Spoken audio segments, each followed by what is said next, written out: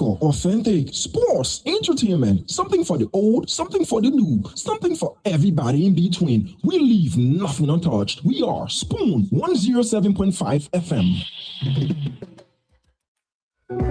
Yes, a special one from the CEO, stand coming with the spoon. And your boy, right at the South Bend. On the beat. To get your information, to the food to be my connection. Spoon, spoon, spoon, television. Spoon, spoon,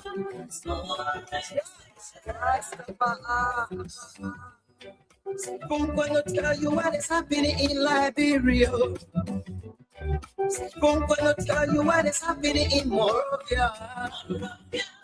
Spoon gonna tell you what is happening in Africa. Just to spoon, you will know. If the children crying for starvation, just to spoon. You want to get a news update, my brother, to spoon. You want to know what is happening more often, to spoon.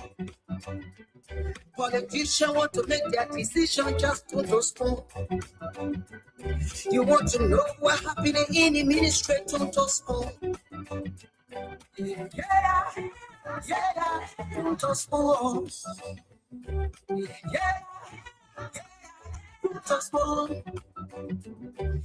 You from Bonjama, Maryland to spoon. Yeah, to spoon.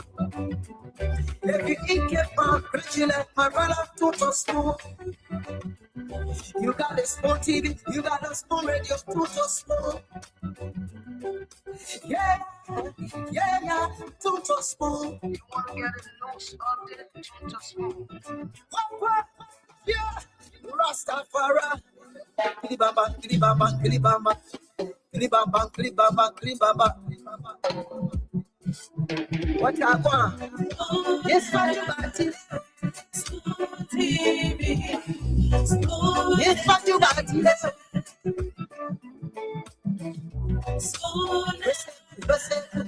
Spoon TV, Spoon Bala, Spoon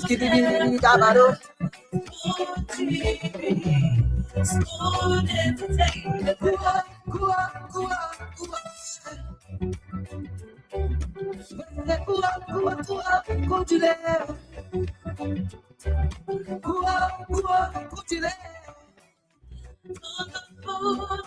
Yes,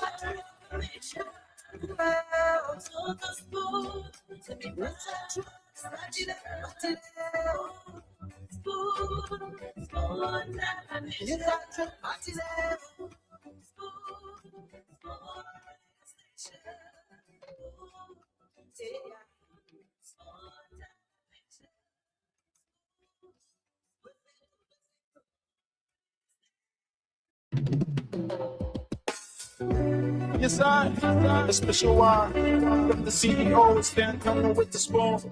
And your boy, right at the South Bend. To get your information, to the food to be my connection.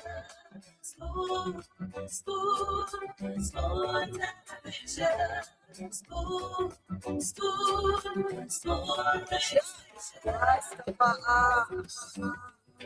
Spoon gonna tell you what is happening in Liberia. Spoon gonna tell you what is happening in Morovia. Spoon gonna tell you what is happening in Africa. Just to spoon, you will know. If the children crying for starvation, just to spoon. You want to get a news update, my brother, to spoon. You want to know what is happening more often, to spoon. Politicians want to make their decision, just to spoon. You want to know what happening in the ministry, to spoon. Yeah, to spoon. Yeah, to spoon. You from Bonjama, Maryland to spoon. Yeah, to spoon. Every keep on regular, my brother to spoon. You got a spoon TV, you got a spoon radio, to spoon. Yeah, to spoon. You want to get a news update, to spoon. Yeah, Rastafari. Kilibamba, kilibamba, kilibamba. Kilibamba, kilibamba, kilibamba. What you want? Yes, what you got it. Yes, what you got it.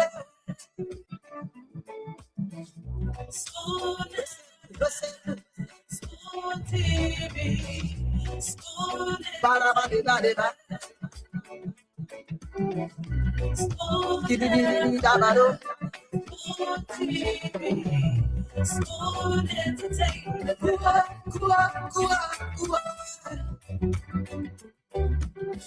Kua, kua, kua, continue.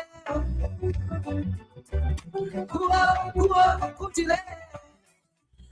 On the spoon to get your information. On the spoon to be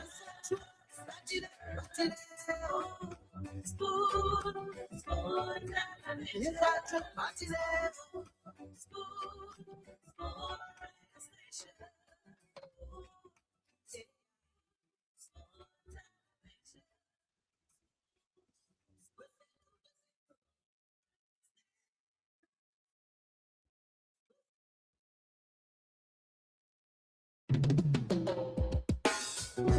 Yes, I. A special one from the CEO, stand coming with the spoon. And your boy. On the spoon to get your information. On the spoon to be my action. Spoon, spoon, spoon television. Spoon, spoon, spoon Spoon gonna tell you what is happening in Liberia. Spoon gonna tell you what is happening in Morovia. Spoon gonna tell you what is happening in Africa. Africa. Just to trust spoon, you will know. The children crying for starvation, just don't trust spoon. You want to get a news update, my brother, don't trust spoon. You want to know what is happening more about to spoon. Politicians want to make their decision, just to spoon. You want to know what happening in the ministry, to spoon. Yeah, to spoon. Yeah, to spoon. You from Bonjama, Maryland to spoon. Yeah, to spoon. Every keep on regular, my brother to spoon. You got a spoon TV, you got a spoon radio, to spoon. Yeah, to spoon. You want to get a news update, to spoon. Yeah, Rastafari. Kilibamba, kilibamba, kilibamba. Kilibamba, kilibamba, kilibamba. What you want? It's my body. Spoon TV.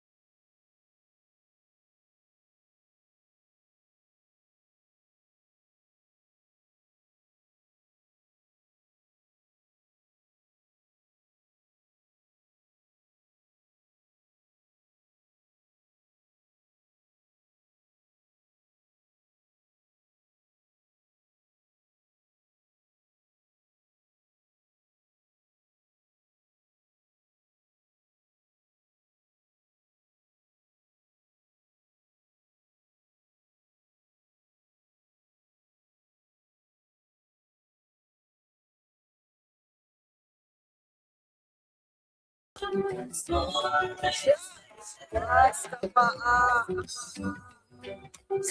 gonna tell you what is happening in Liberia.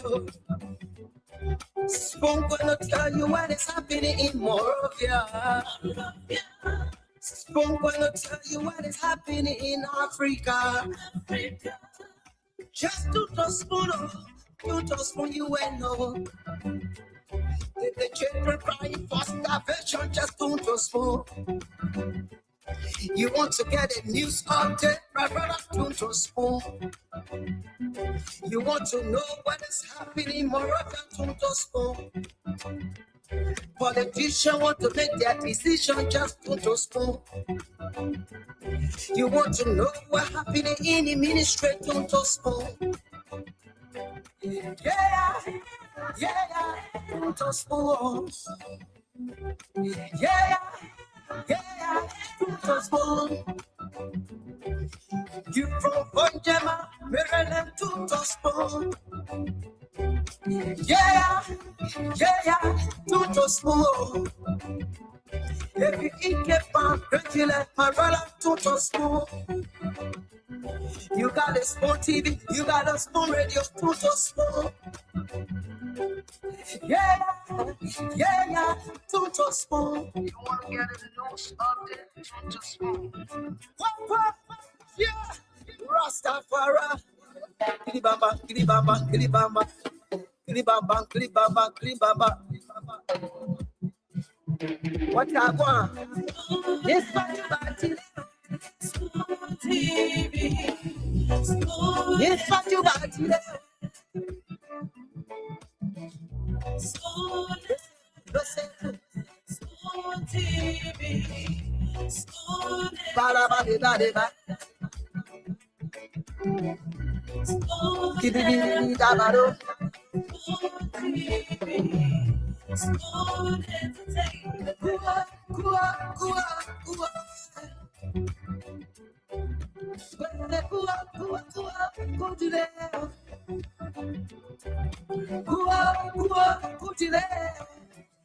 On the phone to get your information. On the phone to get your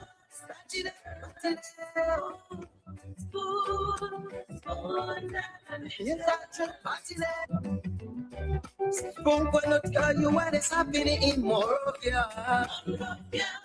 Spoon gonna tell you what is happening in Africa. Just to the spoon, you to spoon you and know. The children crying for starvation, just to the spoon. You want to get a news update, brother, to the spoon. You want to know what is happening more than to the spoon. Politicians want to make their decision, just to the spoon. You want to know what happening in the ministry, to the spoon. Yeah, to the spoon. Yeah, to the spoon. You from Bonjama, Maryland, to the spoon. Yeah, to the spoon.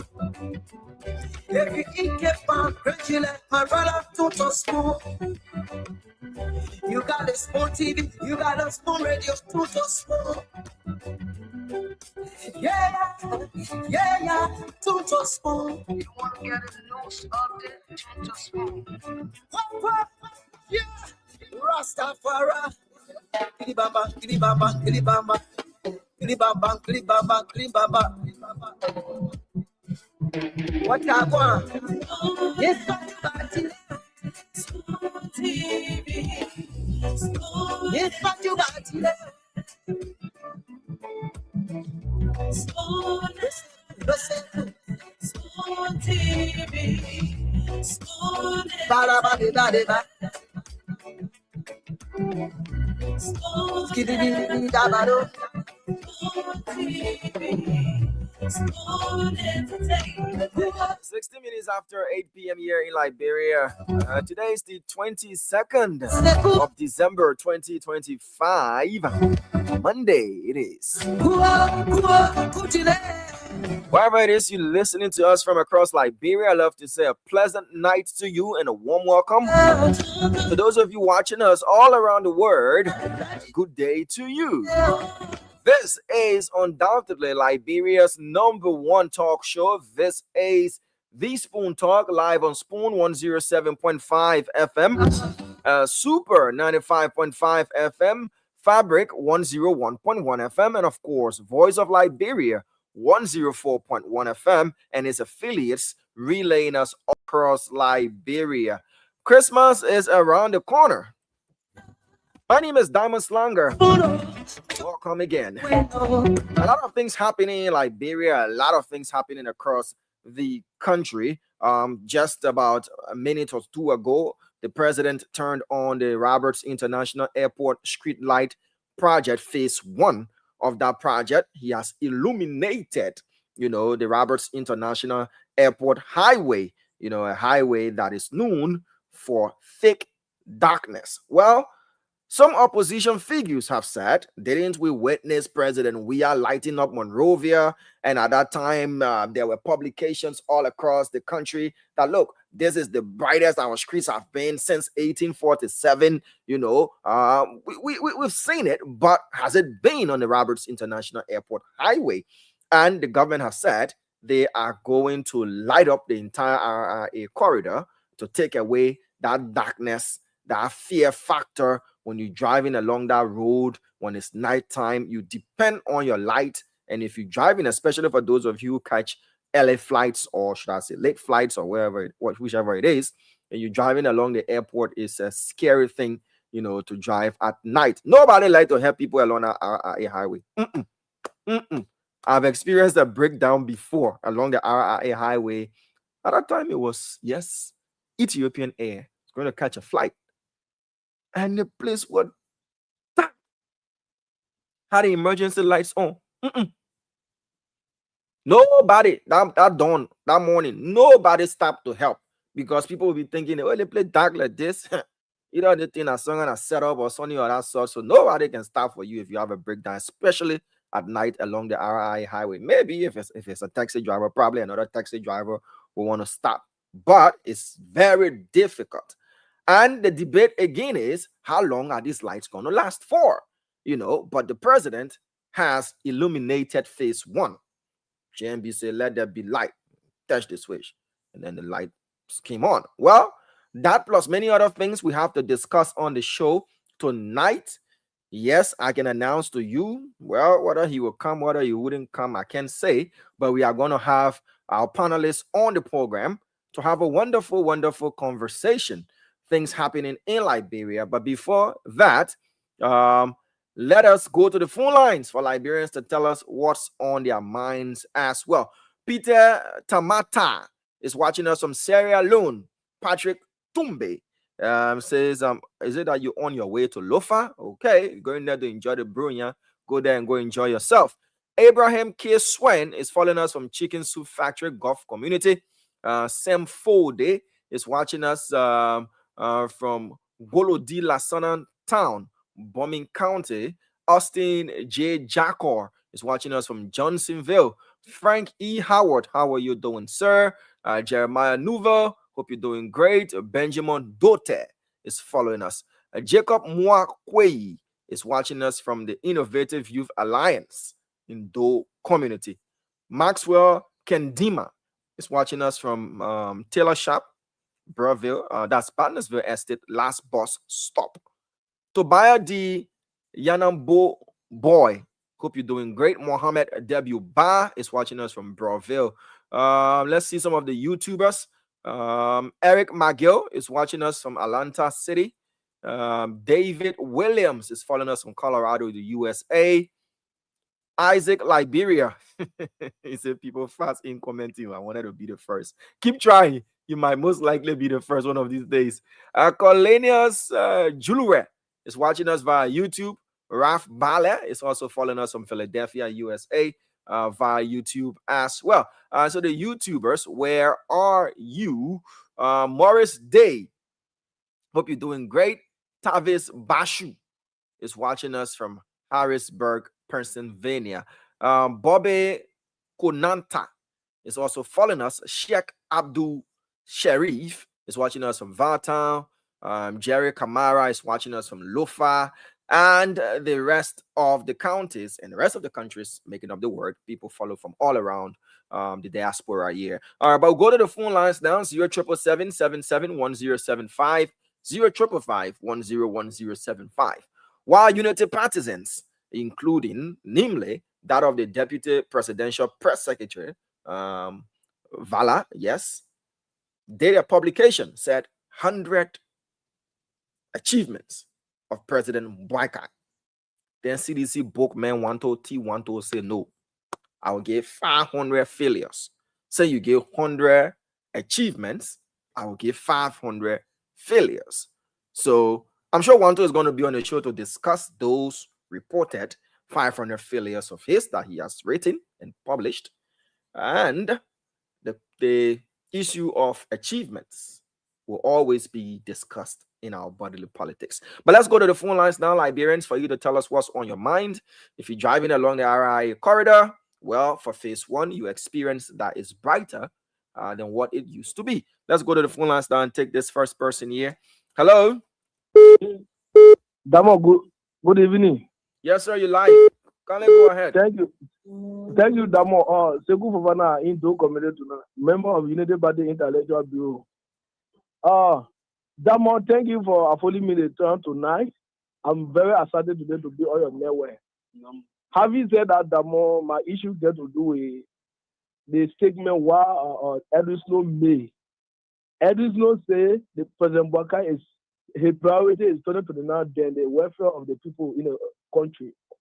So let me say to Edwin Snow, you know, what they got there, they are ashamed. They are very ashamed because they were expecting this for President Baka. If God can work with the people who mind, but not President Baka on the ground today, because most of the goddamn kidding men, they are paying their mouth. Okay, you have to start wrapping up, sir, so that we can afford others the opportunity. Just kindly wrap up. On I beg you. Let me just conclude quickly. So I want the Edis know the political. He is political positive because if he be elected in any country, if he now do nothing for the people, or he will go to the other side. But turn to the Natal cash when a day is normal. So thank you for him later. 077771075, 055101075. Those are the numbers to call. Let's take this person here on this other line. Hello, you live? Kindly go ahead. Good evening. My name is Momo Bisa calling from Yukutown. Okay, Momo, you're welcome. What's on your mind? My brother, I thank God for life, but what in my mind as I'm sitting down here, if I have my own way, is the Liberian National Police in Liberia here. The police have made us vulnerable. They have made people out of job. The police suppressing the citizens. How? I'm a member of Unity Party, but the police have made me to give up, even telling people to move from behind Unity Party. How the police suppressing people? The police, I'm telling you now, if only you have change, they come to Simple Breed Depot. They get one other policeman, they call 130. If you can't park everybody car, you won't pay him 5,000, you do they get. They make people going out of job because some people when they get you ticket, they will just say, go park my car. The police are suppressing the citizens. If Joseph Baga tomorrow, police are inside. So they want the police officer that you accusing. He can just grab the car with no traffic infraction. You do nothing wrong. Nothing. Just grab the car and just give you ticket like that. The transport management, the people say, as soon as they hold your lesson, they can't ask you no question, they can't say nothing. They write ticket straight and give it to you. No, my question is, so they want that you accusing. When your car ain't get no violation, your car ain't get no problem, you the driving cause no traffic violation or infraction, nothing you do, you can just grab your car and park it and give you ticket. That's what I'm saying. The moment they park your car, they say, well, you're letting you give it to them. They will not talk to you. They go straight on the way and start writing tickets. All the driver You, will you, call you, a say, you, say where the, 515. you say where the thing happening? Allegedly, where the thing happening? Happen to Simple Bridge and Iron Gate Broadway. They have broadly gate backside to Iron Gate where Malonseli move. All Iron right. Gate having gate now. People can move there freely. Okay. We'll follow that up. Yeah. That Thank was you. on my mind. Thank you. All right. 077771075. 05551101075. Those are the numbers to call, and once you call in, we'll definitely afford you the opportunity to tell us what's on your mind. So let's go back to this person here. Hello. Good evening. Yes, sir. Your name and where you calling us from? Yes, this is Annually Henry P. and I call from 540 Congo Town. You're welcome. Please go ahead. Yes, my brother. What on my mind this evening is the project in Lofa. Mm. Yeah, our president never behaved to us the right way. He deceived the Liberian people in having that project. We know that he is the one that having that project. But the way he portrays himself, the way he thinks, you know that he is not a rescue team for the Liberian people. But then the government released a statement that the project is not a private project. It's going to be used by the Mano River Union, and it's not a thing that President Bouakai owns. Why are you still staying in this was case? there a groundbreaking ceremony? And which are the countries that are involved in it? You see how many countries involved in it? And there was a groundbreaking, or something was done there by they signed a contract or whosoever. The PCC knows. So you think President Bouakai turned over his purported private property now to a public one? Yeah, but you see, then which of the countries have agreed upon it that it is a project? Which of the African country or the West African countries that have agreed upon that project? Okay, Mr. P. Yeah, Thank we are you. not seeing the kind of project. You see, there is a rescue team. If you are going to rescue the people, it's better you tell the people what you are about to do. Okay, But sir. when things like this, people doing all kinds of things and saying a different way. Until like this is belated. All right, Mr. P. So Thank you. tell Your us point is well that taken. that project is for the Liberian people or whoever. It's belated. All right, sir. Thank you. Thank you. Thank you, Mr. P. 077771075. 055101075. Hello. Yeah, good evening. How are you? Number, I'm blessed God for today. My name is Pastor Daniel Kelly. Okay, Pastor, kindly go ahead. Yeah, I call you from District 10, where no lawmaker in District 10. What happened to Honorable Koluba? Honorable Koluba, yeah, in our bidding for him to be eating free money. He's not a lawmaker. He's a no causer. He's not a lawmaker. All right, Pastor, go ahead. To the point. Yeah, to the point. I want to use your platform to say thank you to our president, God sent President Joseph Nima Bouakai, you and your vice president. I want to say thank you to you. Look, my vote not go in vain. Let me be bold to you on your platform. I believe that you get into a national platform. My vote not go in vain. Time to go Grand Bassa to go vote. Nobody pay my transportation. I look for my own money. And then I transfer myself. I go Grand Bassa. I vote on behalf of our children, and we born today. Okay, Pastor, and you have to please wrap up for us so that we can take other callers. Yeah. Thank you. Look at international road from EW Junction straight to the airport. So I want to use a platform to say thank you. The last time my son was singing Joria Mise, I not getting research for 1 week. Later, man. Yeah, I not getting research for 1 week. Later. Which one of the Joria song you were singing? You were singing, I call it, Joria coming again, Condre Jan coming again. I ban him 1 week and getting research. Later, man. Thank you for your platform. 077771075 those are the numbers to call. For those of you watching us online, the WhatsApp number is pinned on the screen. You can use that number to call in as well, and let's hear what's on your mind. Hope you're not banning somebody from singing a song. Hello. Hello. You live? Go ahead, please. And Solomon calling from Pensacola Marshall Highway. Mm-hmm. So, one. I think overwhelming you again. Yeah, my man, over 40 some more years. I was international rules. It's inside me. Around 17 after the war. You supporting with other people forensic zero. What can happen? People say they are stealing money, doing whatsoever for action like this. What is it? I like being you overwhelmed, man. Yeah. Okay. People who are there now, they trying REC, the movement. All right, sir. People will be said, oh, no. Thank you for your show. Thank you. 077771075 555101075, and the WhatsApp number is pinned on the screen. You can use that number to call in for those of you watching us online and on different parts of the world. Let's take this next person. Hello. Good evening, Damo. How are you? I'm fine, Chief. Your name and where are you calling us from? My name is Daniel Fetty, and I call you from the Mosquito Lies District. Which one are the district that Mosquito Lies District? Where in La bro? No mosquito.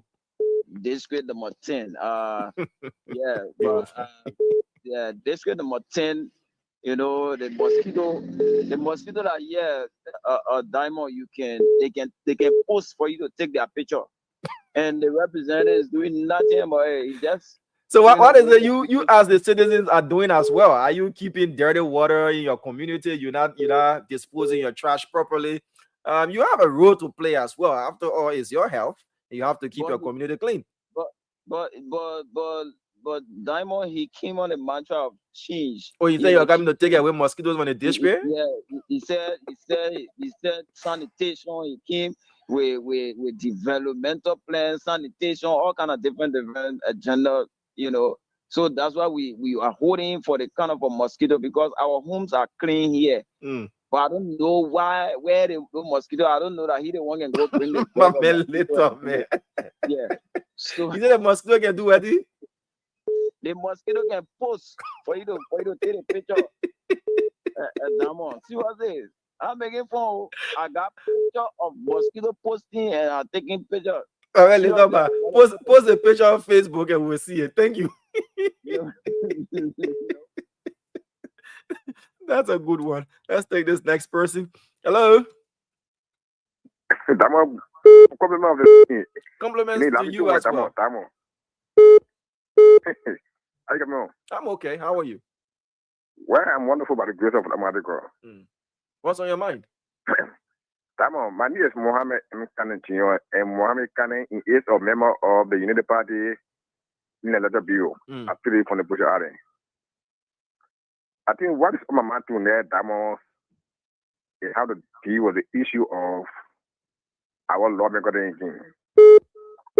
Particularly, we are getting information that, I don't know, 22, quote unquote, 22 lawmakers then want to unseat Speaker Coon. I don't know the ladder they are claiming. Isn't that Deputy Speaker Fala that the rumor is about? Now it has shifted to Speaker Coon. Well, Damo, let's be very honest. You know, the 22, the quote unquote 22 lawmakers then that they are information on the event. I don't know what are the ladder they claiming. I don't know what are they going to reach the ladder of heaven. Okay, because most of the guys then, I don't know what will even elect them to even go in our house to represent us. Okay, yes. Mohammed, you have to start wrapping up for us so that we can take other callers. I just want to inform them that their quote unquote decision that they are taking is going to leave on them, and they are not going to reach anywhere with it. Thank you. Thank you very much. Let's take this next person on the line. Hello. Yeah, hello. Your live, sir. Kindly be a bit audible for us, please. Yeah, I'm Fasu Fama.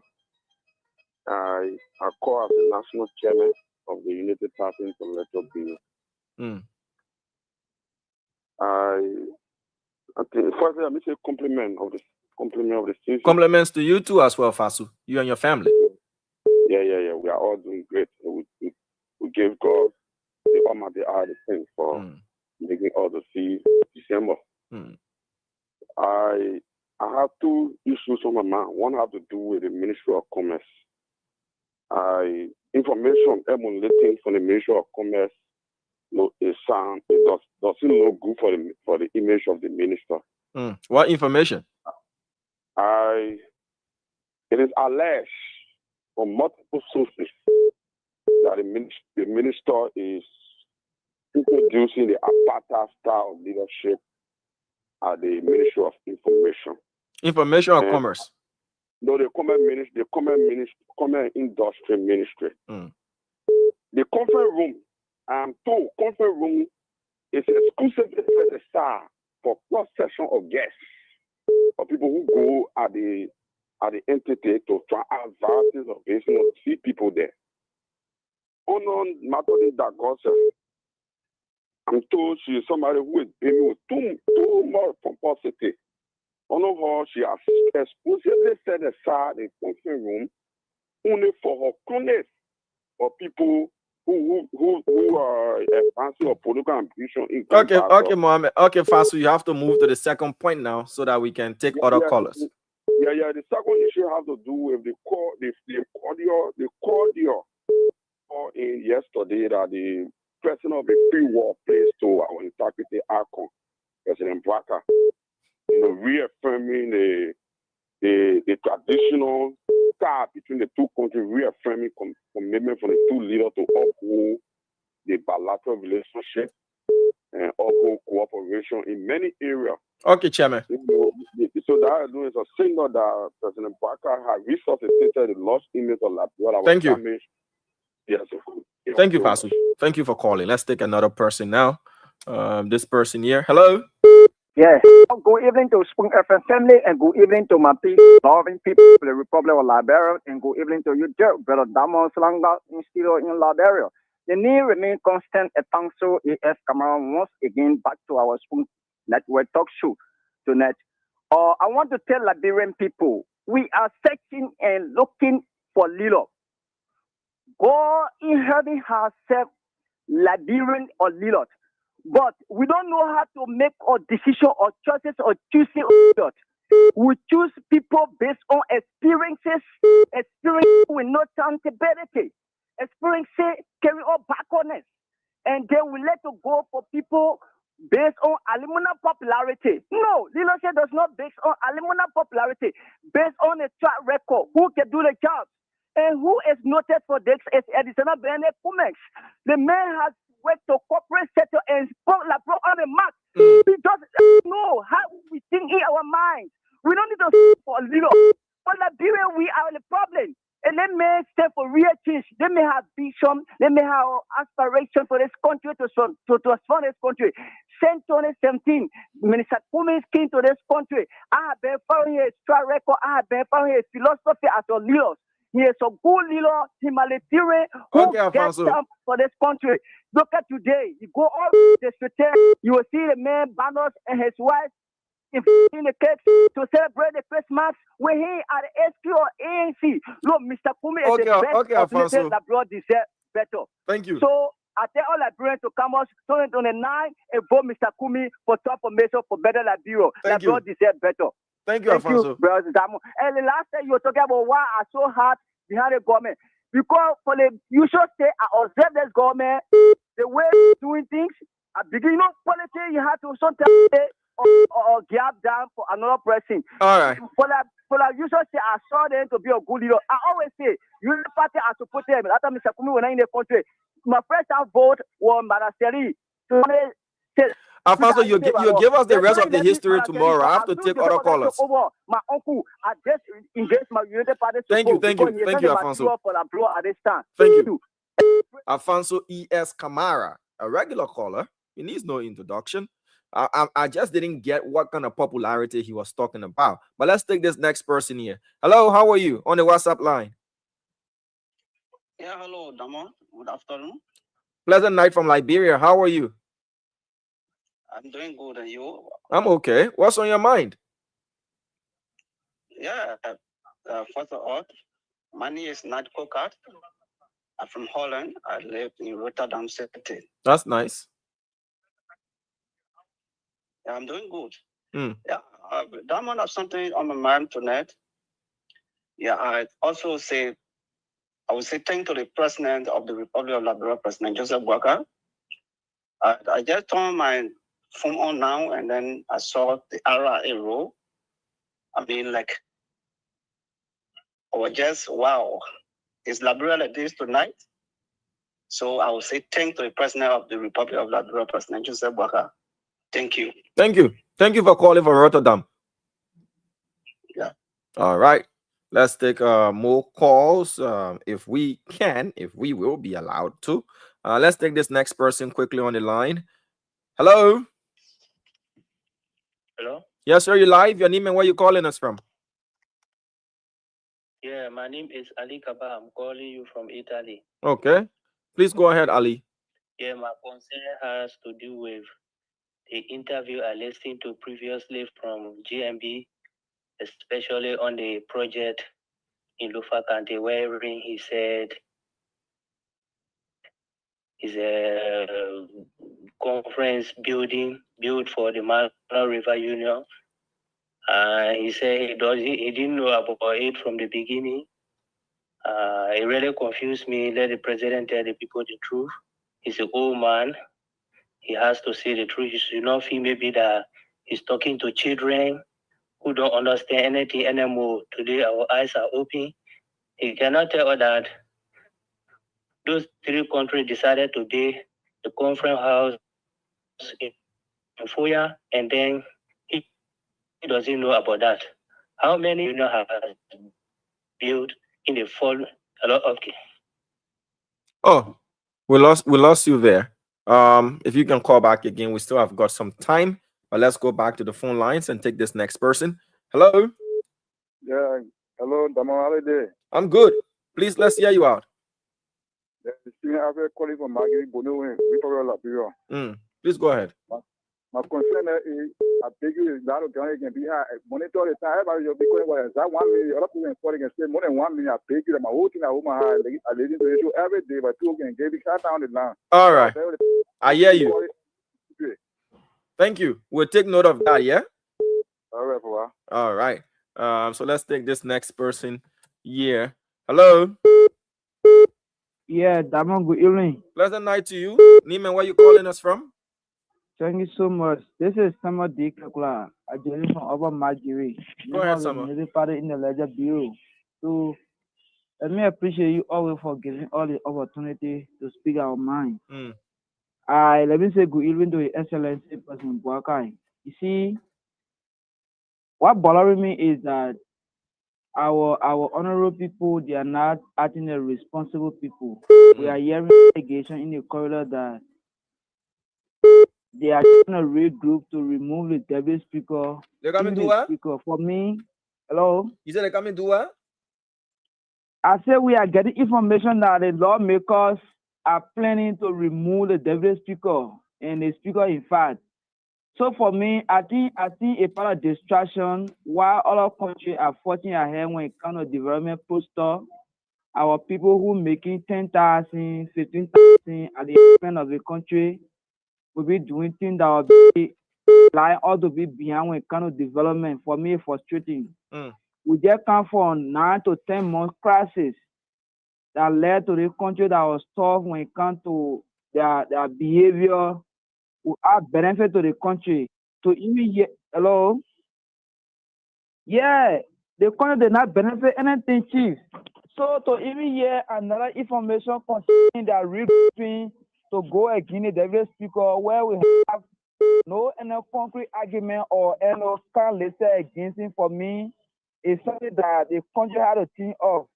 Our law had to be amended. So people who sitting at that position, some of them, they are just limited to high school graduate documents. They don't even know how to read and write. All right, sir. Their staff are even more educated than them. So we send the kind of people down there, they're stepping the country, God crossing around the world. Even Africa, they are having countries get war. For people to sit and put head together and protect the country when it comes to a boundary, it will be distracting government or development. For me, it's frustrating. Thank and you. we as citizens got to stand up against them. Thank you. Thank you so much for the show. Thank you as well for calling in. The WhatsApp number is still active. You can call if you're watching online and you want to make your contribution. Let's take this next person on the line. Hello. Yeah, good evening. Good evening, and it's a pleasure. My name is Peter T. Dogford Jr. I'm calling from Uganda to Chigizu factory. Okay, Peter, you're welcome. Kindly go ahead. Yeah, so I have a serious issue to discuss with the Spoon Network. I am an international student. I was sent to the Philippines 2022, along with 9 other faculty members from the University of Liberia. Of the 10 of us that went for studies, 8 persons were first sent back to Liberia due to low academic performance. 1 person was expelled, and I was the only one that was on the program. Now, I was sent to the Philippines on the StateWatch project. It is a 30 million project to improve statistics in West Africa region. Liberia's share of that is 30 million. Portion is grant and portion is loan. So, Legis is the one that is implementing that project, since they are the statistics arm of Liberia, under the University of Liberia. I came back to Liberia last year for vacation. I went to the Philippines this March to do my comprehensive exam. Legis have been owing me since last year, November. To present, Legis and myself, we are in court for my benefits, my just benefits. In fact, I appeared on the Spoon show before on the radio with Yekesi when I came to the country last year.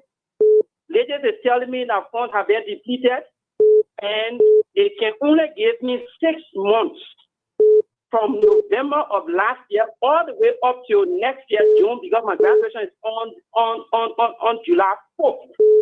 Legis has refused to give my money. Every time I go at Legis' office, Legis will either call EPS to drag me out of the office, or Legis will call police. The last time I ever went at Legis this month for August, Legis invited the Director General of Legis invited 4 armed police officers to take me out of the Legis headquarters. Okay, we've gotten a synopsis of the story. Since you do have the contact of Yekesi, you can call him up and we can see how to do it. But since you said the matter is in court and is pending adjudication, it's a matter that is in court that you feel injured. But anyway, we'll talk about. You can contact Yekesi and we'll see what can be done. But I think it's a totally legal matter. Yeah. To be very honest with you, I would really want to have at least, if the Spoon Network can give me 15 minutes of their time when doing their show, to at least brother, explain the matter already in court, and you want for us to talk about it, so we'll get to you. Yeah. Okay, sir. Thank you. All right. Thank you. The data, Shigi. Oprah, you can't show the data, the Shigi.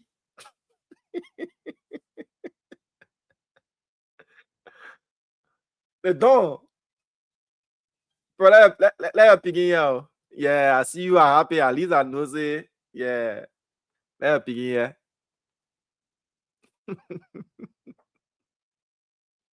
Let me bring on Mr. Russell. Please stay talking all that thing. No, I'm here. Don't mind people them give me hard time. Russell, welcome you like I didn't hear me. You see? No. Russell know where we are. Russell and myself on the same call. I end up leaving from there. Russell know who we are. Damo, what's up? How you doing?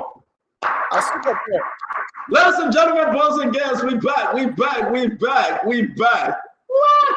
Russell, what kind of bad they gave you so, man? What Russell, what's going on? You ain't mad I gotta see how quite they gave up bad for this side? What's going on? Oh, okay, Russell got to leave that phone call. I'm telling you, Damo, we're on a very powerful, high powerful, phone call, and I had to jump off like abruptly. I left because you know me. I don't like just talk. I like action. But Damo, what's up? What's happening? Damo, what's happening in Liberia? The Christmas. What's going on? Merry Christmas, long time ago in Bethlehem. So the Holy Bible says. Amazing the show, Bowie. But I mean, everybody know that song. We can sing it. Long time ago in Bethlehem. So the Holy Bible says.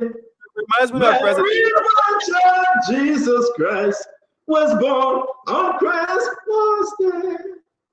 But what the angels sing, a new king was born today, and man will live forevermore because of Christmas Day. Hey, listen, that's the song. Long time ago in Bethlehem, somewhere in the corner, a child was born. A child was born. His name is Emmanuel. God with us. The King of Kings, the Lord of Lords. He was born. Can you imagine? For my people, higher Christmas. You see that much shining and fresh money? Higher Christmas, my people. What go wrong with the Christmas? My Christmas on you. Feel about my Christmas on you, my man. Very, very what is my Christmas on you. Augustine Gonga. Remember what my Christmas by? Y'all get my Christmas money now. Let me put the cash out on y'all. Y'all gotta lay it on me, my people. Come on now. Hey, man. Blama Kamara, where my Christmas? Victoria Michelle. Where my hey? Can somebody call Richard Kun for my Christmas? They say the man. The man, yeah. Richard Kun got 3 different women that he married. 3 different women Richard Kun married. 3. The same time.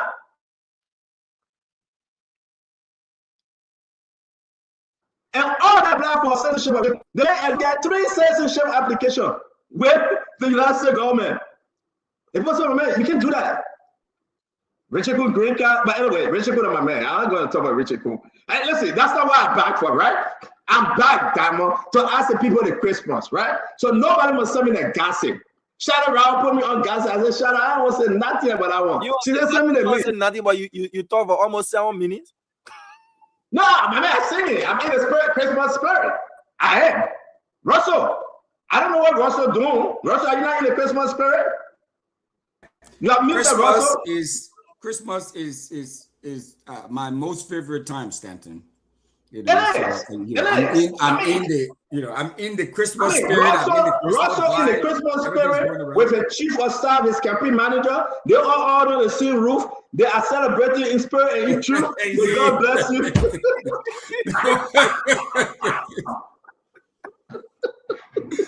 Oh my God. We are in the Christmas spirit. Listen, I drove almost 17 hours from Chicago, chilling, listening to different music. Yeah. One of the music I like, my ex. That's creative. My ex. Have you listened to that? Which one? The Labyrinth song? The Labyrinth song, my ex. Yeah. The new Labyrinth song. Okay. Yeah. But then how you acting that you have not listened to it? No, I know the song. Oh. No. I gotta play small. Just, I want to listen to something small. Small. You got copyright. No. I'll just put it on to put me in Zigo small, then I leave it. But guys, you sending message to an ex or what? Why you just let my ex? Why you say that thing before today? You look at you saying that now after everything was done for you. I'll go to hold you till after Christmas. Man, but that Labyrinth song is a unique song. I think a lot of people have listened to it. And I'm gonna say this to you though. I mean, that's some nice music. Dama. Seriously. I love it. I know. It's a good song. It is. I mean, Lapu play the man, you know. Lapu play the man, Dama.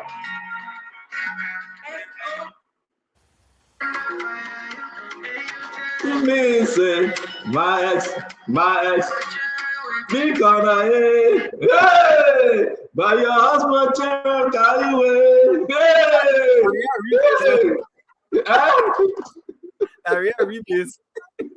No. I like it, man. I was showing him, man. I kept playing the song. I said, wow, this is a unique one. I mean, it had everything to it. And I can say this to you, man.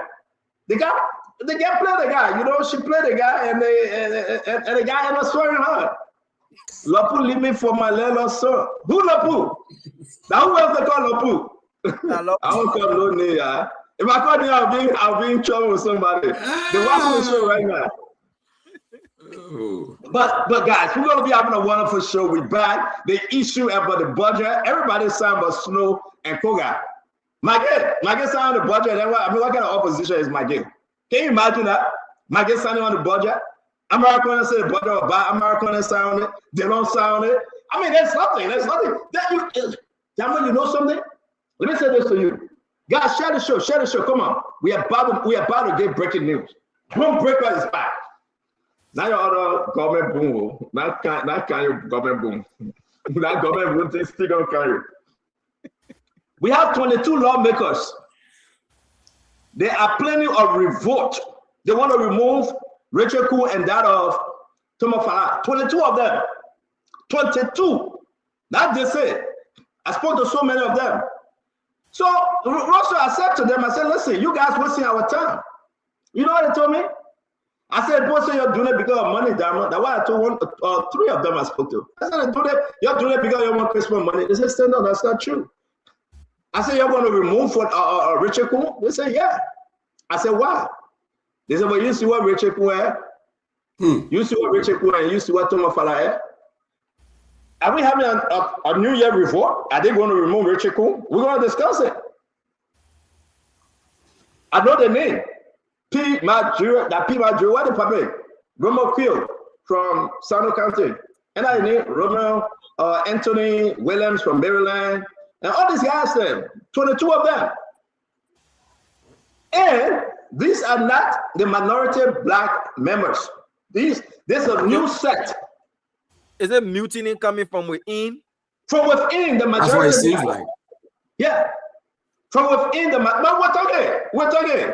From within the majority black. The guy is saying that they didn't receive the money that was promised them, the $150,000 that they must sign on the Oranto deal, they must sign on the budget, they must sign on Asada Mitan, they was going to sign on the $364 billion Peru 4 project.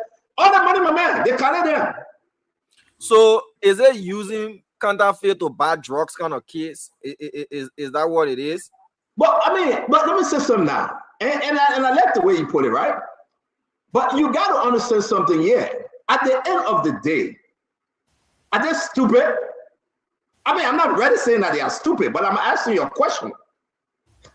You remember when Swakogo said, you see woman, you take her trousers? Swakogo and Solomon George. You remember that? Yeah. That's the same game. They see woman, they take her trousers. They got to see woman, they start taking Viagra.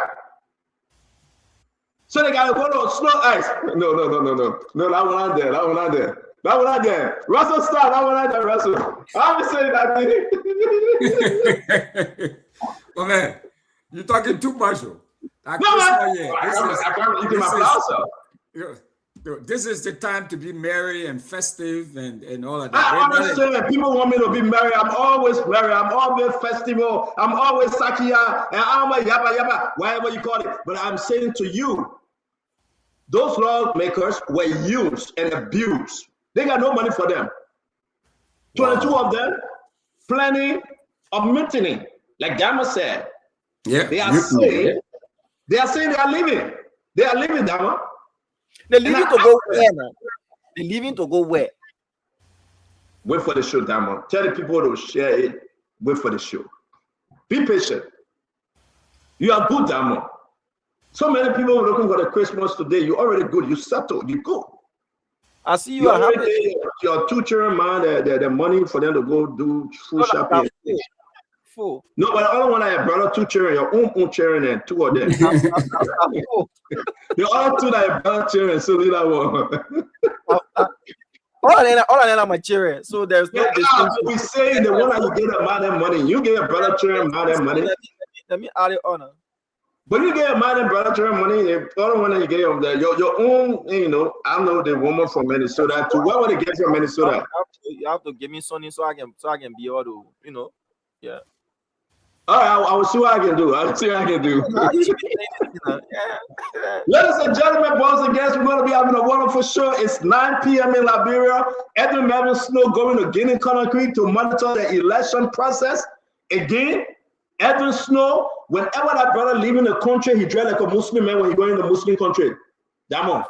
But you have to know Terry management, CEO. The man dressing like a Muslim man. Give me Edwin Snow Muslim picture. The man will be when you are in Rome, Stanton, as the saying goes, when you're in Rome, you have to behave like the Romans, you know. So you have to give the brother that, you know. I agree. I got no problem. I agree. The man is going. He's leading the delegation. He's going there, and I can say this to you. I mean, say what you want to say about Edwin Snow. The man going to represent ECOWAS, and he know the exit. You saw what happened in Guinea-Bissau. Edwin Snow was the first. He left Guinea-Bissau. He was the first. He was the first. He know the exit. No problem. The brother know how to run away from country in situation. And he did. Guinea-Bissau, they say coup d'etat, Edwin Snow was out. He gone. He check up. You're on your own. They said Jonathan, the Nigerian ex-president, I call him Goodluck Jonathan, said Snow. You're not staying Snow, say, Papa, you're on your own. Trust me, I'm from Nigeria. Before he start posting for them to release the other people. The man left the country, then he said, okay, now I can talk. We'll call ECOWAS somewhere that's a party school. I said, Edwin Snow, when you were there, what do you call it? Party school. You left before you said a party school. Ladies and gentlemen, boys and girls, welcome to the Spoon Talk. $8 million missing from the road fund. $8 million missing. What they did with that money, President Bouakai spoke. He had an interview. How was the interview? I was off. I like to talk about President Bouakai interview. Again, today, the president spoke with Donald Trump. That was beautiful English, and I think he making progress. Was it today he spoke with Donald Trump, or was it yesterday? Today. Oh, was it today? Okay. Yeah, and today's the 21st. No, today's the 22nd. It was yesterday, Stanton. Okay, then yesterday. You see, I'm trying to get my mind right. So let's start first by asking, how was your weekend, Stanton? How was your time off? You had a much needed time off. How did that go? Tell us about it. Man, hey, man, now somebody say that message, right? No, I had a wonderful time. I had to go, and, pick up my daughter. We make the trip like how you call it, a mini vacation, right? Nice. Yeah, we make it like a mini vacation. You had everybody going. We had a long drive. Going alone was like 17 hours. We stopped, we ate. Yeah, we went through how you call it, Pennsylvania. We went through Ohio, Indiana, getting to Chicago. How many miles is that? How many did what? I don't know. I don't look at the mileage. I just look at the time. Yeah, that's a long 17 hours one way. Yeah, one way. Yeah. That's like Diamond. That's like driving from Monrovia to where? To Nigeria or beyond? No, Nigeria. You have to have breaks and pauses. No. I agree. We're just talking about drive. No, no one drives continuously because you have to get gas and all of that. But you gotta understand. I stopped 3 times, right? Maybe 4, because I wasn't alone, and I did the driving all by myself. Yeah, you were the main driver, but what I was asking him. So just trying to put it in context for a lot of our listeners. So it's like driving from Monrovia to, including all the stops and everything. It's like driving from Monrovia to where? To Nigeria? No, Nigeria too far. I'll say Ghana. Maybe Takrady. I'll say Ghana. Not into Accra. Really? Takrady. Is it that far from? Because from Monrovia, you're going through Ivory Coast. No, you're mistaken, Mr. Russell. From Monrovia to Logatu. It's going to take you close to 7 hours. Yeah, but Ivory Coast. When I say Ivory Coast, I Logatu.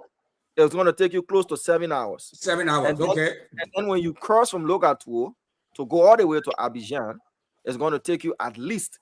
It's going to take you. Yeah, but you know what you're doing? I think from Logatu, you're going to how you call this place? So you don't have to go through Danane. Danane. Go to Danane, then you go to Abidjan. So yeah. And then then before from before Danane, from Abidjan, you drive all the way and go to Elubo, which is the border between Ghana and Ivory Coast. That's another long drive. Ivory Coast is big. You're just looking at Liberia as, you know, the smallest there. Ivory Coast is actually Monrovia. But listen, I don't think we our system is built that way, right? Yeah, like the way it is. Understand, you got But you know what? understand something. Yeah, There's a send me road over like- here, send me like Russell. East Africa Center. Russell, the road over here is laid out. It's a straight road. Yeah. Straight road. Russell. Yeah. The connection is super. Yeah. You stop to the rest stop, you get your food, you get your coffee, you fuel your car, you put gas in it, you keep on going. Just straight road. There's nothing. You're not going to see red light till you get into Chicago or taking an exit to go to your location. And that's the beauty of it. All over. You know, and I think it was a good trip, you know, and it was a good thing. Okay, Google, so it's telling me that it's about 960 miles, Diamond, from, which is 960 miles, which is 25 hours from Monrovia to Accra. But you talk about Accra, that's why we stop you short to Takrady. That's why we stop you short to Takrady, because that was Takrady. Okay, let me see. Takrady. Because you can't, if you talk about Accra, then you got to, you know, that's more hours. Takrady is where you're gonna be at. Yeah. Takrady. Okay, so from where I am, Damo, from where I am, right, to where I picked my daughter up from. All right, let's do this. Let's do this. Let's do this. From where I am to where I picked my daughter from, let's see how many hours this will take us. Yeah, 821 miles, which is 13 hours. So if you have you consider that 821 miles. So I did miles. So I did Takrady, and it's telling me that to Takrady, guys, is 5 hours. Is about 5 hour drive. Yeah, so you can get it for 5 hours. That's what I'm saying. You got to go beyond that, though. I think something wrong with a GPS or GPS not picking up that part of Africa. I think a GPS not picking up that part of Africa. Yeah. Because why is it telling me? It's telling me 5 hours. That can't be correct. It's not. No, it's not. That's a distance. But guys, I want to say thanks to all of you for holding it down. We had a great show. You guys had a great show, by the way, and we appreciate our audience. I believe that the show on Thursday and Friday, it was like a mini Unity Party program because the sedition said they are not coming on. They considered Russell, Vendetta Patrick, Mohammed that was moderating. They said these guys having a Unity Party program, so we are not coming on.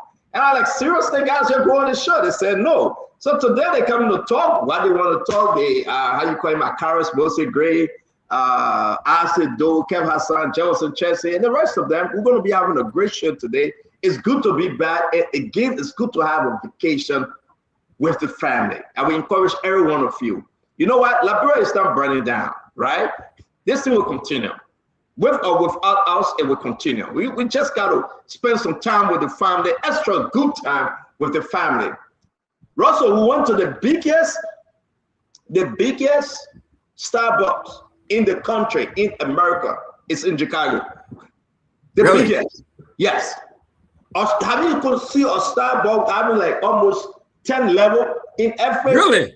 Yes, the biggest. Was it on the highway? No, okay, it was not. It was in the city. It was in the city. It was in the city, yeah. I mean, listen, people are enjoying in this country. People are living lives. People are having fun. It's cold like hell, my man, but people just out there, you know, they're taking pictures. Did you experience any snow? Did you guys have to drive in the snow? Did you? Yes. When we were going, it was snowy and it was raining. It was very, very bad. Oh, I had to stop to the rest stop a little bit, and but you know what happened? I wore shorts. I wore short pants. And so people saying, "But you crazy?" I did it intentionally because I needed I needed, that relaxation while driving. And, I don't like to drive and sweating. But it was a good trip, man. It was a good trip. Thank God for my daughter. Great achievement. She made her parents proud. We are grateful. And we're moving. We're moving. Yeah, we're moving. Yeah. But crew, man, and co are 6 and 7. So you're not strange? No, I understand, my man. I understand. I know what you said that business. But I want to welcome all of you again. We got Vendetta Patrick, Mr. Ray Group CEO. We got Winfred Russell. They're coming soon to be congressman from Minnesota because you're running. Russell, you want to talk to us about your upcoming program, what you intend to do for 2026, jumping into the race? Yeah, we'll be jumping the race. We'll be making our formal announcement January the 24th, Saturday, January 24th. We'll be making an announcement. We'll be running again for the House of Rep. The last time we fell short by 48 votes. So, we think that, this time around, we're going to learn from those mistakes and do some things a little differently this time around. But we'll be making a formal announcement on the 24th. I'll let you all know because, this is about representation. This is about us. And I try to get all of my Spoon family, all the listeners, all the viewers, and everybody involved in this campaign, because when we are represented, all of us are represented. So, but we'll be making a formal announcement, Stanton. Yeah, but Dr. Rudolph Monsieur Bobler, welcome to the show. It's good to have you on, Dr. Bobler. Can you elevate your camera to bring you up to speed? Ladies and gentlemen, please, Dr. Bobler, or Professor, the doctor at one of the biggest independent private university in the country. I can announce to you that Dr. Bobler Web is in the country. The family, they are there. Everybody celebrating with Dr. Bobler for this Christmas. Hands off. Thank you very much, Dr. Bobler. Welcome. Thank you, CEO. Thank you. It's good to be on the show. I was listening to the show from the beginning. Why are you ignoring the introduction? No. Yeah, man. I'm happy for you. You took your time off. You went down the road. You did the things that you would do. But I just want to say that I was listening and I heard you singing. This season is that time for it. But keep your day job. Keep your day job. Yeah, the singing visit. Keep your day job, Chief. But let's see, it's been an incredible weekend. It was an incredible weekend. CEO, on Friday, we're at the City Hall. Dr. Catherine Tuckett Kamara had a big fundraiser for autism. She moved from the U.S. to Liberia. She has an awesome setup on the old road. And that's that population that we don't pay attention to, but it's so significant. Our young people who are dealing with autism. She filled the room, and I was glad we were able to be there, help her raise some money. It was an incredible event. And then on Saturday, the Marshall Family CEO had their annual charity to raise money for young people in Margibi. And we were privileged, my wife and I, to host it. We hosted it right here in our yard on the ranch, and we raised money to support scholarships for young people, women, girls, and those who are looking to build some trade and skills. So it's been an incredible weekend, man. I have a question for you, Dr. Bobler. You're done. When you're done, I have a question for you. Yeah, sure. On Sunday, I had the privilege to be at the incredible historic St. Thomas Episcopal Church on Camp Johnson Road. They had a full house. They were celebrating Pastor Michael Sear and the feast day, and I was able to bring a message as the Holy Spirit gave me utterance. I'm telling you, man, it's been a great weekend. This is where I get my high at CEO. I get my high from giving back and helping to impact other people. So it's been a great weekend, and we're looking forward to an incredible week. So it's good to be on the show tonight. I'm glad I'm here, and I'm glad you're back. Yeah, I'm glad. Thank you very much, Dr. Bobler. Thank you very much. It's very important for us to say to you, you're a great man. We do appreciate your presence on the network. I have a question for Dr. Bobler, Stanton. Go ahead. Yeah, Dr. Bobler, do you live in Marshall City, right? No, not in Marshall City. I'm in Lower Magibie. I'm actually in the Shefflin Town area, like Boys Town Junction. Yeah. Okay, but the Boys Town Junction is not considered Marshall. I mean, okay, it's not, the city is not part of the city limits. It's not part of Marshall City, but the Marshall family encompasses all of that. So we have families all on that strip, and we're trying to improve the community. Okay, so it encompasses all of that. Okay, so do you live around where Rufus Berry live? You know Rufus Berry. Right across the street from my friend, my man. Okay, so because I've been to his place and I thought he lived in Marshall City. So my question is, you live there, Rufus Berry lived there. There were a lot of prominent, high ability Liberians who live in Marshall City or in Marshall. Why don't you all have a city hall, a fitting city hall, a city government?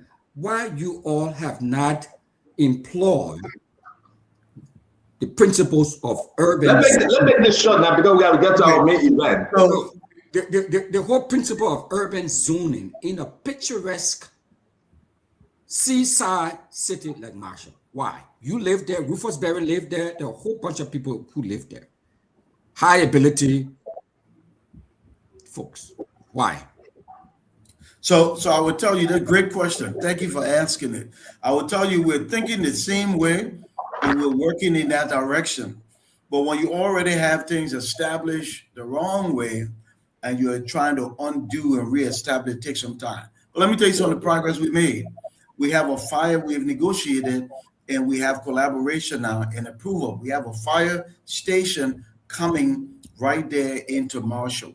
A fire station coming. You know, zoning, we've had some conversation about that. But yes, some of the challenges, Russell, people finish building where people finish building.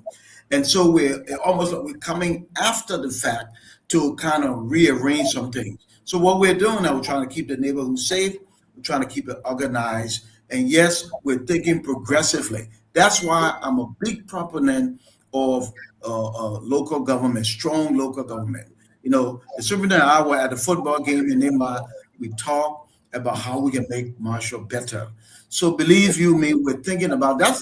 You know, when we had the fundraiser, I said the Marshall family, that's part of that. We lay out some things we want to do. And one of those things is equipping our young people. Because we change those mindset, then now we got a whole generation of people looking to do better. But thank you for asking. That's a problem, but let's give Vendetta the chance. He's from the Magibie area too. Maybe he can add. And he ran to be senator, but he was beaten by Nathaniel Fallow McGill. So they gave him the chance. VP, let's hear you. So, Dr. Brooklyn, I mean, I wish I knew about your program, but the same time you had your event, we were also having event in the division. You know, having some consultation with reference to the workers' plight in Firestone, but with reference to what Mr. Russell said. Marshall is a CEO. Look, I'm encouraging people. The topography of Marshall, it can be the next capital city of Liberia. The place is beautiful. The landscape, the topography, everything you think. We just need a proper design. Sometimes when I'm driving from RIA to ELWA Junction, I know everything has been taken over by stores. The front views, stores. Not just good stores. We will. I want to say, thank you guys for Marshall here. We will figure out and we'll have more of this kind of conversation. But great man, we have to do great stuff to improve and make Liberia better. I want to say we'll be getting into our conversation for today, a beautiful Monday, the 22nd of December. Christmas is but 3 days away. Someone out there will say 2 days. And whatever it is, Merry Christmas to you. I came here singing because I'm joyful, I'm happy. But here comes Dr. Bopler, the preacher man, discouraging me from celebrating and singing to the goodness of the Lord. Keep singing, CEO. Keep singing. I'm going to do it again before we get into the show. Long time ago, in Bethlehem, so the Holy Bible says, Oh. Mary Bocha, Jesus Christ was born on Christmas Day. Happy birthday, angels sing, King was born today, and man will live forevermore because of Christmas Day. And I want to say to all of you, Merry Christmas. Merry Christmas from our end, from the Spoon family. Merry Christmas to you. We hope your Christmas is blessed. We hope some way, somehow, the Lord have made a way and you will have something to eat. We hope the children will be happy. We hope on this day, somebody, somewhere will be a blessing to you. Welcome to Spoon Talk. Let's have fun. The year, but 9 days to go. What have you gotten? You have gotten older. Your birthday came. Others' birthday are coming. Is your life better? We will be going into politics. We'll talk about Joseph Yeman Boakai, the president. We'll talk about the opposition. We'll talk about the imposition, the no position, because this too is Liberia. But my heart goes out to Liberians home and abroad. Hundreds of millions of dollars making their way to Liberia, my people. People feeding their family. People are sacrificing. Guess what happened? We got to help. The government cannot do it all. And the government shouldn't do it all. But the government should find a way to help people survive. The government should find a way to help people are able to be part of the system, helping directly or indirectly. And that's why leaving the show for 4 days, I missed the show, yes. But sometimes it's good to be mace, and it's good to mace. That's why we are here today to talk about what is happening with the lawmakers. We'll talk about the president interview. Again, a lot of stuff was said. We'll talk about the speaker, his domestic affair. That's not my business. Tomorrow we have one of the speaker, the lady he married to. Her name is Cici Paul. She's in Liberia. She will be coming in studio tomorrow to discuss their relationship. She still call him my husband. I'll talk to her. And she want to say it all on Spoon. She will be with us tomorrow. Are they still married? Are they still together legally? We will be discussing that tomorrow. We'll be discussing the $8 million between Roe Fund and that of LPRC and that of the Custom Commissioner Samora. What happened with the $8 million? It went missing, MIA, disappeared. Who had the money? Was there any money in it, first of all?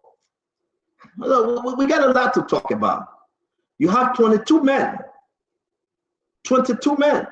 They are standing up against the speaker and the deputy speaker.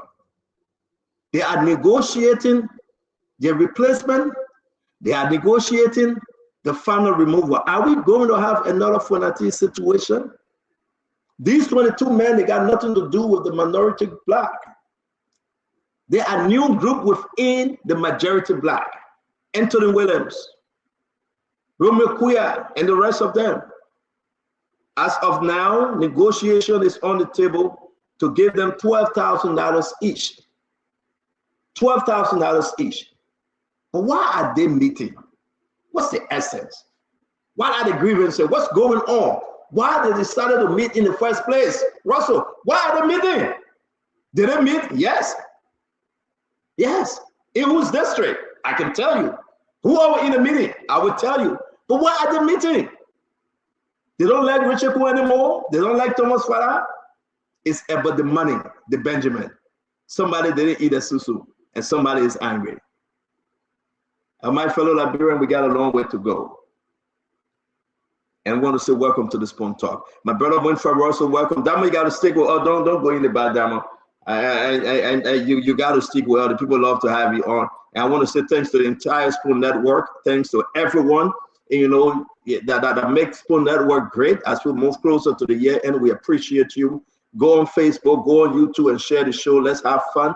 Let's enjoy this great day the Lord has made. We have to rejoice in it because indeed the Lord is good. Fidela Patrick, Regroup CEO, we want to say welcome to the show. Dr. Buble, as always, we appreciate you. Emmanuel George from the ANC, thank you for joining us. And guys, make no mistake, Emmanuel George, seriously speaking, he is an ANC member, but he's Dr. Emmanuel George. All right, we want to leave the rest to history. 1-2-T-1-2, we want to appreciate you for coming on. And again, you have your own producer, the deputy manager for the Spoon Network, Diamond Slanger. We're going to have a great show. First on our agenda, we may say part out when the president have his interview. I would like for us to brush off it a little. Mama is coming on, Akaris Gray is coming on, and I want to say to all of you, what's your take? If you missed that interview, I have my own takeaway. What about you? I mean, if you have not spoken on it, let's give you the chance to speak on it. If you have spoken on it, we want to ask you again. You don't have to speak, but if you think you want to go back to it, that's fine. We got a lot of stuff at stake. I will bring people on, Diamond. I will. I mean, if you can bring that on, that's fine. So let's have an overview. What's on your mind? Winfred Russell, let's start with you. Real quick, why are you on the show this beautiful, beautiful afternoon, evening? Why are you on the show? You can tell us what's your plan. Who are you speaking for? Who are you speaking against? It's all yours, and let's do this round. Thank you, Stanton. We'll do that, Russell. Let's go to Diamond. Diamond, any update, any breaking news, anything from Liberia? Let's hear you. The most trending news right now is the lighting up phase 1 of the Roberts International Airport Highway. That the president about an hour ago turned on the switch to illuminate portion of the highway. That was the most trending information as of now. The rest you've already laid out as as topics to be discussed tonight on the program. But I'll be following the wires to know what's happening as the show progresses on. Thank you very much. Thank you, Russell, my brother. Thank you. And again, I'd like to say Merry Christmas to everyone out there who is listening to us by way of TV, television, the video screens, or on the radio. And to all my fellow panelists, those who hung with us when Stanton left for his little short but much needed vacation, all of the folks who step in to try to keep the show going and all of that. It was great of you, and it was a wonderful time. So I just will kick off things by talking about in this conversation that was held between President Trump and the U.S. President Donald Trump and President Joseph Boakai of Liberia. I think it's a good thing. I mean, it's clear that President Trump, who is a very transactional leader, has a soft spot for President Boakai. He has a soft spot for him, and they seem to be, connected very well. But what I would like to see is that how do we leverage this goodwill that's coming from, from President Trump? How do we leverage that and turn that into something tangible, into something meaningful for the people of Liberia? We have a population of about 5 million plus people, 5.5 million or so people. That's exactly the size of the population of the state of Minnesota. And if you look at our GDP, it would take us at least, the unemployment rate in Minnesota is about 3%. Only 3% of people in Minnesota do not have a job. You can imagine that. But if you look at our population or look at Minnesota population, if we put at least about 1 or 2 big factories in Liberia, it will be a huge game changer.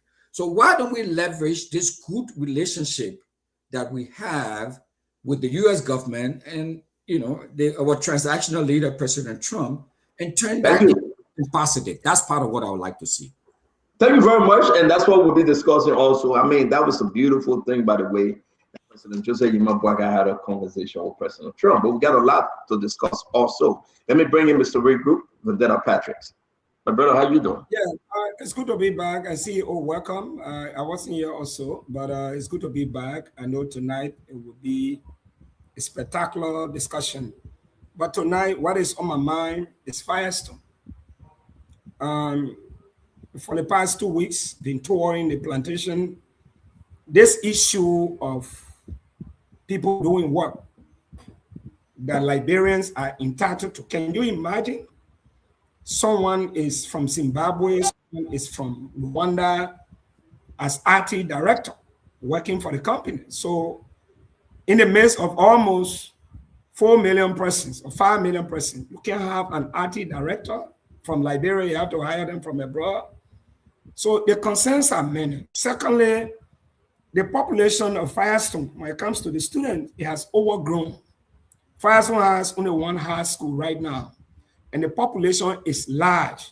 As a consequence, many of the workers, their children are disallowed, especially when they reach the age of 21. It violates our constitution. The constitution is clear that we have the right. In fact, it mandates the government to invest more in education so as to reduce the level of illiteracy. So if you have a foreign company disallowing workers of the plantation the right to education, it's not just an affront, but it is an impeding progress to increase illiteracy. I'm encouraging the president to take a walk, take a drive to the plantation. Former President Ellen Johnson Sirleaf did. They say all kinds of good. When she went on the plantation, CEO, guess what happened? She saw one door, one window, and the story changed. One President Biden. Thank you very much.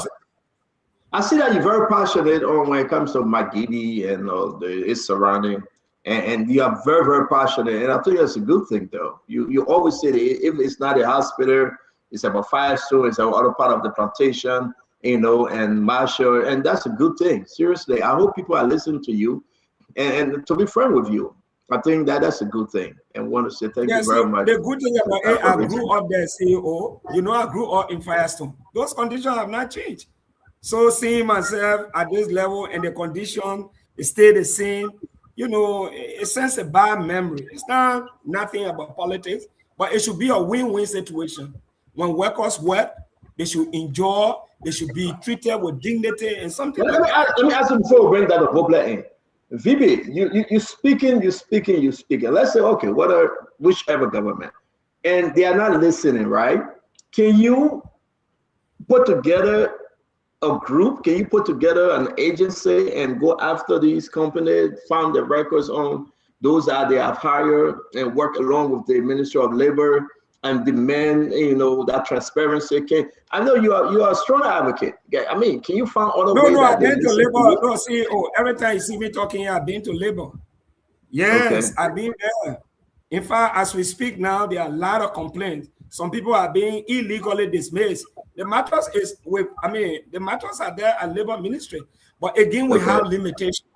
When you have presidential intervention, where the president can tour the plantation, have interaction with the workers, you get a fair information. Firestone is unique. They are doing some good job. Make no mistake now. They're doing good job, but at the same time, they got to respect the rights of the workers. Thank you very much, Vendetta. Dr. Boblet, we heard you before, but something brought you on tonight. We'll be getting into the main event of our politics. Let's hear you, sir. Something, what brings me on every night is an opportunity to add a constructive voice to the conversation, a critical voice, a constructive voice, and to add my voice, my limited wisdom in a way that can help lead to a solution. So I'm always glad when I can to be on the show, because the show has opportunity, have a large audience. Like I said before, everywhere I go, it's amazing to me, Dr. Barry Osborne, I'm following. Today I talked to somebody in Minnesota, Winfrey, and he and his wife said they're following the show. Everybody's following the show. So I come on to add a constructive, positive, objective voice to the conversation. I do appreciate the light CEO on the highway. I come down this road every day, go up and down. In the night, if you drive down here, it's pretty dark. It's dark, and the roads, the lanes are not marked, so there are no reflectors, nothing. So it's scary, because you got the motorbike, you got the keke, then you got people who just jump in the road. So you got to really be careful. So I appreciate the lighting that's coming from highway, from the airport way. Look very beautiful. I drove down there and I see they got poles down in Dua Zone. So it's getting to us. I do want to add this little caveat though. We should expect this to happen. So let's not celebrate too much. In other words, let's not lower our expectations, because when you lower your expectation, you lower the productivity of the people who's supposed to provide the goods and services for this nation. We expect light, we expect road, we expect running water. And so I celebrate when we do it, but let's get the job done. We have so much more to do. Dr. Bukla, thank you very much. Welcome to the show, my brother, Dr. George. It's good to see you. Thank you, Stanton. Good to see you and welcome from your vacation. Good evening, Councilman Russell, the Real Group Chairman, Mr. Flandela Patricks, Dr. Broplan, Representative Akaris Gray, my dear brother Paul Kennedy, and the CDC scholar, Mr. Wanto T. Wanto, 2 master's degree from Oxford. So good evening to our listeners. It's good to be in your homes and on television, having this conversation with you this evening. Listen, this week is my birthday week, so I'm happy, I'm excited. I'll be turning 54. I'm getting to the taps slowly. But besides that, I have been, this morning I woke up to the videos. I know they were old videos of the ritualistic killing, alleged ritualistic killing in Bond County and the uprising of the women in Swakoko, Bond County. Look, I like to watch a lot of historical films, and I know that the issue of rituals is not only to Africa, but as countries develop, those who find themselves in those societies or those activities transform themselves into doing something better. We have had this thing in our country since I was a little boy. It's time that we use our scientific method for the good of our country. It's time for us to use our traditional understanding of development to transform it into something better. It's time for us to stop killing one another because we feel that it will make us rich or we have political power.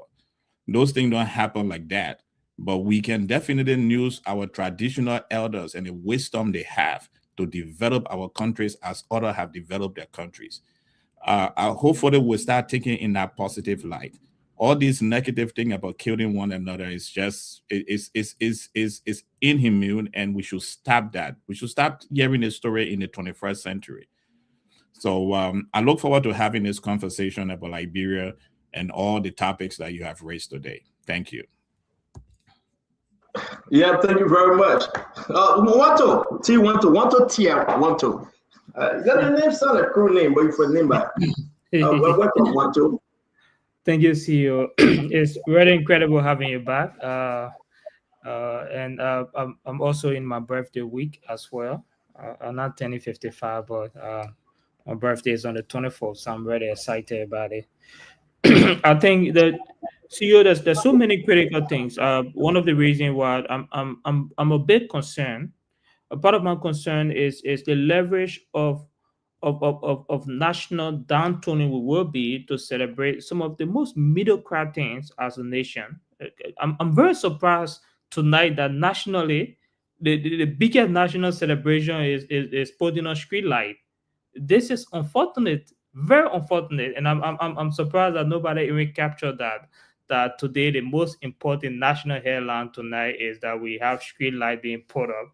But this is what we've come to, and I think one of the reasons why I'm always here on Spoon is to contribute immensely, despite the fact I'm a CDC partisan. But I think that there's a lot of conversation to talk about, and most importantly, is to be able to antagonize the Unity Party presumed PR shield, where everything they assume to be will be built and forged around PR. Like, having conversation with President Trump today is a big accomplishment. But obviously, as you know, CEO, you can't take that to the market to pay in according with Trump. You have to pay dollars.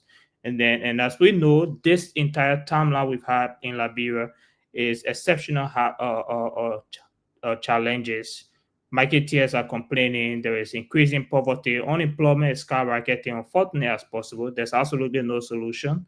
And we are here on Spoon again to talk about all of the important issues. So I'm happy to be here. Obviously, I'm not going to be celebrating street life because I think I shouldn't be doing that in the 21st century. But I'm here to talk about a lot of issues. I want to thank you. Now let's welcome our brother from Leno, Paul Colbo, whatever the name is, but you know him. You know Paul Kennedy. Welcome to the show, my brother. Thank you, Stanton. Good evening, colleagues. I'm glad to be here. Good evening to everyone who always take their time to be here to listen to us. I have on my mind that this is going to be the third year since Bao Chico has been mining iron ore out of Bapulu, particularly Bopulu district, and has not paid any social corporate responsibility, and environmental fund to the people. They promised they were going to give $500,000 every year based on the MDA. It's the third year. They've not paid a dime. So, they have an outstanding of $1.5 million for the people of Bapulu, particularly for that Bopulu district area. And when you go to Kopansu or when you go to that Gizikian area, their exploration, all the mining they're doing are affecting the people. They just cover the houses in Kopansu Junction. These people don't have clinics to go to. They got to go back and put the liability of their health system on the entire healthcare in Bapulu that already does not have a lot of medicine in there. So shouldn't the mining company be giving some money back? This is the question that is on my mind tonight. And I think the authority, the superintendent, who's doing some good job, the Bapulu County authority should begin to pursue these people to pay claims of their MDA. And secondly, I think the government of Liberia should also follow the Decentralization Act, the Local Government Act of 2018, to make sure county begin now to fully have their revenue share of the authority. That's the only way the country is going to develop. So I think it's a good conversation tonight, Stanton. Let's look up to having the conversation when we're here. I'm fired up. Fire up, ready to go. Thank you. The Honorable Karos Tarika Moses, great. Welcome to the show, my brother. Yeah, thank you very much. Season greetings to all.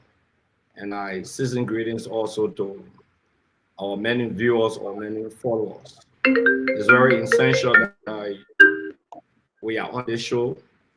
And as we progress towards the 2026, I'm excited that we changing the narrative from we are did nothing to government of continuity.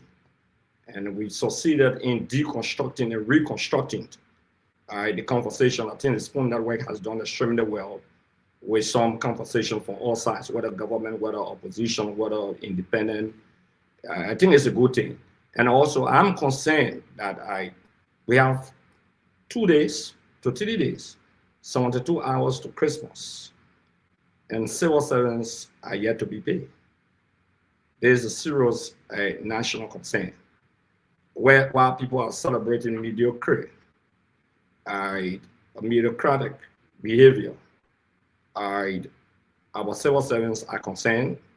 The capital building workers are yet to be paid, including the very lawmakers. Dissatisfaction in their midst.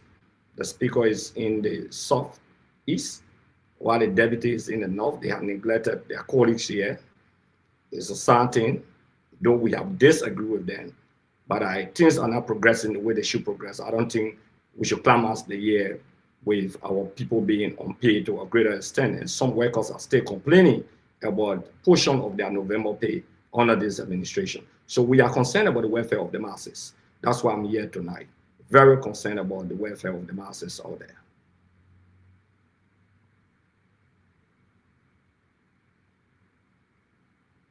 Thank you very much.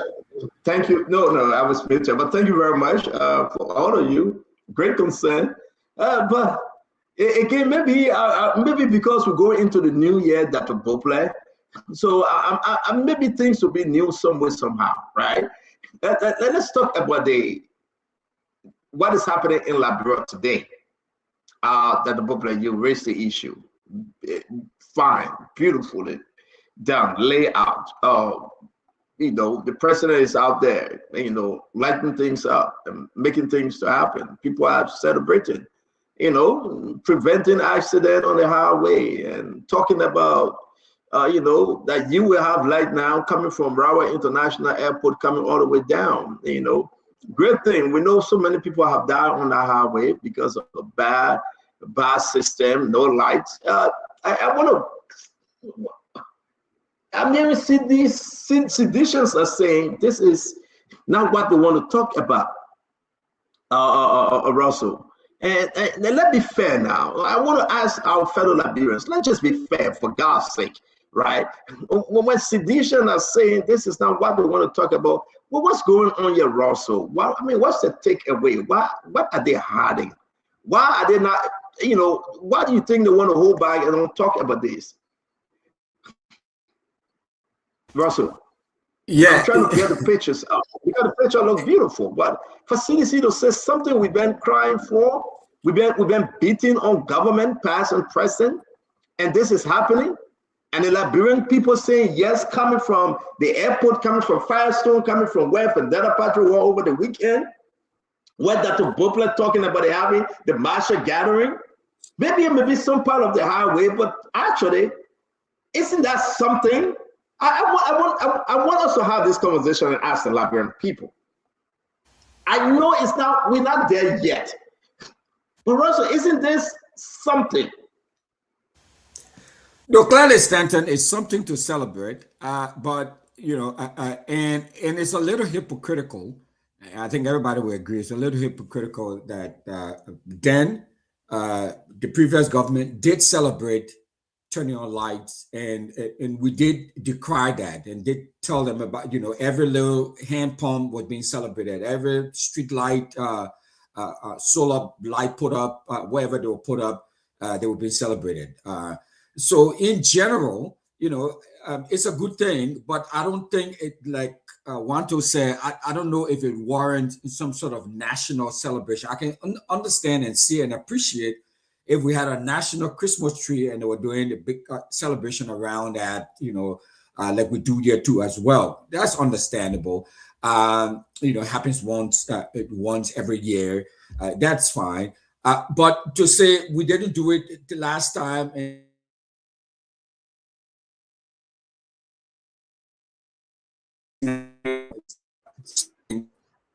we have some issue with your internet. To put out a national resource system. You have not. We have a problem with you, Russell. Yeah, you're good now. Go ahead, finish up. Okay. Yeah, but so yes, the roads are the road needs. What we need is that we need the roads to be fully paved, and we're getting there. Oh, okay, so let's take you and bring you back in.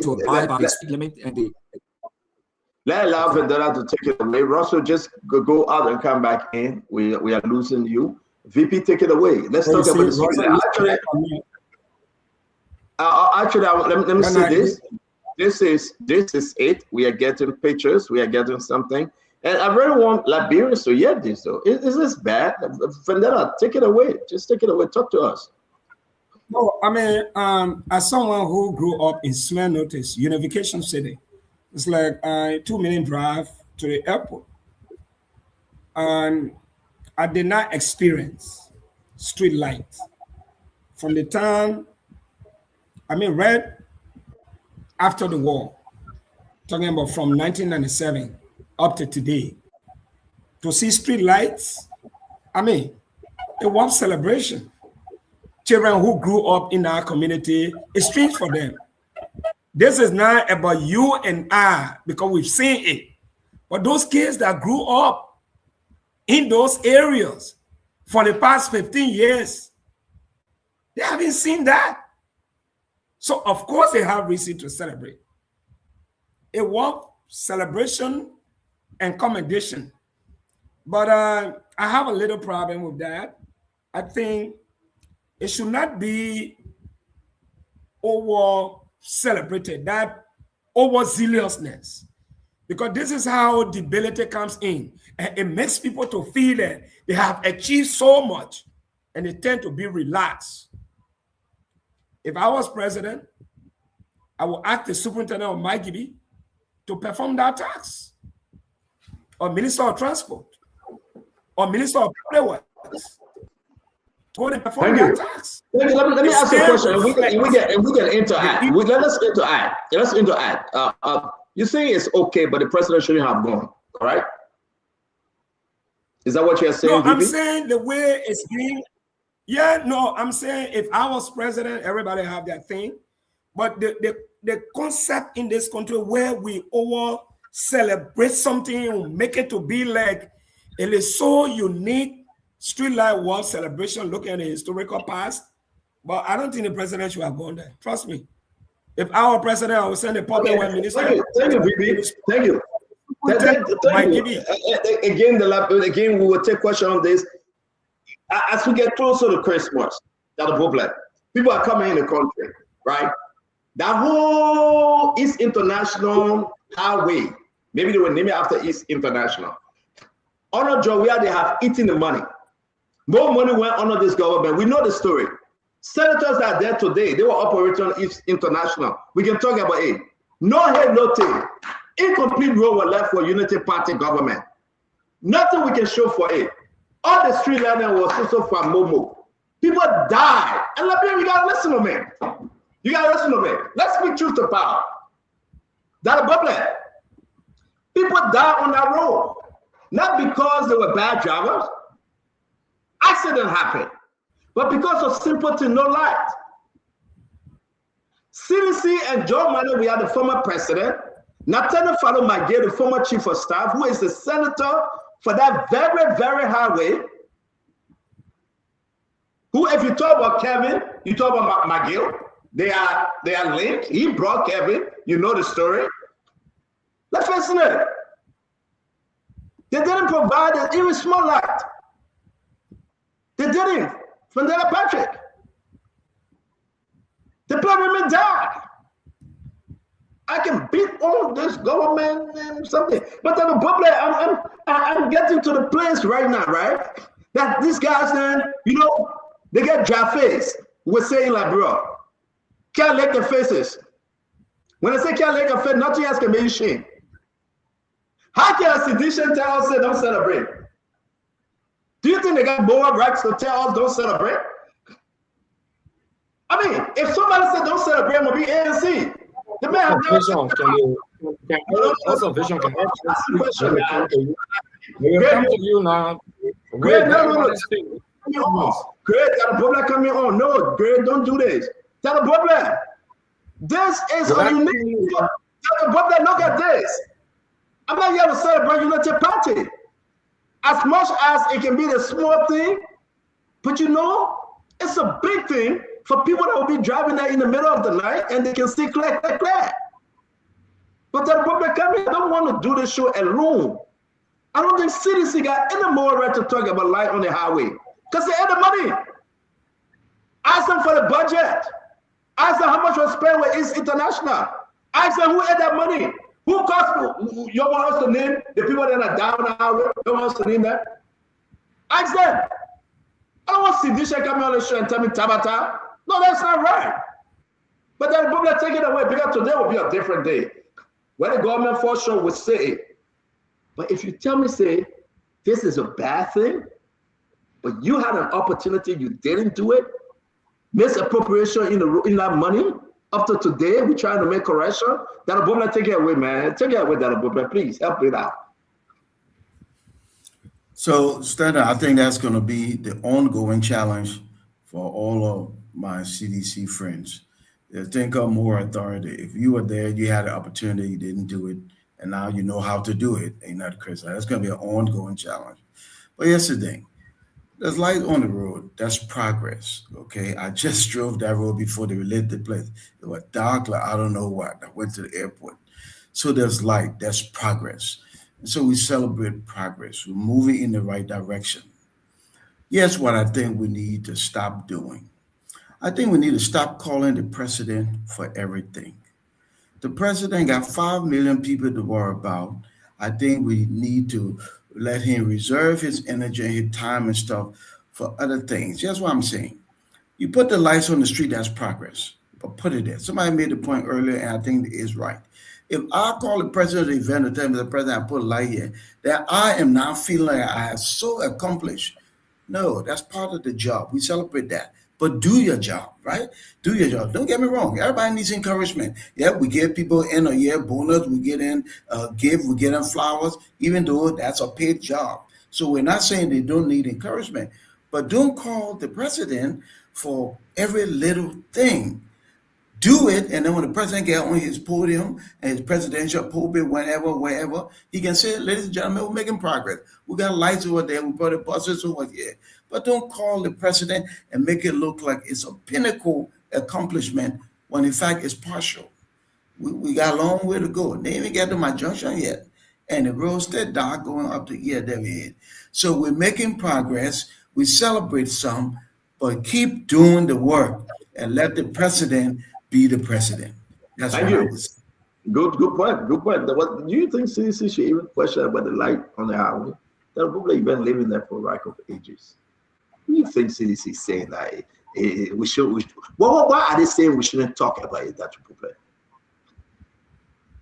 But listen now, people have a right to say what they can say. We all know that in the past, we celebrated plenty. Even when the former president had an interview with FIFA, we celebrated a big deal. So, but people have a right to say what they have to say. I'm saying celebrate the progress. Every time we make some progress, celebrate it. Commend those who are doing the work, but let them know that's the job that needs to be done.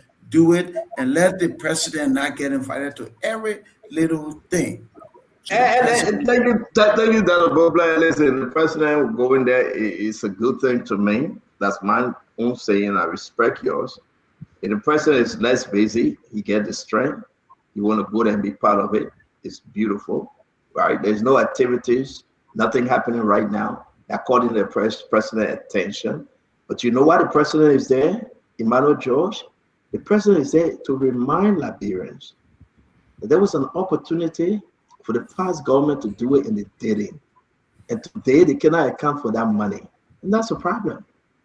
That's a problem. Let me hear you. I mean, maybe Mr. Comey have no won election in Liberia, so you have the moral right to speak. So we'll hear you. Hey, you know. Well, Stanton, let me start by first of all congratulating whosoever is responsible for that project for being able to electrify that part of the country.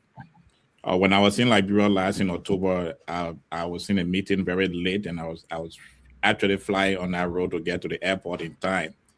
And just as you get into smell or taste, you had to do a detour. And if I was not alert enough, I would have gone straight into a pool of water because there was no light on that road. So it's exciting to know that there is lights on the road and there's improvement in that direction. And congratulations to the government and whosoever is the leader who have brought that to fruition. But let us put the facts together, Stanton. In October 2020, President George Weah also put lights from ERWA Junction to Tottenham Boulevard all the way to the St. Paul Bridge. In March 2021, President George Weah had solar light put in Southtown. We also have the lights that was put in Buchanan. But we are excited that this development have taken place. A lot of wonderful and good Liberians have died. One of my friends, someone who helped me when I returned to Liberia during my first sabbatical, my first missionary journey home, Sarah Allen Jr. passed away on that road because of the darkness and other things. And also the Senator Yombi Kanga Lawrence husband also passed away on that road because of the lightning conditions. So it's a great thing that we have. Somebody eating at your place? Somebody eating? Yeah. I'm sorry. Yeah. So it's a great thing that we have lights on the Rawa International Airport Highway. It's a great thing to have it, and I actually commend the government for that progress. When the president let out Matadi and the other places, Liberians celebrated. They were happy, right? Emmanuel? Why is Sidisha not happy today? Because this person is on his way home, the former president George Weah. Well, I'm not a seditious, so I don't know whether they are happy. Whether 5 a.m., whether 2 a.m., whether 1 a.m. in the morning, he will have light on the highway to guide him and his envoy to go home. That's a beauty. But then listen to the former general or the current general of CDC. His name is Zacharias Moses Gray. Represent the Gray.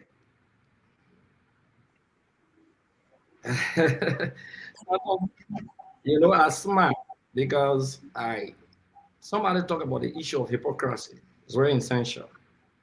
Unity Party stayed in power for 12 years. They didn't put electricity on our road, lead light, 12 years. President Boyka stayed in rehab. He never electrified you rehab in 12 years. No street lights. It took Weah to become president for rehab to become a city. Not just lights, but perfectly paved. You didn't celebrate on Spoon about that. That Boyka kept rehab in darkness perpetually. The electricity that ran all the way going to RIA, the CDC administration. We're not discussing street light now. Let's elevate the debate beyond street light. Electricity going to homes. You and myself got property on the highway. You know what I'm talking about. That place was into perpetual darkness, even into the corridors. These are established facts that what we call fait accompli. They're not imagination.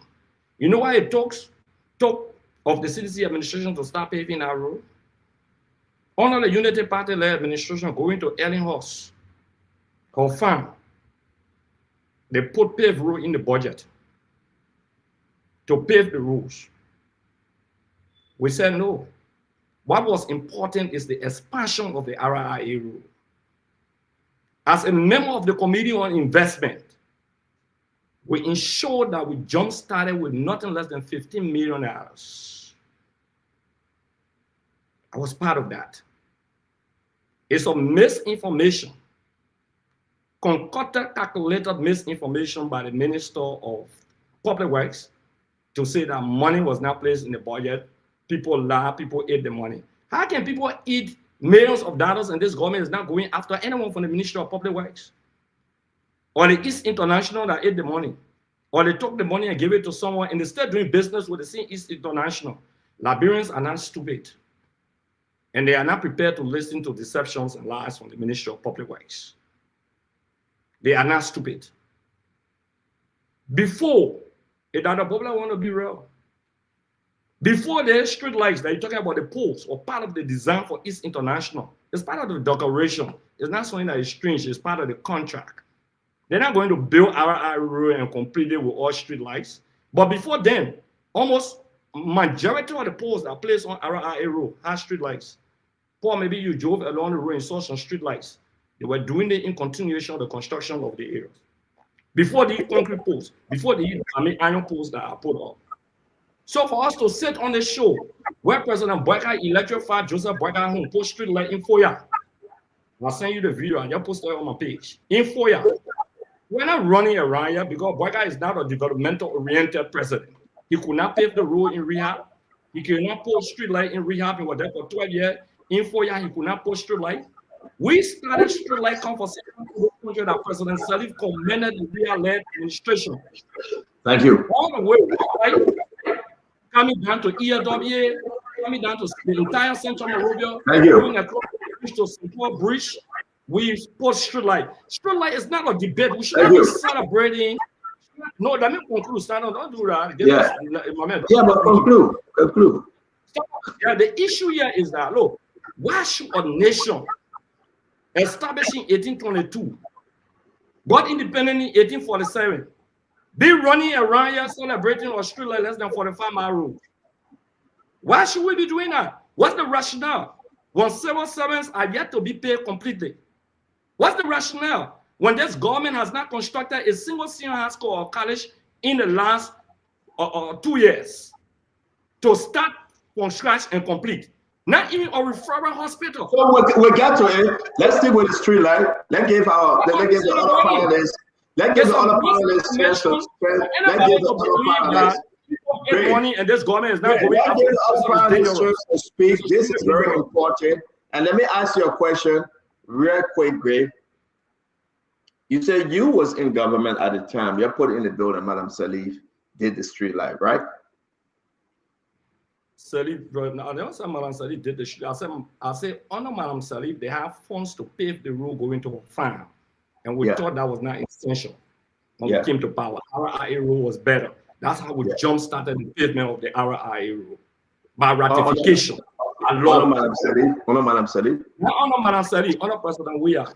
Honor President Weah. Okay. Yes. Now East International came to the picture and so my question, you answer. Let me break up. Let people answer before we get to Paul Kennedy and the rest of the guys. The street that we're talking about, President Weah let out rehab. President Weah let out Matadi, like Emmanuel said. President Weah worked with East. Give me 10 now. President Weah worked with East International and they start planting ports. I want Liberian to hear. And that President Weah brought it up, right? And it was under his government, right? I tell you, the contract was signed under administration, 100%. It was signed under President Weah government, right? 100% right. 100%. President Weah only did that. He initiated that while being president. He didn't do that. Wait, Great, I answer your question. You gotta hear the question and you answer. Okay, but don't interrupt. Let me finish. Liberians listen to us. Listen to you. Vendetta, I want you to listen keenly. Everything Great listed here, it was only done on Fubi. When President Weah was president. When John Mahama was president. All this thing happens. And Liberia, you need to hear this. You ask the question. Great, I will ask you my question, wait. Or I will move my question to Paul Kennedy. Everything that happened, it happened only when President Weah, at the time, George Manuel Weah, took office 2018. It didn't happen when John Manuel Weah was a football player. It didn't happen when John Manuel Weah was senator. It didn't happen when John Manuel Weah was Judge John Manuel Weah. It happened when John Manuel Weah became president of the Republic of Liberia. So how dare my brother Gray question Joseph Yeboah Boakai while sitting now as president and implementing and carrying out this project? It's a disgrace to the Honorable Gray. And when we will speak now and say, are they all honorable men? No, they are not.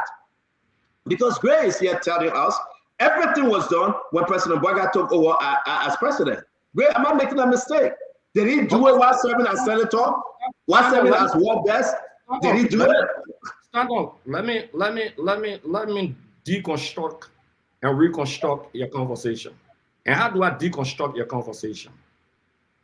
A private citizen does not have the responsibility to electrify Liberia. You make my point.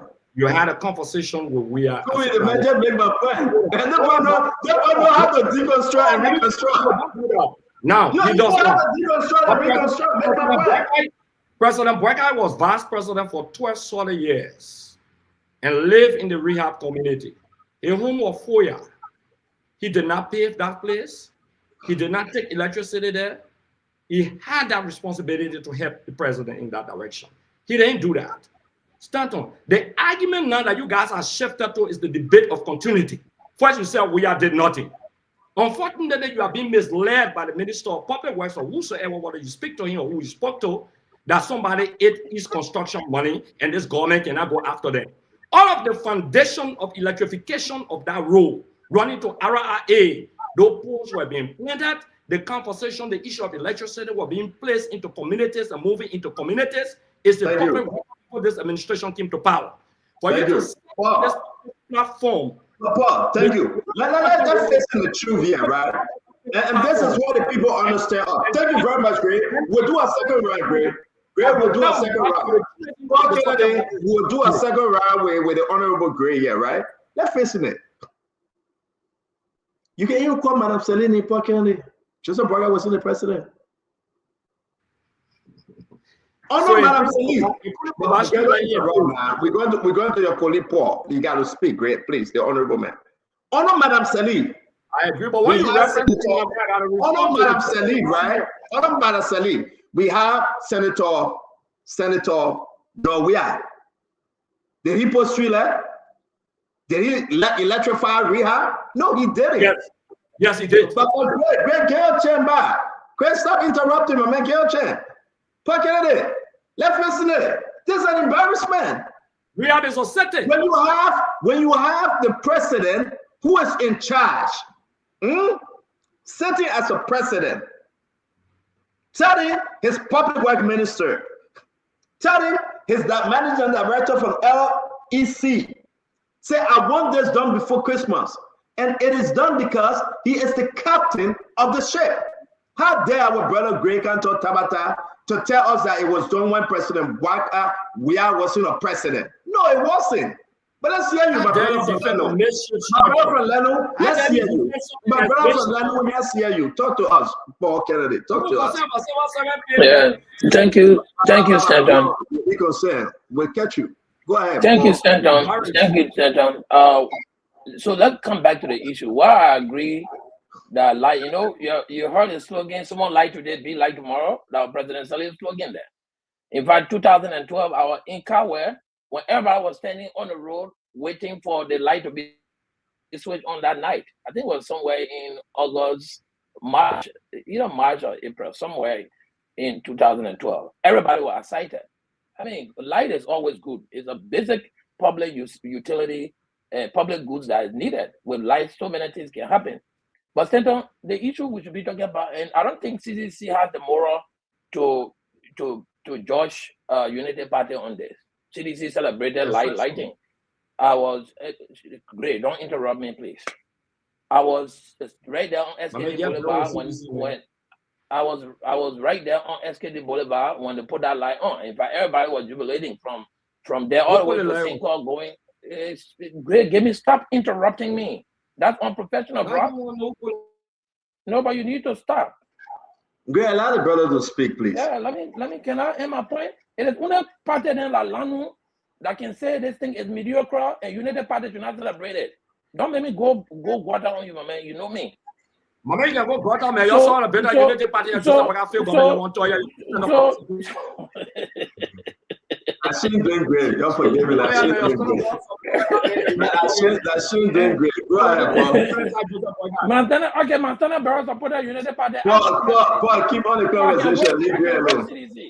I can web CDC me because I supported them. I don't think they have any guts to come talk about mediocrity here.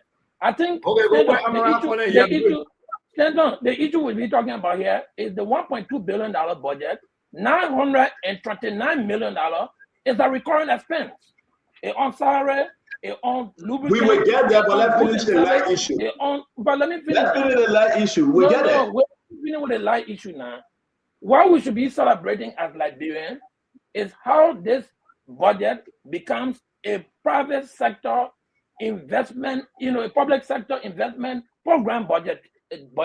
Only 281 million is towards. Well, we get there. We got to get to the two other colleagues to finish with the light issue. With that kind of mindset, our country will not be going far. I don't think it's wrong to celebrate the light. What I think is wrong is that when we divert all of our attention from the development of the country into celebrating things that are light, that we should let me ask you a question. Well, let me ask you a question. You said divert all of our attention. The president just don't do this in less than 2 hours. He go home. That's not all the attention. The issue remains, Paul. Let's face it. Let's speak truth to power. Liberians listen to us. It's so important to put light on our highway. Paul, you're always in Liberia. You're always in Liberia. You know how dark it can be. But what is happening today is historical. And then you go to Babalu, way deep in the interior. You put your radio on, you put now listen to the radio business, all this small children kind of around running. Because the country was under a stagnation of darkness leader. They refused to put light on the highway. That highway. So if President Bouakai did it, Liberians whom are abroad, we appreciate. Because when they're coming back or when they're leaving, you know what Paul happening to that place? People gotta go sleep to the hotel at the airport for them to catch the next plane because they're scared to travel at night. When you come in, you got to sleep to go where it is day. But the people don't have to spend that $300 and $400 no more because you got lights on the highway. All you need to do, you just get your shirt on, you're gone, you're good, you're coming home. This is leadership. For 6 years, that wasn't done on a George Manawia. Well, yes, Let's investigate. It's international. Let investigate is international. Let know who are in the money. When they say investigate, I don't blame Greg. He's right. But let's celebrate. Let's celebrate the letter we have today, that the people can rejoice again because light is at that place. And then we'll talk about the budget. So you took 1 minute of my time, but I will only revoke on 30 minutes, 30 seconds. Yeah, get quiet time, Bob. Yeah, you took my time. You always doing the thing to me. You took my time. But listen, I agree, stand on. And you know, I like light. I don't do what I like. Light is very good for everyone. As I said, it is very important to the growth of the country, right? But should we be sitting to be giving one government appraisal for bringing light? And then if that's the case, then we should be thanking Joy we are for even building the road, because without the road you put light, the road will still be bad. What road you will build? The highway. Other time you go to Liberia, you're not informed? Where you going from? The money came from Italy. Give me time now. The money comes from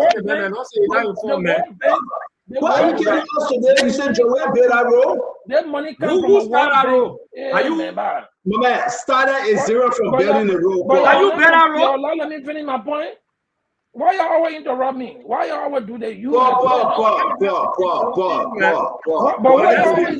Let's do this for you. Let's do this for you.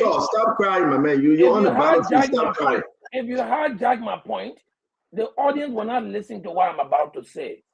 What I'm saying is we should not be mediocre as a people, sitting down trying to find a government to give praises to for their obligations. These things are obligations, they are obligations of government. Whether it is United Party, whether it's CDC. And for you to be saying now here thinking about, who brought light, who brought road, who brought water, when it is their fiduciary responsibility, I think you're missing the ball. Thank you, Paul. Thank you. Let's bring in the rest of the guys. Years, how are we going to develop the country? How government going to make sure the resources are amicably distributed? That's my argument. So, Paul, your argument is right. Yeah? But let me say this to you, Paul. You cannot have a conversation and at least do not put in some acknowledgement about the good work when somebody is doing something better. You're looking at 5 years. We've been on the government for 5 years. They must produce. But what happened today in the country, Paul? That people will travel, Paul. You are about to go to Liberia again. You say you like light. You lie. You don't like no light. You like darkness. That's why you can go into the bush in Bapadu County, because your deeds are evil. And you know what the Bible says? They love darkness because the deeds are evil. That's what Jesus Christ came to bring light. And Joseph Boaga brought light on the highway. Let me bring it for me. Let me bring it. Oh, Wanto, go ahead, Wanto. Sure, Stano. Thank you again. I mean, I think I was I primarily was in my opening statement. I highlighted that I do not celebrate a light, and I'm profoundly very much straight to this. The reason why I disagree with the celebration of light is because is the biggest demonstration of mediocrity in our current world that we will be celebrating street light. I mean, argue whatever you want. The first thing, in the matter of fact, like you said, I think that was the clarification was given by Emmanuel. CDC did start a light project in RIA, but we did not invite President Weah to go and escort a light or to have a ceremony. The truth is that I found no logic in the celebration of light in this current time. Because one, our fiscal budget, we have around 28.5 million on energy and environmental around 2024. That was spent on the government. We have approximately 24.1 billion in 2025 that was approved. 2026, currently we have 78.19 billion, all specifically on energy and environment. So in that case, we are providing exorbitant budget allotment that we still cannot think about innovative ways that our project can be able to expand. Let's look at what other countries are doing around the world today. Today, around the world, countries are celebrating megawatt projects. And don't bring the argument saying CDC, what CDC is doing. This government campaign on exceptional plans. I read comprehensively. My background is public policy. I read comprehensively the arrest agenda. There's nowhere in the arrest agenda you find celebration of street light. Absolutely nowhere. So if we want to put the government to tax, let's put the government to tax on their own comprehensive plan. The government did not highlight that President Bouaga in 2 years will go to RIA to celebrate street light. I mean, I get the argument on the safety. Are you serious, Manto? Is that a public policy when the president celebrates, they should include it on the arrest agenda? Look, now, on the 22nd of December 2025, the president will be going to celebrate street light. Are you serious, Manto? Don't put Oxford University. Don't put a great school like Oxford University in situation, man. Don't do that. No, let me justify myself, Stanton. You cleverly trying to build a PR around my statement. It's not PR, it's the fact. Bro, listen, want to, let's do this, right? Let's do this. Let's face it. You may not like it, right? Joey has started something that he couldn't complete, right? A lot of, argument as to where the money went. I can give you information. I have document concerning Kevin and East International and Nathaniel Follow McGill. We have that document. We can share that document. If the government go after them, that's fine. If the government choose not to, we can question them. But you cannot tell us, that what happened today is a bad thing in our country. Is that what you are saying? No, look, my argument is not a bad thing. I've never, and that's what I said. My argument is the national attention is getting. Let me ask you a question. Did Joey ever celebrate life? Did he ever celebrate life? I will tell you that this is a national decline to celebrate. One, two. When Joey was president for 6 years, did he ever celebrate life? If Joey celebrated life, Stanton, I'm saying on record that I disagree. Yes or no? Did he ever celebrate life? I can't remember president. We are. Oh, you can't remember? Oxford University? No, but that's. No, I'm saying if he celebrates, this is a disgrace. No, you're very smart. I'm not comparing Josh. You gotta be sincere. That's why you're on spoon. You gotta be sincere. You know that Joey celebrated Matadi life. He was there. You gotta be sincere. Look, you know that Joey celebrated so many life around the country. You were there. You followed Joey. You're a sedition. Be fair to the Liberian people. When Joshua, when Joshua was president of Liberia, I wasn't a sedition, and I've never worked in CDC government. Also, you didn't follow Joey. No, absolutely no. That's what I'm sharing. Well, okay, so the reality I'm saying here is it's a problem if you guys don't want to be sincere. It's a problem. Want the people respect you? You say you get 2 masters from Oxford. The people of the Oxford faculty, they are listening to you and they're saying that you're not telling the truth. On the spotlight, on a matter of fact, I'm saying I'm not aware, Josh. We are celebrating. So my point, my argument here is this: I'm not comparing Josh Weah with the current government. I'm saying national attention to street light celebration is a down low aspect of national development.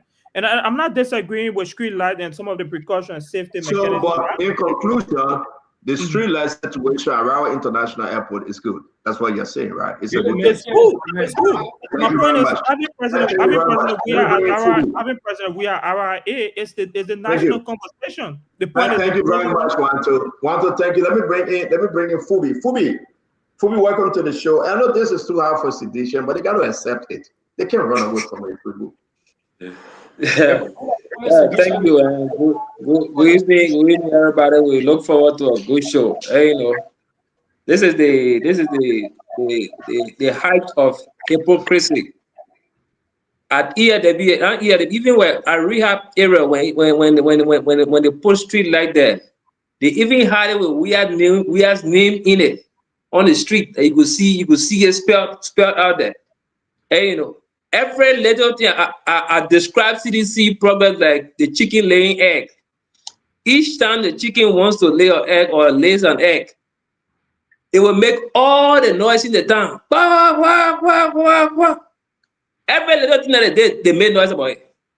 Street light, they made noise about it. Then today they say Bouaga should not go celebrate street light, or we are the first to start it. No. And that RIA highway,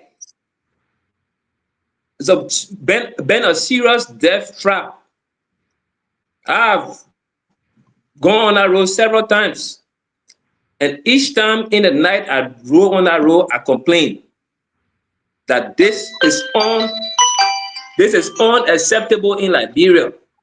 That we should have a highway with our major airport that drive because everybody that comes to Liberia pass through RIA by air.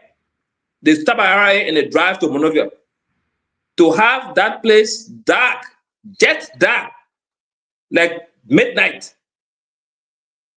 unacceptable. So we can't be here saying, oh, yeah, we're soon celebrating. It was celebrating.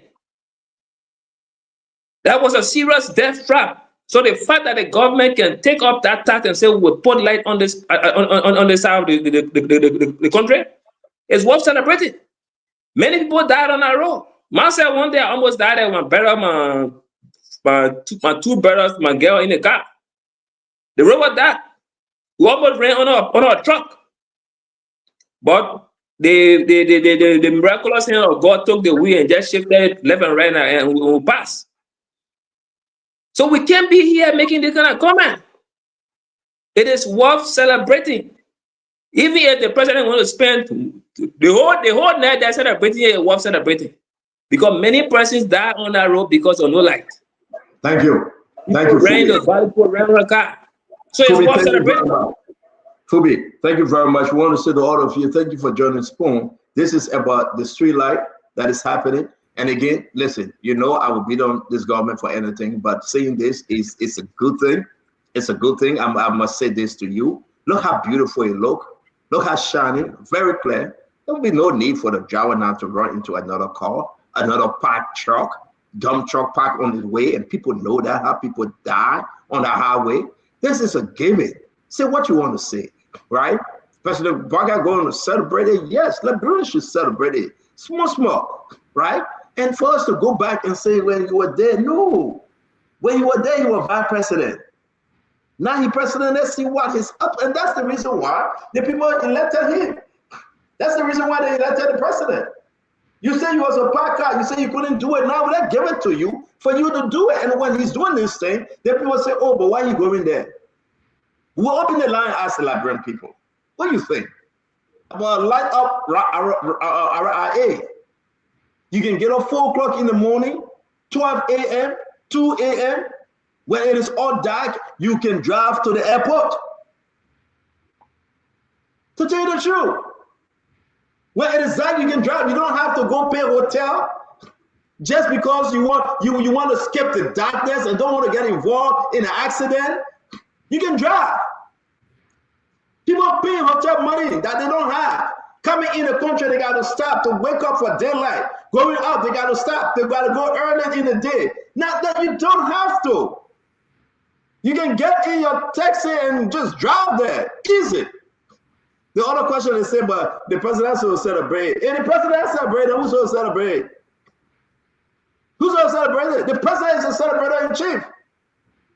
That's what they call him the CIC. Not when the commander in chief. He should celebrate. Something that other leaders didn't do, and you say the president shouldn't celebrate. The man is CIC. He's a celebrator in chief. Take him to the bank. Not a Carol's Great Bank, because a Carol's Great Bank is empty, it's broke. They got nothing in it. Let's bring in Kev Hassan. Listen, going into the new year, let's change the conversation, folks. When it is good, let's talk about it. When it is bad, let's expose it. Let's say the truth and start telling people money. Say the truth and start telling the misinformation. Go ahead. Great. Let me say hi to everybody. And I think what Stanton did cleverly, he changed the narrative to celebration. CDC don't want them to celebrate. I don't know if CDC out there saying Unity Party should not celebrate. So Stanton will cleverly change it. Want to say the president shouldn't celebrate. Want to say sedition. Wait, me, you don't know. Let me finish now. Let me finish. Right. So what? So instead of Stanton talk about how that road was built or being built, or the light, how the light went there, he cleverly avoiding that. because he know. Stanton said, CDC people ate the money. He talk about Kevin.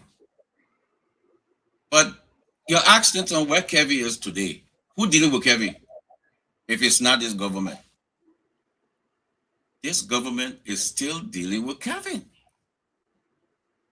Senator McGill asked the minister, yes, current minister, on an oath about East International. He explained it, and he commended the CDC government. It's on tape. It's there. Set on play. Yeah, we'll talk about it. Maybe a lot of people forget. So there's a lot of work needed to be done on that road before you put those lights on. You gotta do drainage. You gotta do everything. There's a lot of work. So Unity Party came in 2024. They're almost 2 years. They're putting the light on. Don't you think that work was done back then? You think they just wake up in the morning, they just pull light? Come on, man. VP, you guys are smart people. Come, Dr. Buple, man. You guys, Paul,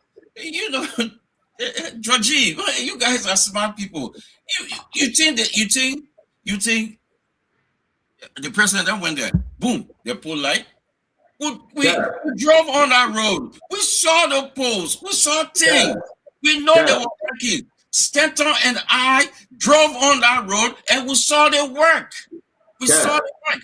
So for Stanton to come here and want to change the topic, Stanton and I drove on that road. We saw the work. And let me tell you one thing. Stanton commended the government at that time for that work on our road. He did. He commended the government. So for Stanton now to say, Let me ask you a question. They forget that we drove on our road. We started work. Kev, Liberians listen to you. Though they don't believe you, but they listen to you. Let me ask you a question. I beg you. Give me a chance to ask you a question, Kev. Yeah. And we will pause the show because we got to listen to each other. Then we'll move to the next topic. Ladies and gentlemen, you can decide. Kev, what year you and myself went to Liberia? In 2022. You myself went to Liberia 2022. Yeah. Was there street light on that road? I said you saw work was going on that road. Kev, work was going on that road. I told you work. They just put it like you saw. Street light was out of arena. 10 years. You saw work on that road. That your senior comrade won't answer for you because they don't believe you can answer question. Let me ask you. I'm asking Kev. Okay, let Kev answer my question. Except you won't bring Grade to help you out. Kev, with that street light from the airport on that road, with that street light, you saw the work was going on. With that street light. What's that? So that's not the point. No, that's my question. That's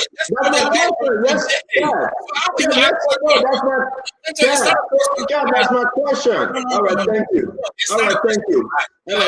Kev. Thank you. So, Kev, thank you. Kev, thank you, Kev. Thank you, brother Kev. Thank you. This is an embarrassment. And as we move on, I want everyone to listen to this. If you do it, Vendetta, you do it. Just say it. You don't have to be around the bush, Vendetta. There was no street light on the road. They can't greater one small place, Fubi. They offer $3 million to chop it. After 3 months, they can't greater small more. They offer $5 million to chop it. That be frank. You got to Kev, don't interrupt me. Don't interrupt me. I beg you, brother. Don't interrupt me. Kev, I say my own. If you want to say your own, you can say your own. Let me finish saying my own. Okay. My issue is that at the end of the day, you got to understand the game plan of CDC.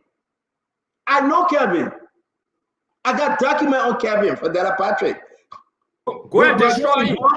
Well, Maggie involved? Yes, Maggie was involved with Kevin. Kevin still work with them.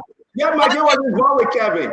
You're way smart. Let me mute the two situations. When they're ready to talk, then we can bring them back. Because they will interrupt today. When you talk about the McGill, Vendetta Patrick, they don't want you to talk about it. The McGill is on the international money. Yeah, Maggie is for the money. Who brought Kevin? Maggie brought Kevin. How much it cost for 1 mile? And Kevin know what I'm saying, because I get the document. If the government choose not to go after Maggie, then the government business. But let's face it. Let's face it. They had East international money. Here comes Joseph Boakai trying to face it and bring light. Then they say, you don't talk about the light. Guys, we can do this. It would not take our country forward. We got to celebrate the light and move to the next thing. You want them to prosecute Maggie? They will prosecute Maggie while you know about the money. My brother Kev said, Kevin is in the government. Because Kevin is still on the contract. Fandela Patrick. Kevin is international. They are still on the contract. They have a lasting contract. And you know that. But the problem for 6 years, if they got in John one step, they offer $5 million, they eat it. They go the next step, they offer $10 million, they eat it. Today, that road remain undone, unfinished. It's taking the government to put light on it, then they get invest. You didn't get very yet. Let's move on. Let's move to the next topic. Let's move on. Let's move on. Let's move on. Let's move on. This is an embarrassment. You will get very your policy. Okay. If you want to debunk, let's get everybody 10 seconds to close on this. And then you go ahead. You will debunk your policy tonight. Yeah. No problem. You will debunk tired. Go ahead, Vendetta. What's for you? Vendetta, let's get your closing on this. So let me say something. Honorable Gray, you know, sometimes you win in opposition. And I just like to give a word of caution to Honorable Gray. Like I always say, and I want to No. I'm not advising you. I say I'm making reference. No, but I gotta call your name. You know what I call your name? You know how many times you call my name on the platform? I'm not advising you. Let's go. Let's get the thing. We're running behind the time. Let's go. I said the other day that being an opposition or against or being a critic of the government, it doesn't mean you want the government to fail. That's my definition. And I also indicated that if you criticize the government for refusing to do XYZ, and the government goes on to do exactly what you want to see happen, it becomes a moral obligation to say thank you and you claim glory. Because if you are not spoken, the government might not have done that. It's a win-win situation.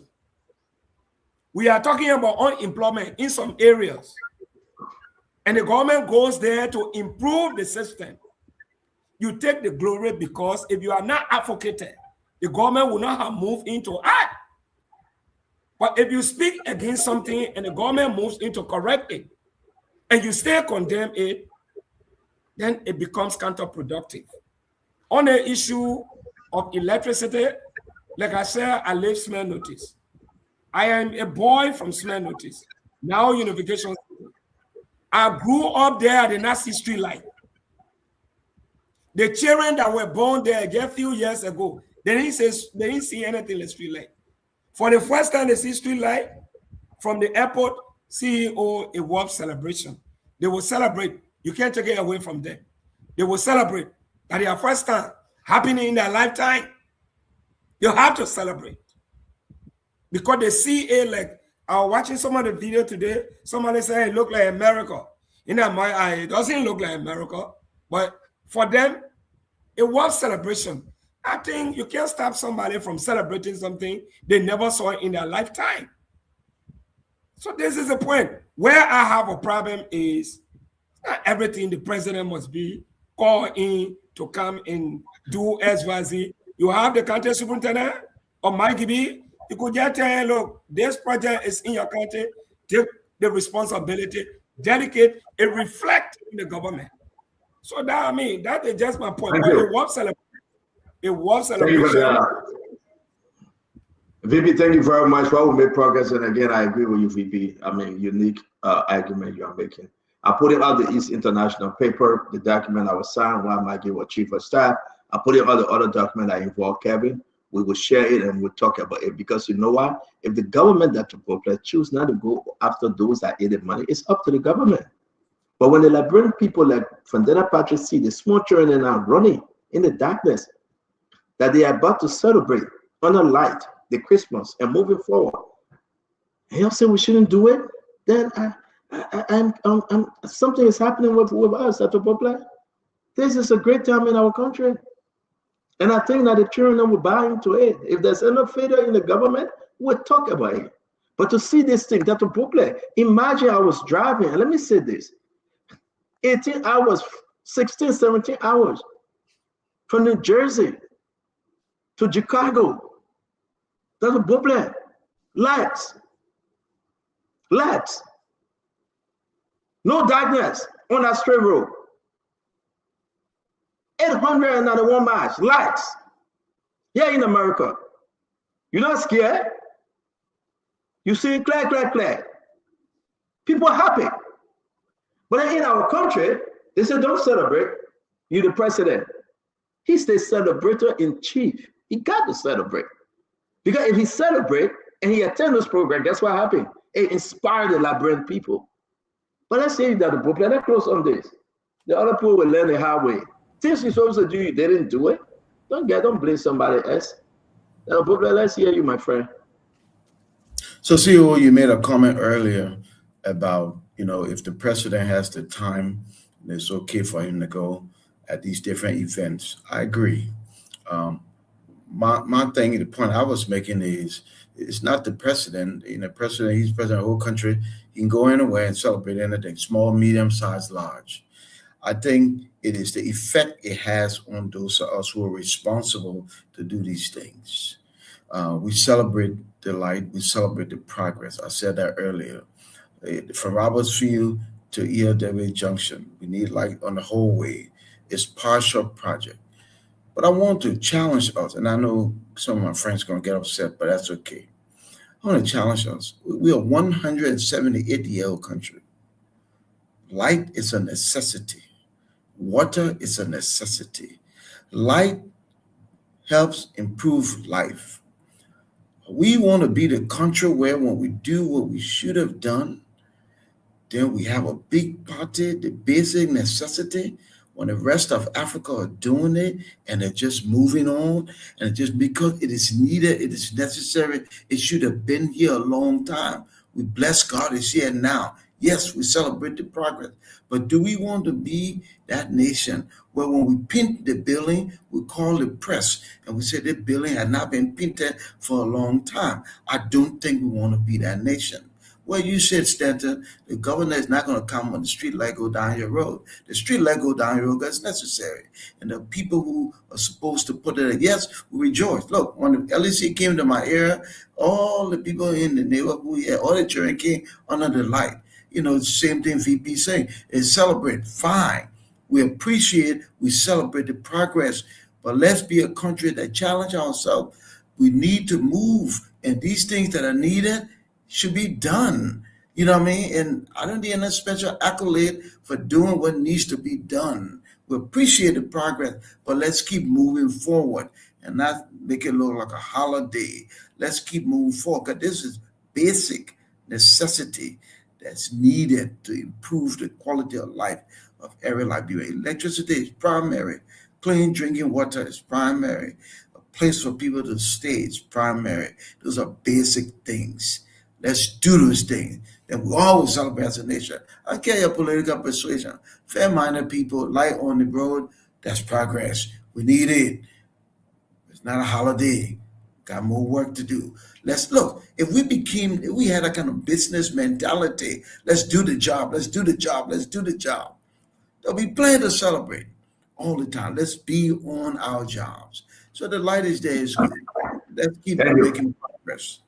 Thank you. Ladies and gentlemen, share the show. We're here to discuss issue of national concern. We are closing up on East International. We'll talk about, again, the president conversation with Donald Trump. And then we'll talk about the 8 million missing money, the 22 men that have stationed themselves that they want to remove for Richard Cuomo and Thomas Falah. We'll discuss that. We'll discuss about other issues here. Again, welcome to the show. Get on Facebook, get on YouTube, share the show. We're back here. We discuss all of the issue getting towards the Christmas.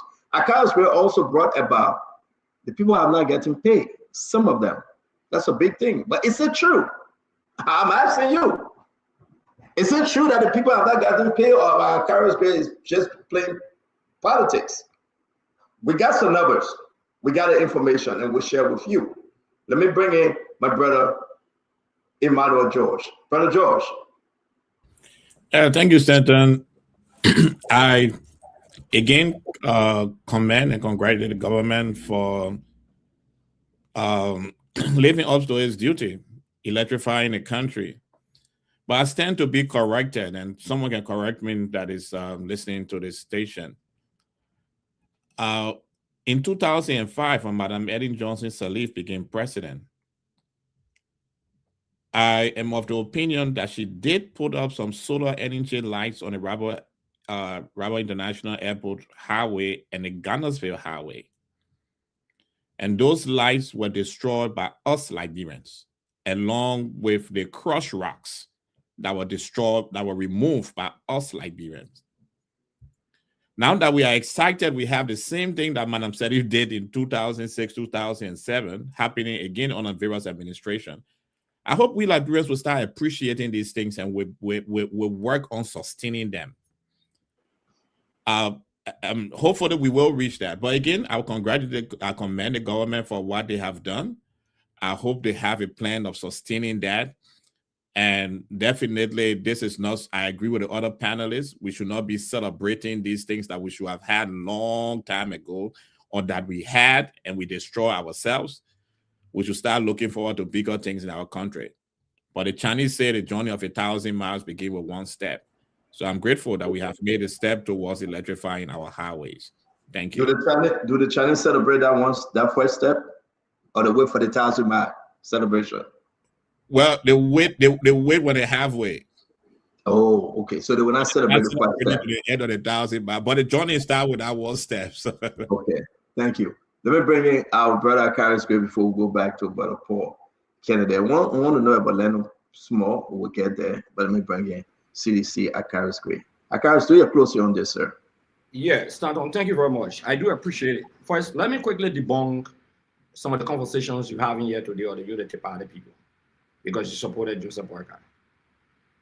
The East International has no corruption allegation against them. Absolutely zero. That's why this government maintains East International, and they are doing business with East International. It's a fabricated argument that many former ministers, State Montana, might give aid any money. The government will go after him. When they fight him, putting out against this government, they will go after him. Everyone knows that. The next thing under construction of roads that we should consider, you will not be building drainages, putting drainages and putting streetlights up. Nobody does that. That's not part of construction. I have a house before the military barracks. Everyone here knows that. Between RIA and the military barrack, I can speak to you today, we don't have streetlights. Let me repeat. Because the guys are still doing the drainages. That's part of the arrangement and the construction of the roads. The CDC would not have been building that road, constructing that road, that would jumpstart the full lane. Because of the narrow nature of that road, it created a lot of accident. Even in the absence of electricity in the day. When it's raining, we all know the condition of that road was extremely narrow. 12 years. The Unity Party government didn't touch that road. We signed a legitimate contract. We ratified the agreement. They jump-started that road 2 years. Coming to the end of the we-are-led administration. This government has gone 2 years and is still struggling on our road. This is cosmetic presentation of streetlights. Hastily done for political reasons. Take the camera out tomorrow. Every one of you here, Patrick, I want you to take the camera out tomorrow. You talk about smell notice. Take the camera out tomorrow from RIA Road, from RIA in the night to Shuffling Barrel Life, and see what I'm talking about. The street lights are not there. Here's the presentation of cosmetic street lights being done where the drainages are still under construction. Patrick live on our road, Dr. Bobler lives on our road, and Dr. Bobler, the reason why we not agree with you, you sat on this platform and other platform for 6 years. You never pressed the CDC-led administration for expanding the road, jump-starting the process and taking electricity to where you live today on Marshall City area. The Dwazon or Hydro project, the Dwazon plan that is there for electricity that the CDC-led administration constructed, right almost opposite the military barracks. You didn't say anything about that. We took electricity all the way up to Marshall area before we left power.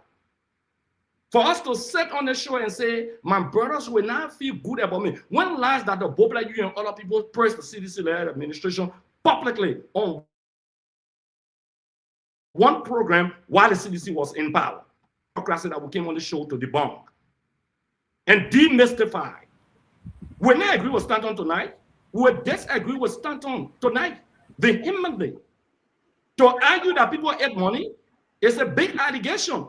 That means Bweka is incompetent, he's administratively inept, the LCC is in disarray, the access recovery team is a disaster.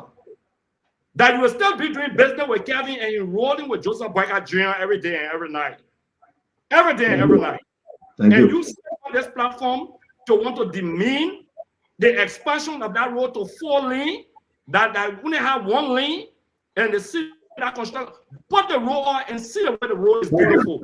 That is the CDC-led administration. When you do cosmetic presentation of street between rehab area Dwazon market area to the shuffling barrier area, and you want to run around to see the entire area is being electrified, this is disingenuous. And I challenge Spoon FM tomorrow night to be on the road and present to the Liberian people that road, the electricity is a challenge, and because that road was narrow, Thank you, Greg.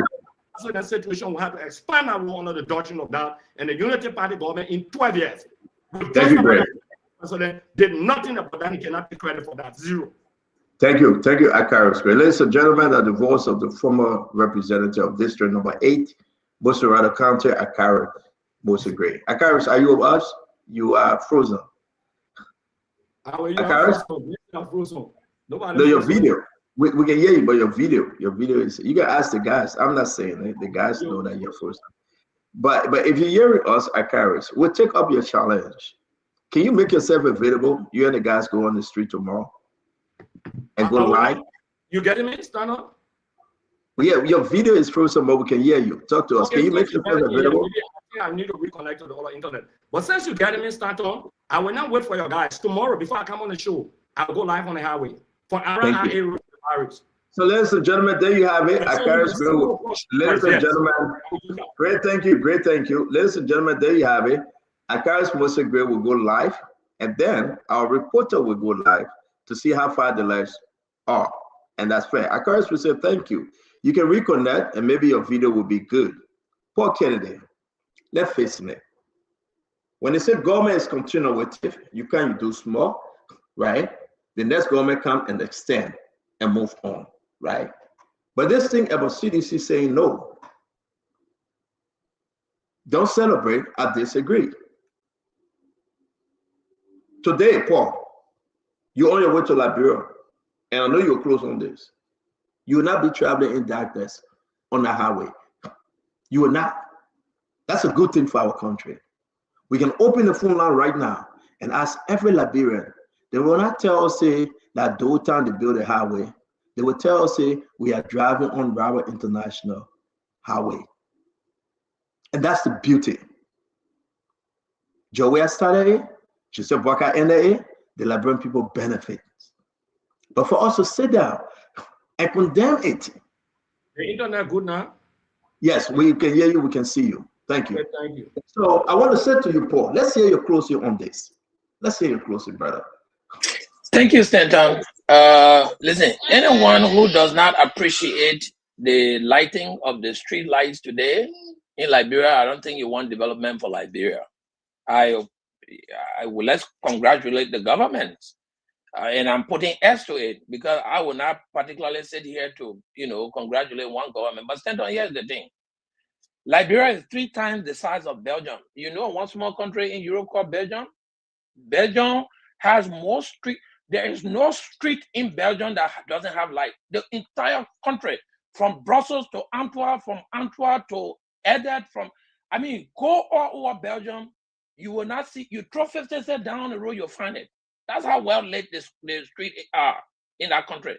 And you know what? One thing, that country has... We're talking about Africa, Liberia, then carry on to Europe, Belgium. No, but We're talking about Africa. But Stanton, you always... GDP we get, you can't compare with Belgium. You can't compare with Sierra Leone. Let's start small. Stanton, you always... No, let's start small. The men carry on with the European Union. And we talk about right in Africa. European Union are begging, giving out $21 million. All you can mental. Don't do this, remember. Yeah. And you know the funny thing? That small country GDP is 600 billion. 600. Our GDP is just 5 billion, maybe 4.55 billion. So what I'm trying to say is, listen, CDC does not have any morals here to discredit United Party. United Party does not have any morals to discredit CDC on this platform. Just stop that thing you're doing. These both parties have been given the opportunity to improve our country, to move it to the higher heights. They failed to do that. That Lanu then should be sitting down here and saying, you know what, this is mediocre. We from Lanu should be saying that because we have not had the opportunity to bring the kind of transformation our country needs. ANC should be making that argument, not United Party or CDC. So let's come to the real issue, Stanton. The real issue should be that these people in government should look at the developer reaffirming and committing annual budgets to committing our revenue to public sector development. That's the argument we should be making. Let them take all that money from the recurrent expense and now refocus it into where people's lives can be touched. What we are seeing here will not touch the people's life, and the people will continue to be mediocre. They will not be educated. Their healthcare will not be seen because the government is not focusing on them. That is my argument. But to say nobody appreciates what's happening in the country on the life, that's not what we are arguing. We congratulate governments for the lights, for the roads, but we think government should do better because it is their responsibility. They are obligated to improving the lives of our people. That is my argument. Thank you. A solid argument, a wonderful argument. We're going to bring in Emmanuel George. Dr. George, you spoke or you have not spoken? You spoke, right? Let's bring in Phoebe Herring. Phoebe? Yeah, so I love these CDC guys. They gave you opportunity, you drop the ball, but they will keep arguing about our time. We did it. We have project 1847. Madam Sally, United Party started the airport. CDC dedicated the airport.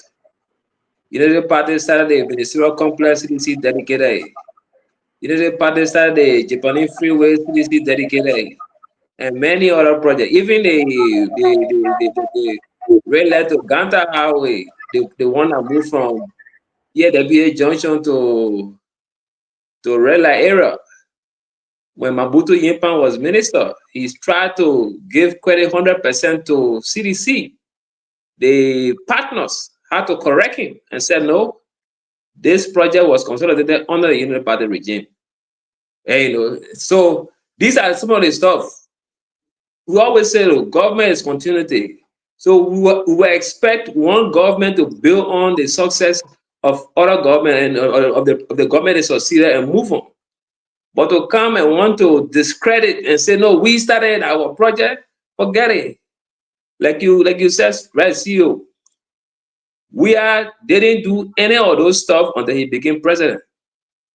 So you cannot come here and want to make it appear like we owns Liberia. Baka also is president. As vice president, you didn't expect him to take administrative decision. That rested on the shoulder of the president.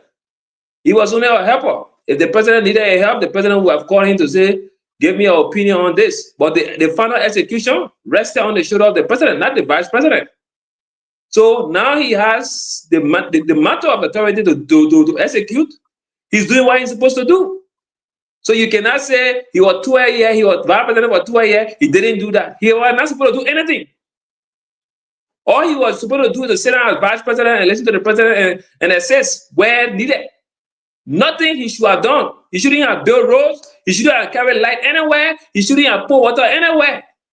As vice president, you don't owe the country any tax besides what the president asks you to do. And so you cannot come here and want to say the mayor of vice president for 2 years, he didn't pay road. Your vice president for 2 years, he didn't carry leg. He was not supposed to carry leg anyway. That is the responsibility of the president. So you cannot, now that he has the mantle, he has to do it. And we'll hold him to that. We'll hold him to the success and the failure of this government. We're charging. So we can't be here running that. So the RRO is a project that was celebrating, and the government was clear that they didn't electrify the whole route. There's a phase between that they said they're doing some work, and after that, once that portion is completed, they will also electrify. So they didn't say the whole corridor is electrified. Thank you very much. Fumi, thank you. Let me bring you one to finish up with Kev Hassan. Ladies and gentlemen, in a later year tomorrow, we're going to be having Madam Sisi Kapor, the wife to Richard Kuhn. She will be on our show tomorrow to discuss issue of family affairs here and discuss the way in which the number 3 person in government, Speaker Richard Kuhn, what's been going on. I mean, as of now, we all know with all the documentation that he's still married to this lady, all right? Yeah, in America. But we have the second wife also here in America that he married to. So Richard Kuhn, the speaker, married 2 women. What's going on? Yeah, in America. And they have the document. And this lady said, Sisi Kapor said, she's still married to Richard Kuhn. She still have those documents. So wherever you may find yourself, it will be a very, very interesting conversation tomorrow. And we want to say to all of you, just come and be part of it. If you can't find, if you don't want to be part of it, that's okay. But we will be discussing and having a full conversation with Sisi Kapor. She's ready to tell it all. Did Richard Kuhn marry her? What's going on? What's going on? A lot of stuff will be out of the bag tomorrow, and we encourage you. Is Richard Kuhn a U.S. citizen? Is he a green card holder? Those documents, were they revoked? How many times you can apply to the United States government for citizenship? And who all applied for Richard Kuhn? The first wife, the second wife, or both? Ladies and gentlemen, it's very interesting. It would not be easy. For citizenship. The second wife applied for citizenship. The United States government said, well, how many women you have out there that you married? So, Speaker Richard Kuhn will be discussed tomorrow on the show. And understand, we are not discussing Mandela Cooper. I have no interest to discuss Mandela Cooper. I'm talking about the Speaker of the Republic of Liberia and his wife. She says, Stanton, I'm still the legal wife. We got married in Delaware, and I have the documents, and we have the documents, and I will show you. I didn't win you, and I don't know. No. So we want to say to you, it will be a very interesting conversation tomorrow. Come and join us. Let's have some great conversation. Yeah, other people say that 5 or 6, but we're discussing about. Let me bring you one to. Tomorrow is very exciting. So again, in my closing on this, Stanton, I did not say this entire project is not good. I travel all the time to RIA. I appreciate having electricity at RIA. I think my argument was fundamentally on, the mentality, right? It came back to the fact that I still remember the idea of dragging the president to go to Papulu Kante just to launch a hand pump. That's the mentality I'm speaking about. And I think from that point, the president said he's not going to launch any project again at a minuscule. And when we continue to celebrate these things with the national, making it look like a national scene, it's very concerning for us. I think in a way possible, in fairness, maybe I did not start that. We acknowledge the government's help in ensuring this. That's the most patriotic way to go about it. And I agree with you, Stanton. We should appreciate things when they are done. But I think what we must also recognize is that we must think about, let's do comparative analysis with other countries nearby. Let's look at Ghana, let's look at Nigeria, let's look at, Sierra Leone. Our governance methodology must not always be CDC. Even as a citizen, it gets terrible. Every time you present ideas, you're placed in a box to say, okay, CDC did not do this too. But the Unity Party campaign to present better alternative of governance. And whether we like it or not, it's not the fair basis of argument to always compare the United Party with CDC. When we go through the argument, people say, oh, no, you shouldn't be doing that. Because today, I did a whole write-up comparing the fact that United Party spent $270 million, and there is no single hospital being constructed. CDC constructed 3 hospitals. So, again, that's not a fair way to be able to argue these things. Then the other thing that also very important to recognize is that even in the Magibi era, we must aspire. Vandana Patrick from Magibi, we must think about other communities that are far away from electricity. We're just talking about street light here. Places like, Wheeler, for instance, Upper Wheeler, Central Wheeler, even other places like Boston, that Akarage spoke about. Are we going to let out the electricity corporation just because they put out street light? There must be communities that are far more needed than also street light. Let's think about how we holistically decentralize electricity to most communities that need it. And I think that's where my argument is. But again, we have government for this, and we hope that they can be able to see our criticism in the right trajectory. When you have your son and he's the only book man in the house or in the town, it's good for you to take that child from out of the community, because he will burn down that community fully. In other ways, he can be of great help. He can open study class and teach the Smotra, SSO, and ABC. They're not talking about methodology. You're talking about the people that say that they care about methodology. I mean, let me frank. You want to talk about methodology and approach and reapproach? So many years, there was no methodology to put street light. So many years. But that's more than being violent. You say your camera on out, you take a second thought. It's that our brother went to school and we happy for you. Double master, we praise God for you. The methodology that people will eat, the lab moving. It's moving. Now street light will eat.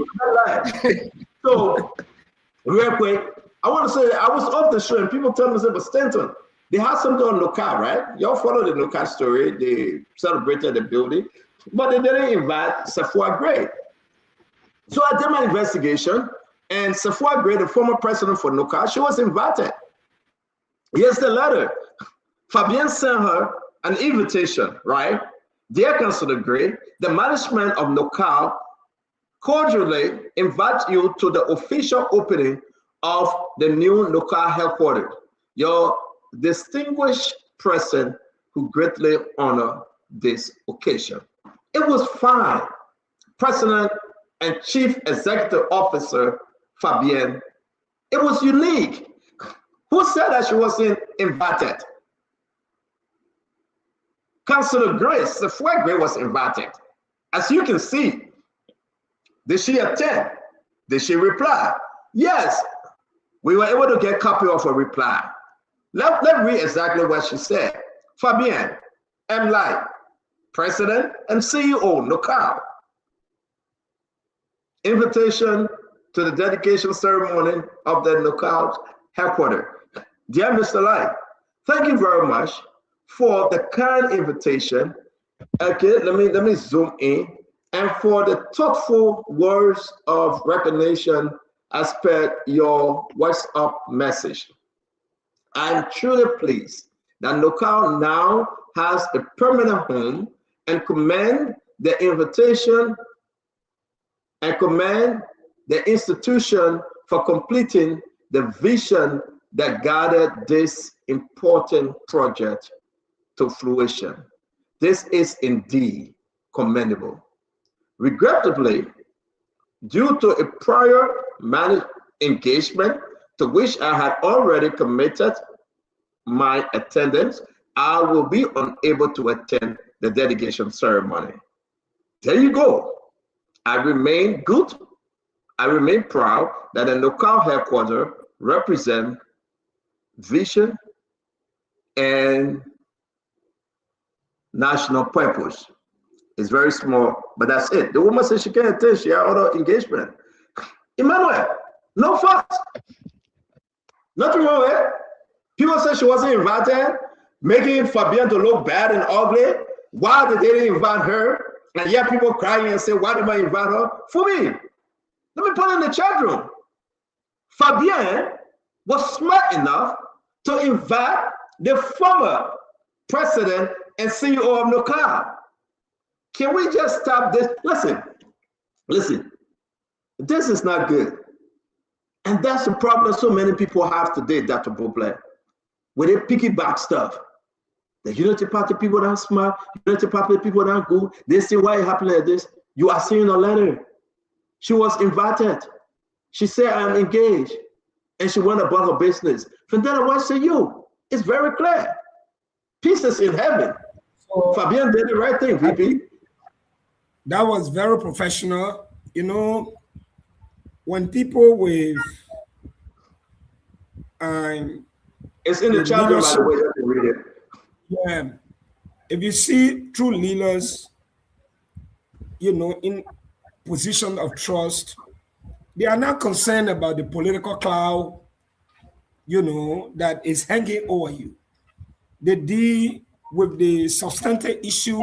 There's no way, absolutely no way, that the former CEO of NOCA, Safwa Gray, were being left out. And I really, really appreciated the fact that she was formally or officially written to show up at that program, to recognize the work done by her leadership under the George Weah administration. But I saw it as a missed opportunity, because this is a political project, whether you like it or not. There has always been this debate. Weah project, JMB project, Ellen project. This Bailey, I would have expected she show up. She was going to be given the platform to speak and defend the George Weah administration, defend her leadership, and send a clear message that her legacy at NOCA was unique and it was not something that should be questioned. You will lay down everything, the negative perception, the speculations. Imagine from a CEO. Let me hold you there before we bring in Dr. Beauplan. Fandela, though, this is very, very interesting, and I brought you here this VP. I was driving when you guys were on the show. People believe that Fabian just ignored Safwa Gray. And we're like, seriously? But this was so professionally done. This was responsible to invite not only Safwa Gray, but other people, I'm not going to mention the name. They went above and beyond. I heard my fellow seditious say it was bad, that they didn't invite Safwa Gray. They would have taken a phone call and just asked Safwa, she was going to say something to them, maybe. But here we are today, she was invited. Respectfully, professionally invited. So see, there are always good people in government. And that's why I don't like to stereotype every government. Even in the CDC, we celebrated certain individuals. Working in government doesn't mean you are a bad person. You can work in the bad system and reform the system. And so this new CEO of NOCA, I mean, he did it very professionally. You know, creating, in fact, they are PS, professional colleagues. Thank you. 10 years from now, they will be in different positions. Thank you. I accepted the fact that I agree with you. I brought this up because the Liberian people need to hear because the people watch this show, they follow the show. Dr. Beauplan, we should stop this thing in our country. Not everything will be palatable. Not everything will make fuss about. Not everything will lie about. Not everything will say it was bad. These are the documents to show that the former CEO of NOCA was invited, and she said, I had previous engagement. I can't make it, but I wish you well. Then, Boba, how big is this? Actually, to me, Stanton is not big, but I think it's noteworthy because the current CEO and the current leadership of NOCA, I thought, did the right thing, did the professional thing, did the courteous thing. You know, institution building is partnership. You know, it's like running. What's it called? I think you pass the baton, right? You pass the baton. So I do some, you do some, and then we build and sustain the institution. So the current leadership invited the prior leadership, and I think they did the right thing. The fact that says you're not available, hey, as professional courtesy, and she responded properly, she probably wasn't available. I can't read nothing into that. That's what she said. That's what she said. I disagree with my good friend and brother, though, VP. I don't think if she had gone out there, it's an opportunity to go and defend anything and talk about what you did and what they didn't do. What you did and what you didn't do is already public record. If they invited you to that kind of program, you go and you're a dignified guest and you participate. I think overall, it is good that NorCal has a permanent home. I would like to see NorCal now become a revenue-generating, serious institution that can help us really get to this oil exploration, and the people of Liberia can benefit. I also like to see, even from the lease money or whatever the rent for those blocks, I'd like to see that become dedicated fund and not just used lavishly. Dedicated fund for critical areas like education and sanitation, healthcare. But I think this was done well, so I don't see anything there. Again, we just got to share this because we got to be on the money here to discuss issue of national concern. And I think Fabienne and I should respect to Safwa Gray for even replying to the invitation. Emmanuel, let me hold you there. Let me bring in Gray, and then Gray actually is cousin to Safwa Gray. They have that relationship, family relationship. Let's hear him, and then we'll come to you, Iman. The Honorable Carlos. Yeah. I'm fully cognizant of the fact that NorCal Road, I don't know who been running around that NorCal didn't right. Okay, it says some sedition. I think it's a sweeping statement against sedition, and it's unfair. That's the politics we say, stay out of the politics downtown. Okay, NorCal Road. I don't think you should say some seditions for saying this and that. It's unfair because nobody flagged that issue, not even on pages. I don't know anybody who flagged that issue.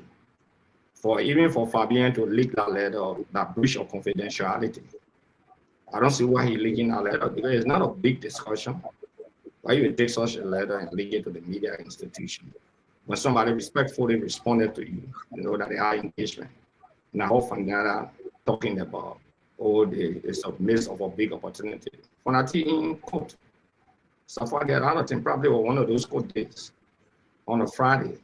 You don't know the reason for which, I'm just saying you don't know the reason for which she said, oh yes. She respected it. Even told her and said thank you, at least for completing the project. She appreciated it in the communication. And that's why I shifted the debate to this. The debate, not into the debate or continuity. We're getting somewhere. Nobody debating and we are doing nothing. Nobody saying that vital project, they are saying government is continuity. And thank you very much that we are holding on to the theory of continuity now. And maybe subsequently we'll go beyond continuity in 2026. But I think it was a fair communication to her. And it was a fair response to them. But I don't think that communication coming out was fair enough on that. What the politics about. Even if somebody said, oh, and maybe they didn't invite or what a big deal. I don't see a big deal about that. Safwa is a respectful person, like you said. She's my cousin. I'm in the full knowledge of that from the communication game. I had a conversation with her, and she respectful the way she did. So I respect her for that. Thank you very much, Akaris Gray. And to tell you this true, you said we should take the politics of it, but you blame Fabienne for giving the letter. You don't want me to tell you who gave me the letter. You're not like it. So don't blame Fabienne. Fabienne not the one that gave me the letter. Well, thank you, sir. So I would just leave you on that one, please.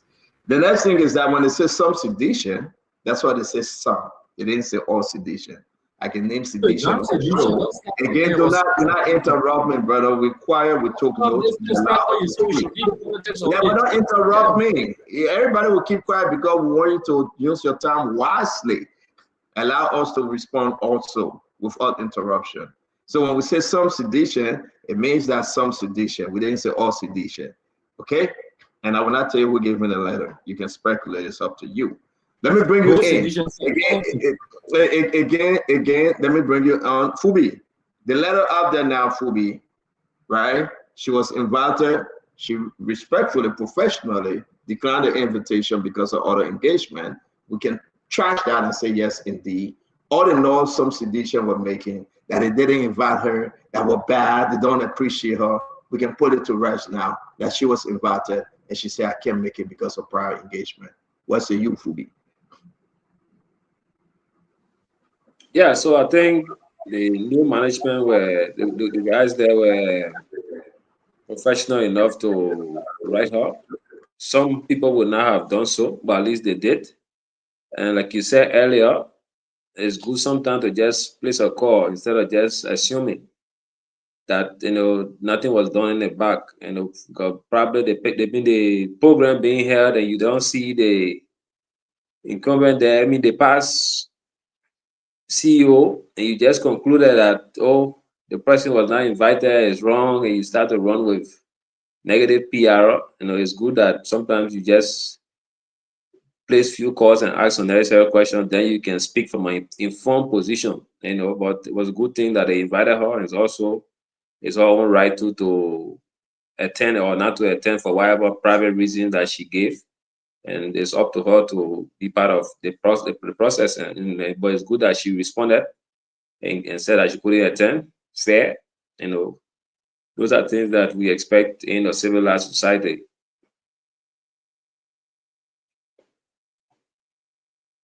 Say thank you very much, Fubi. And when you are mature and professional, you do the job uniquely, and that's exactly what we are seeing. Let me bring in Kev. Let's close on this. I want us to move the next one, which is important. You remember the Damo business with Serena Seaforth and Musa Dean? I want us to talk about that. Just drop the ruling in the chat room. Now, we ask a question. Do you think Serena Seaforth or Musa Dean open apologies here? We will discuss it. Kev, Safwa was invited professionally. She declined the invitation. I think, again, Centron, you're being so clever of avoiding the actual fact that the building, Safwa Gray, through His Excellency George Manawia, built that local building, because it was nothing. So what your boy Fabian is doing is so cloudy. The water just muddy everything. Oh, so no sedition out there talking about it. Nothing, because all we talked about, we can show the proof. We can show everything, down to signing, everything that Safwa Gray did. She did everything. So well, I think my friend Stanton is doing, instead of us talking how the building get there, he's talking about invitation. The invitation alone shows that they acknowledge that CDC built it. So let's talk about the good thing that CDC did from the thing that they say CDC ain't doing nothing. So instead of us talking about it, and the two doctors up there, I thought let's talk about the under President Weah, the good things that Unity Party said President Weah destroyed. So that one of the things that President Weah destroyed the country. That's what we need to talk about. Not the story that Safwa said. Safwa told us she was invited. She said it. She put it openly. She said it. She told us. We know. She said it long. So we know. That's strange to me. But let's talk about some of the thing that President Weah destroyed the country. That's what we need to be talking about. But my brother Stanton, you know what he did? He's switching it.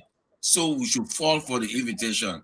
I want to hear the two doctors. Will you guys fall for that thing? Seriously? Yeah, but they have spoken already. I'm sorry. We'll move on. What should I tell you? No, I've not spoken yet. So Emmanuel, sorry for that. Let's hear one, two.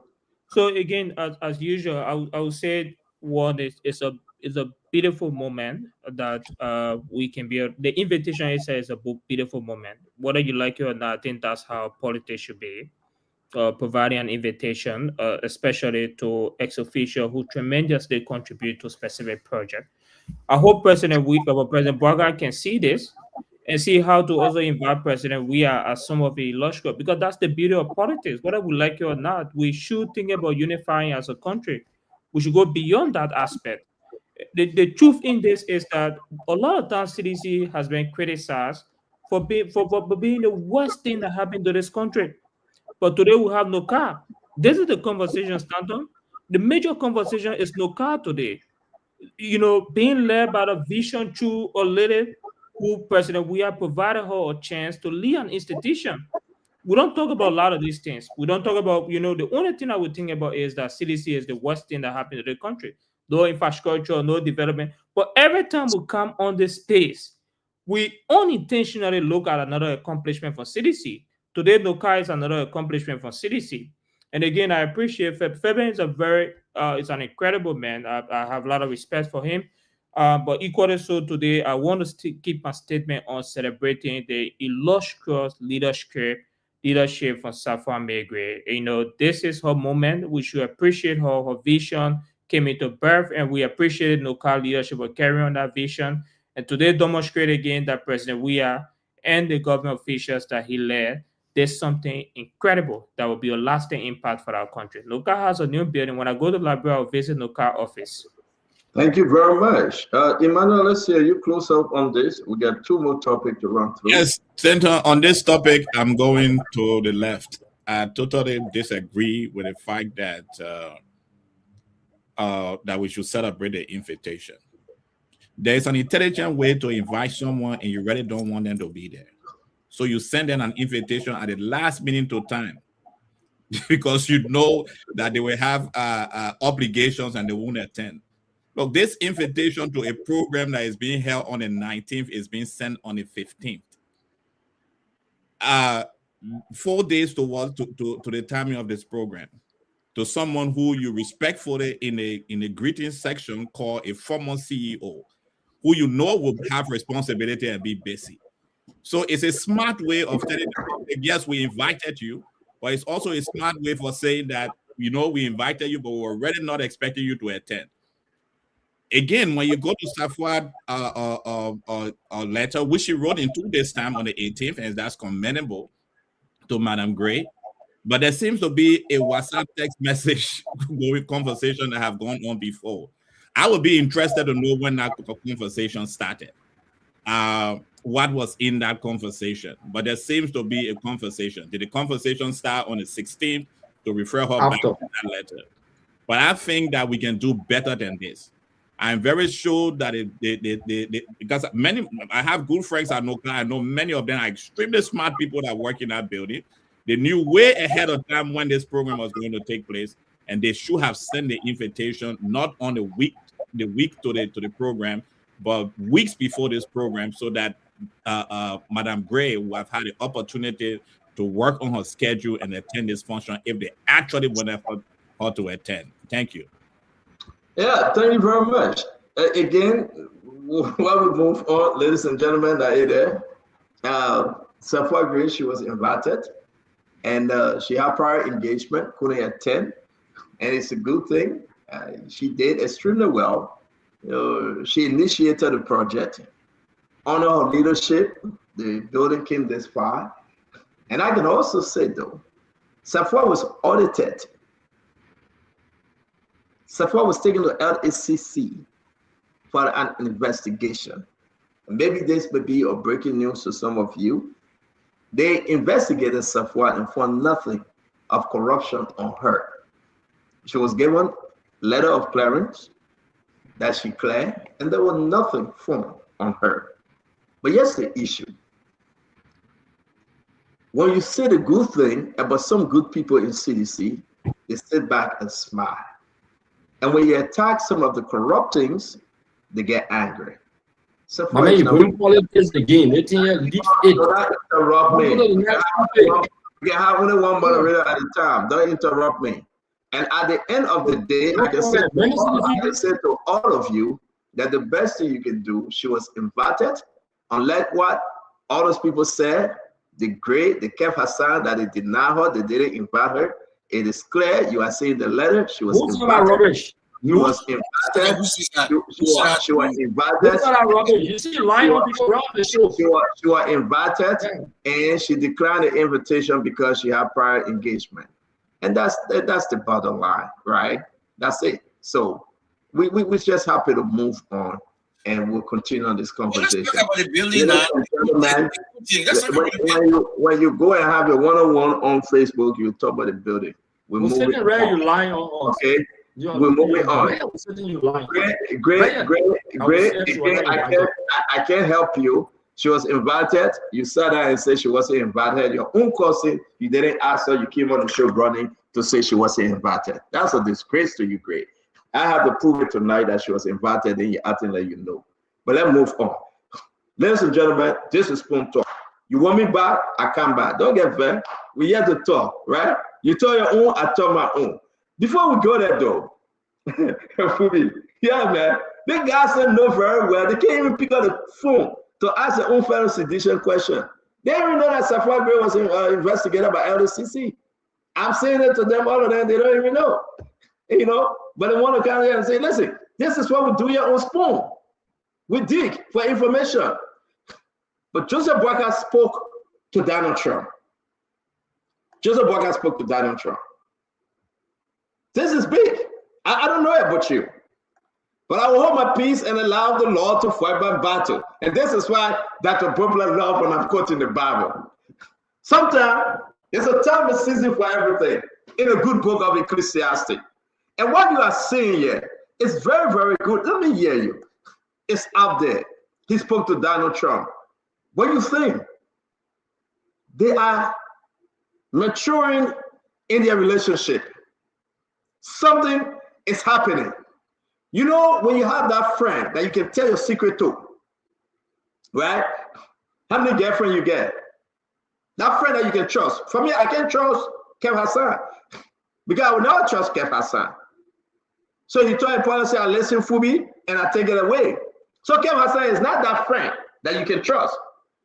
But I think Joseph Boakai have that friend that he can trust. And that friend now is in Donald Trump. I think so. I think Joseph Boakai, from nowhere, he had built this relationship with. I don't know about you, but let me ask you. Then I guess a surprise I will bring up. Let me ask you. Let's bring in the Lenny guys from Dr. Clarence Mobile. We don't know where he is, when he's coming back. But let's bring him on. This thing about the relationship of Joseph Boakai and Donald Trump, man, it looks like Donald Trump on his way to Labrador, something of that nature. But this relationship is getting so unique, so special. The only thing now, Joseph Boakai got to sell something that Donald Trump buy and have Liberia. What say you, Paul? What say you? Something is happening here.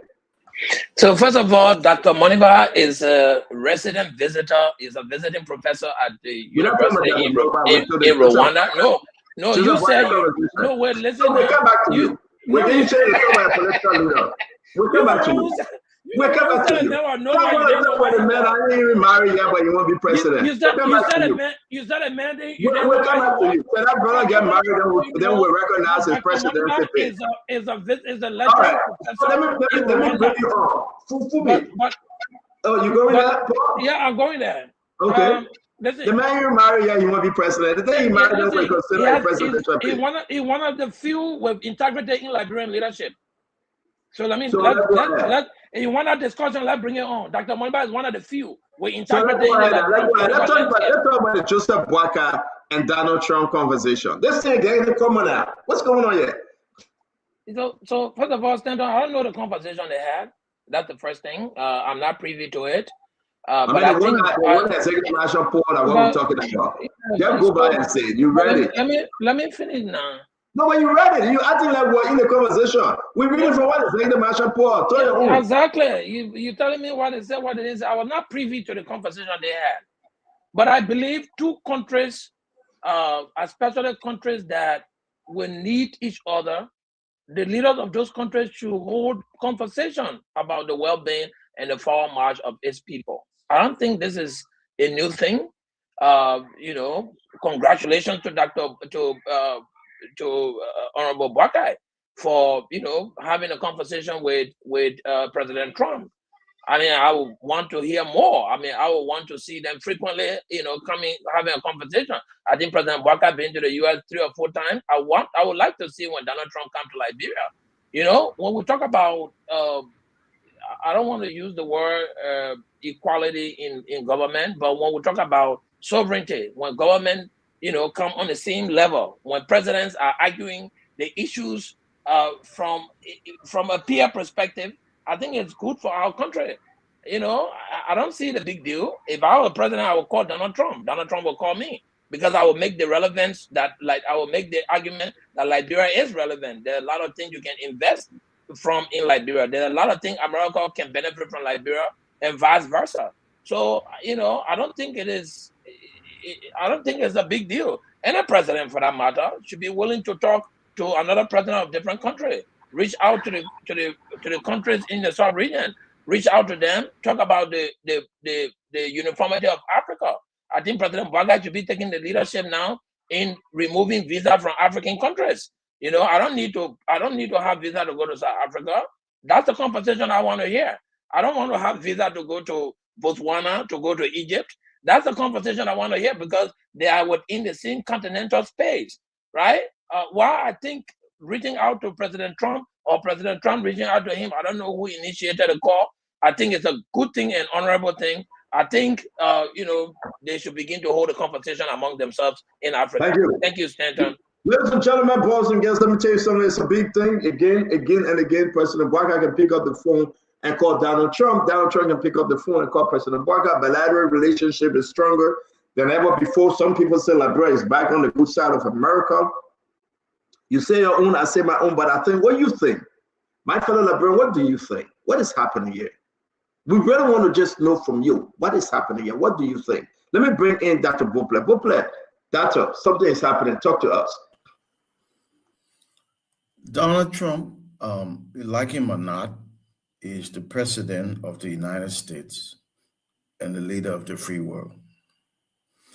The single largest and most resilient economy in the world is that of the United States. That's important.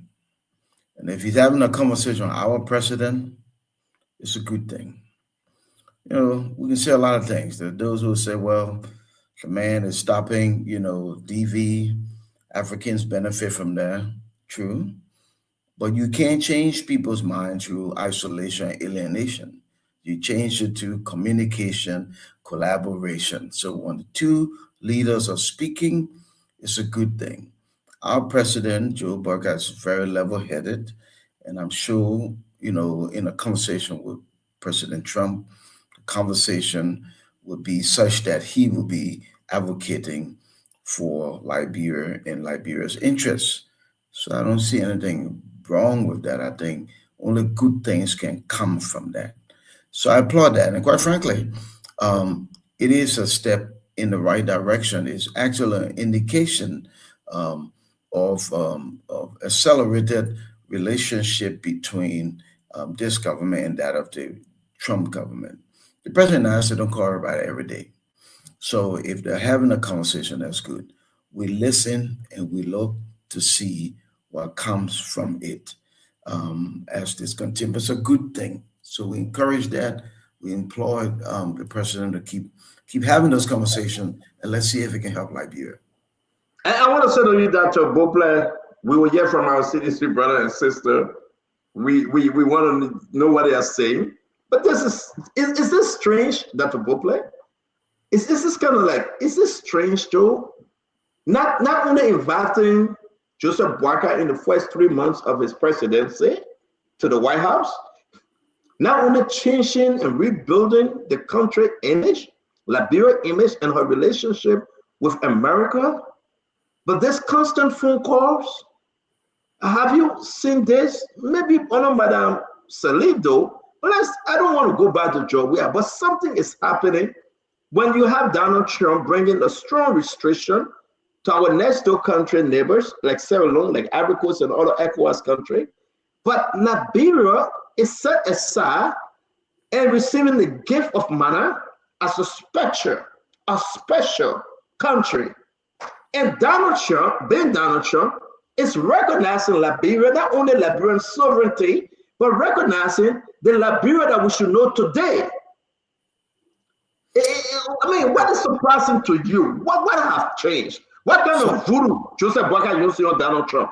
If there is any medicine, What is happening? That is Joseph Boakai taking something from Foya because they make it. And when he think about Africa, he think about Joseph Boakai. I mean, what's going on here, Dr. Brooklyn? What's going on? So Stanton, if the president got the voodoo, then by all means use it so we can get resources, thousands of jobs created here in Liberia, put our young people to work. But I will say this. I think the president is in his mission moving in the right direction, but it's also a credit, I believe, to his principal support assistant in that area of diplomacy. I think Minister Beslo Yanti is doing a good job. Remember, Sarah worked with the UN before she came to Foreign Affairs. So I think there are a lot of things happening behind the scenes, and I believe that her agency and her leadership has something to do with that. So that the President of the United States will call one of the 54 presidents on the continent of Africa is significant. It's fair for us. So let's see where it goes. Let's encourage the president to be an advocate and to keep the thing at the level where the United States government keep their conversation. What do I mean? America always does what's in the best interest of America all the time. Her interest drives her foreign policy. So we too come to the table. You know, if you can talk to the big guy, hey, put your stuff around the table. It can either be yes, no, or maybe, but it's an opportunity. Let me bring in Akaris Gray here. Akaris, talk to us about this constant conversation. It's not the first time. It's not the second time. It's not going to be the last time. Joseph Boakai probably have sent an invitation to Donald Trump on his first trip to Africa. If he will attend, probably it will be Liberia first.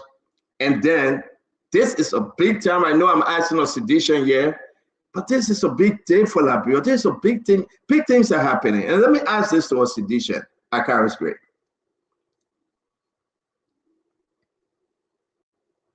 Akaris get internet trouble. Let me bring in Jean Combre, Kev Hassan.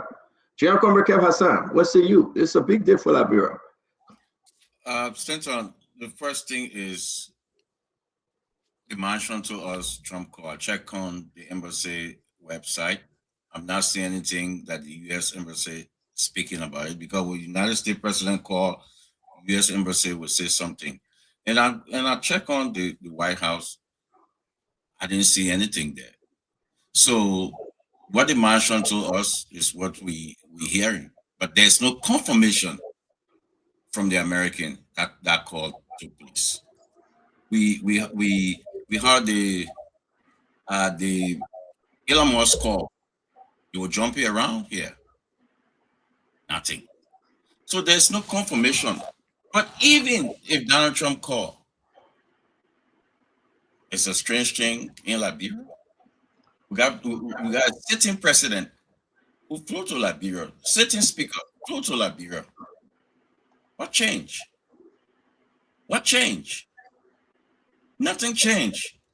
It does that slave mentality that, oh, the president will call. You saw what happened in Kenya. The president of Kenya, Joe Biden, took him to the White House, put him behind his desk on the seat. But the people in Kenya were on the street and said, we are not satisfied with what our government giving us. The people were on the street. So what kind of mentality, what kind of slave mentality we have in our country? Because they call, which the American yet to confirm? Guys, you check on the website, the White House and the U.S. Embassy, nothing. We know that this government is a lying government. It's a lying government. So for me, I don't see anything, and I don't take it because I'm not seeing the White House or neither the U.S. Embassy confirming this. So you guys can check. They say it, and then we run and believe it. Come on, man. JMB is a notorious liar. He is a notorious liar, and this government is very notorious in lying. So for me, I don't see anything in it. I think we should be talking about the bread and butter. What happened today? Today, when folks calling OKFM, other stations, and say this is the worst Christmas. The worst Thank Christmas. We'll get it. Thank you. We'll get it. Let me bring in Fadela Patrick. Disagree or agree? This happened today, and I don't know what my brother Kev is researching. Maybe he can go to AI. It will help him. But let's hear you, Fadela Patrick. This is powerful, Fadela. Let's hear you. I mean, what say you about this engagement? Put this in context. When countries around the world want to befriend the United States, to the extent they send their lobbyists to book an appointment with state actors, not the president, Secretary of State, senators, it's a pride for them. When I was a fellow in DC, many times at the Capitol building, I see ministers from other countries standing in front of offices of senators to take photo and send it back home. It's a morale for them. I used to sit and laugh. I'm like, wow. So to see a sitting president of the United States, having previously interacted, extended invitation to 5 presidents from Africa, and had that connection with His Excellency Joseph Numa Boakai, and jokingly say, you speak good English. You know, fast come through joke. Coming back, and it is followed by calls. I want to give it all to the Minister of Foreign Affairs. Initially, I was against her confirmation. Those positions have not changed. But over the period of time, she has rebranded the Minister of Foreign Affairs. She has improved the diplomatic relations between Liberia and the United States. It's a privileged opportunity. Let us be very clear. President Trump is somebody who is very intentional. His government has shifted from A to trade. You speak the language, he wants to hear your work together. He's concerned about trade. It's no longer giving you money. Listen to them. They are not giving their money. I listened to the Secretary of State, Marco Rubio, somebody I really, really enjoyed during the 2016 election, and there where I grew admiration for him.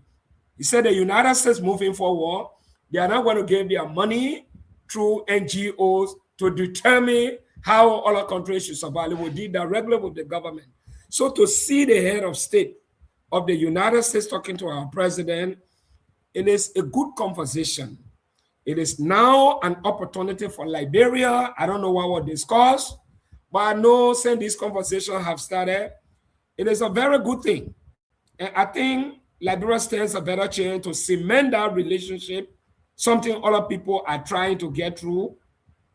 And you take a cell phone, put this in context, CEO in Liberia. Imagine I'm sitting somewhere and President Parker calls me. He said, Mr. Patrick, you are in the country. We just want to tell you, thank you for being a Liberian advisor. Or they call Akara's Gray. With all the debate you're talking here, the day President Parker called him, he said, Mr. Gray, I am very proud of who you are in the. I don't agree with you or your criticism, but I'm talking for your country. He will be smiling.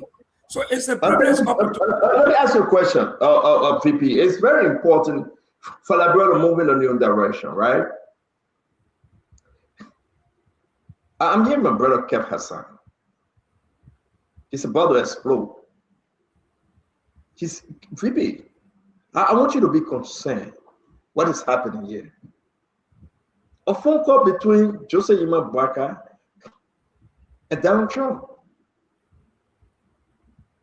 What do you think the anger, that anger, what do you think coming from in sedition? They never expected this to happen. No, I'm not, I don't want to say anger.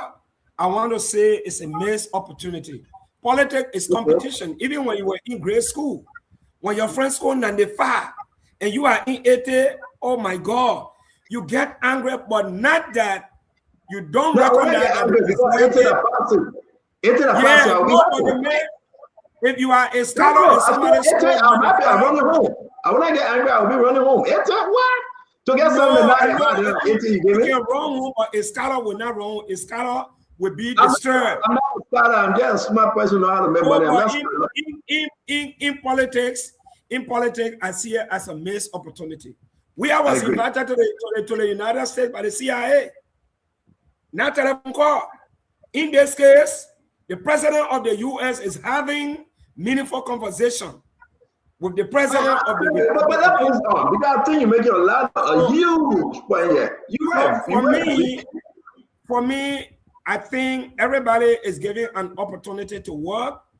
And let me say tonight, the Minister of Foreign Affairs is really, really working. I must say that.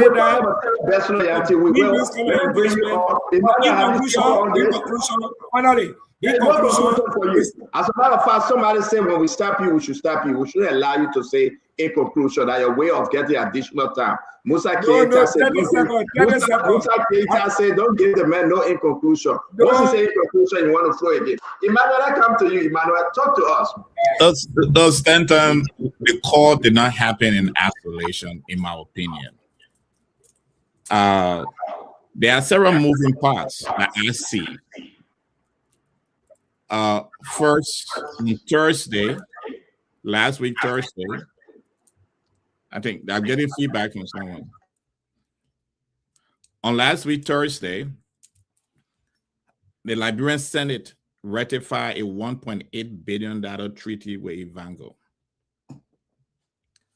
The respectable professor of international relations, Dr. J. Peter Pan, a staunch supporter of the current administration here in the US, was the lobbyist for Ivango.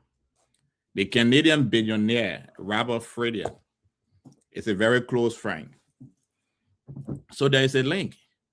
That was signed on Thursday, and there's a call on Sunday. Sunday is a friendly day anyway. For a president to call you on Sunday, it shows relaxation. It shows development of some form of friendship. It also shows confidence for the president of the U.S. not to call you on a working day, but a very friendly, safe day on Sunday. So that's great. It's great for the image of Liberia.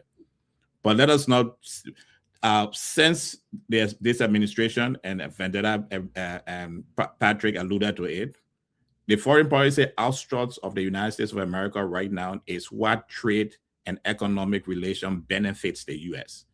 And Liberia have done that with a $1.8 billion deal with Ivango that will pass with 5GSP on Thursday. But this is my concern, Stanton. And many of the panelists have alluded to this subtly. With that call, I would have expected that the Ministry of State and the Ministry of Foreign Affairs should have amplified at the level of CNN and BBC. Not only in our local media or on the executive mansion page. That will also give us the level of credibility that we are talking about on this panel. That this conversation up to now is still within a realm of the Liberian government executive mansion page. And those of us speaking on Spoon FM, not to say Spoon FM is not a laudable platform, but we expected that we will have moved our lobbyists to make sure that this conversation had a line on CNN or BBC or some kind of foreign international, a strong international media that would give a lot of credibility to the conversation that was held yesterday. But again, I want to commend President Boyka, commend the Liberian government, but definitely this is based, in my opinion, is based on the fact that we have signed a lot of economic deals that is benefiting the interests of the current administration, and therefore Liberia will be a darling ball. Unprecedented though. Between 1980 and 1985, the U.S. government pumped $500 million into Liberia. It was a big thing during that time. Some of us researched that when we were doing our degree program as to why that happened. But what happened? Between 85 and 89, the U.S. government pulled out of Liberia subtly and did not return until it was investigated and concluded that the diamonds that were used for 9/11 transited through Liberia, and the U.S. has decided that we have to come back to this country to solve that problem. Yeah. I would say before we bring the other people in, listen, Ivango D went through the Senate, the House, all of them passing. The president received a Sunday afternoon call from Donald Trump, a beautiful thing, right? Emmanuel, thank you. It happens. And I think it's a good thing. Liberia is not in the mess Liberia was in before. You know that. You can explain it. Something that Mr. Cummings fought against. Even though thank you for passing that. It's unique. Liberia should, yeah. Now, if you have issue with the Ivango bill, right, that's fine. The HPX, Ivango, that's fine. But did President Bouakai receive a phone call from Donald Trump? Yes, he did. Is a relationship stronger today than ever before? Hell yeah, it is. What you want? A good relationship? But passing a deal? Or how you want to spend this, Emmanuel? But I don't want to listen to you on this one. I want to bring in Akaris Gray. Let's listen to his side of this story. Akaris, I hope your internet is stronger. They get something out there called Starlink. It may help you. Talk to us, Akaris. Like you buy it for me. But look, no Liberian president, man, from Ellen Johnson Sirleaf to Bouakai had any bad relationship as a president with the United States. Ellen was rolling with George Bush and King Dance and get our book and say we should read. Clinton sent mosquito net to Liberia. Ellen was a darling.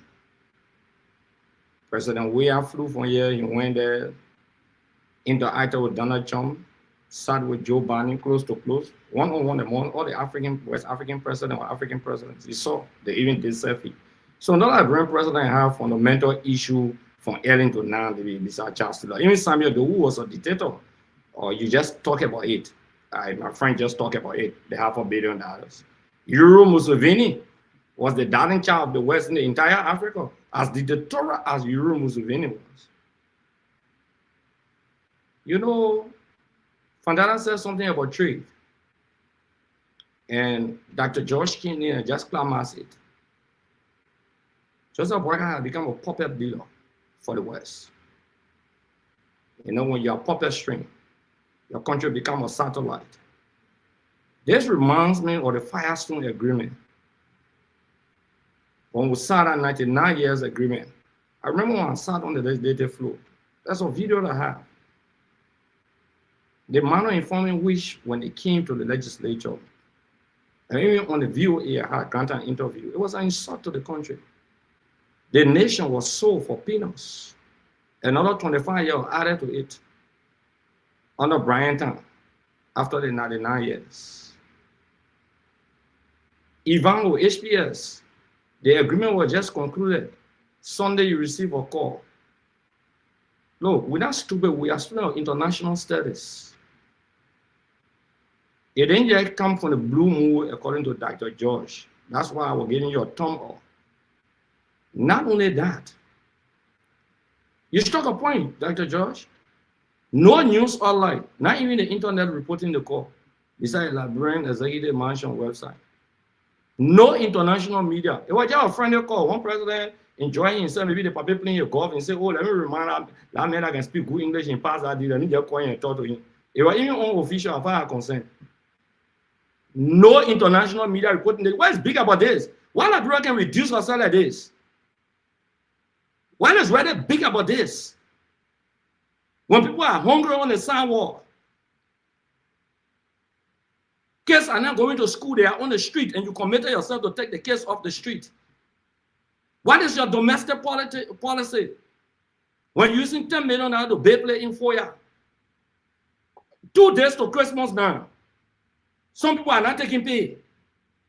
And people say we should make this call a big deal. That why we former Thomas Stanton rightfully said that why we get the people food right on the show tonight. That why we eat. You take the resources, you give it up. Some senators criticize the agreement. Some representatives, they criticize some of the agreement. We bastardize the country. Bouakai was there for 3 years from 2009. to 2012 January, 67 concession agreement in office the signature to agreement. John Modu says 66 were bogus. The old man is selling this country. That trade, you tell you Donald Trump get interested in Liberia. Anything you want from Boyga, you want Nana Boyga, even go sell Wologisi. Thank you. And leave nothing for the people of this country. We gotta be rebel ourselves. People must man up and speak truth to power. That is a strategic position as a member of the United Nations Security Council, a non-permanent member. How do we use the power we have? In conclusion, we sat down in the Swedish embassy closing this coming year by August. The court aid to Liberia. Thank you, Greg. We got to move on. Is heading this country, then we got to move on. Ladies and gentlemen, that's how we do this round table. Fubi, before I come to you, right? Let's talk about the HPXD that will pass. And everybody on the show will follow it. Fubi, this is hypocritical. This is bad for CDC. If this is the best CDC have to offer, there's no coming back for them 2029. Now your business, you people will not come back. Great. What do we do? We're just selling for the bad because you don't. Oh, you're attacking CDC. Every day you attack CDC. Great. What do you do? We have to meet you for the bad. You know what I want you to do? I don't want you to tell me. Yeah, you can't wait for your time. So when you're ready to talk, then we'll bring you on. We gotta talk one by one, right? My fellow Liberians, listen to this. There's a shame on Akari's grave. That's why he left and go in the back, because that's a disgrace. He cannot stand the heat. That's a disgrace. How many sedition you have as senator? Forget the house. For me, Nathaniel Falo-McGill is the chairman for CDC. Opposition black in the house. Betwawe is there. That Joseph Boaga signed on there and ratify it? For me, that Joseph Boaga had no medicine law? Don't stop a joke, man. What kind of foolishness Greg talking on the show tonight? What kind of Tabata and nonsense he talking? Tabata and crew mean nonsense. What kind of thing is that? 12 years honorable man. Is he an honorable man? How can he sit here and talk and interrupt all day long? Let me reset this thing. New year, new thing. We are not going back to that nonsense and we say yes. No, we will hold the government feet to the fire, but we got to tell the Liberian people the truth. Tell Akari's grave to ask Nathaniel Falo-McGill if he signed on the HPX deal. Tell Akari's grave to ask Betwawe if he signed on the HPX deal. Tell Akari's grave to ask Creton Donkey or Sedition if he signed on that. Tell Akari's grave to ask Snow that's supporting Joria every day if he signed on that. Should we go ahead, Fubi? Should we go ahead? These guys then come and talk. Nothing in it. They sign on it. They make it into law. They pass the concession. Tell Akari's grave to ask Abache, former pro-tem of CDC, if he signed on it. Go ask him. How we sit here and listen to Akari's grave, talking Tabata on the show every day. Did he sign it? Did Apache sign it? You two will forget.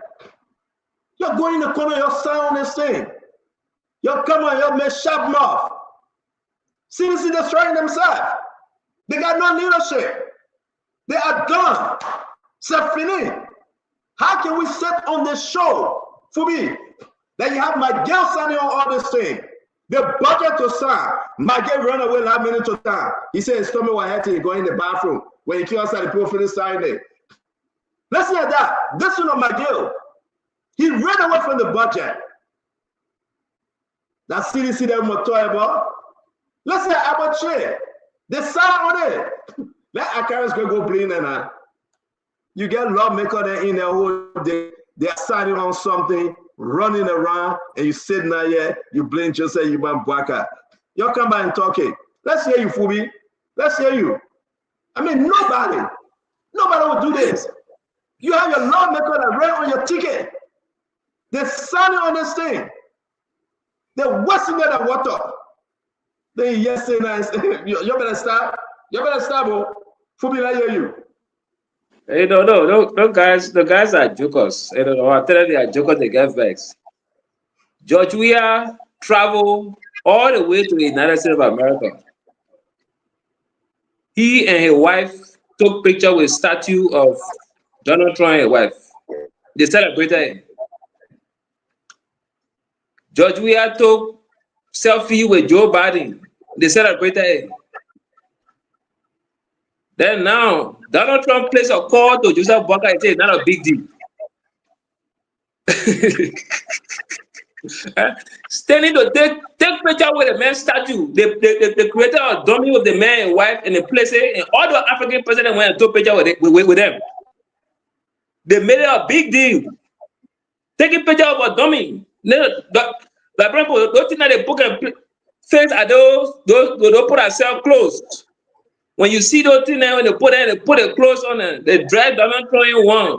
They put the picture in nicely. Joe, we had to picture with that. They will celebrate that.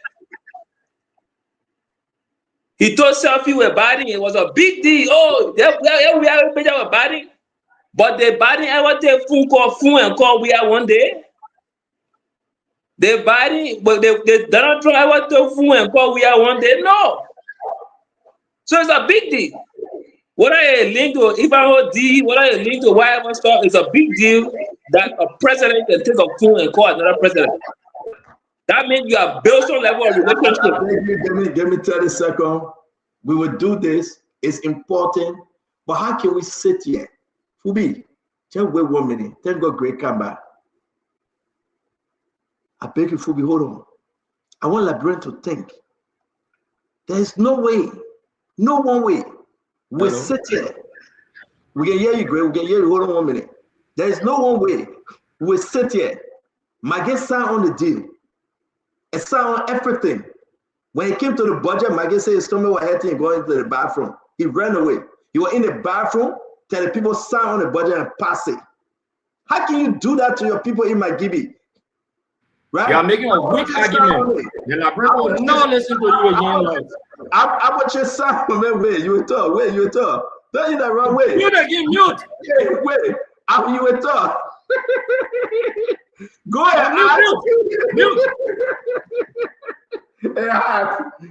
For me, they got him to go ask the federal sedition. You will sweat to that. Mute. Why they doing that on CDC? CDC is bad. We continue. Continue.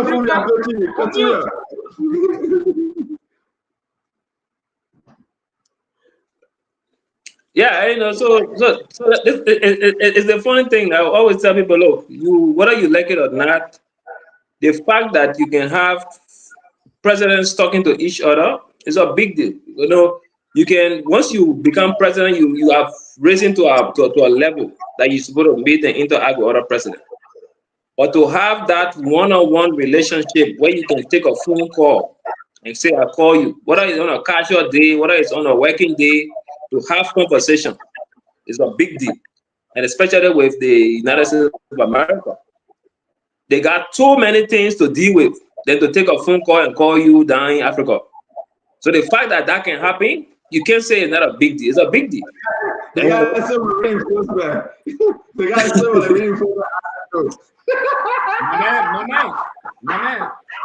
What did I hear you? They got some reinforcement. You couldn't authority get on that show.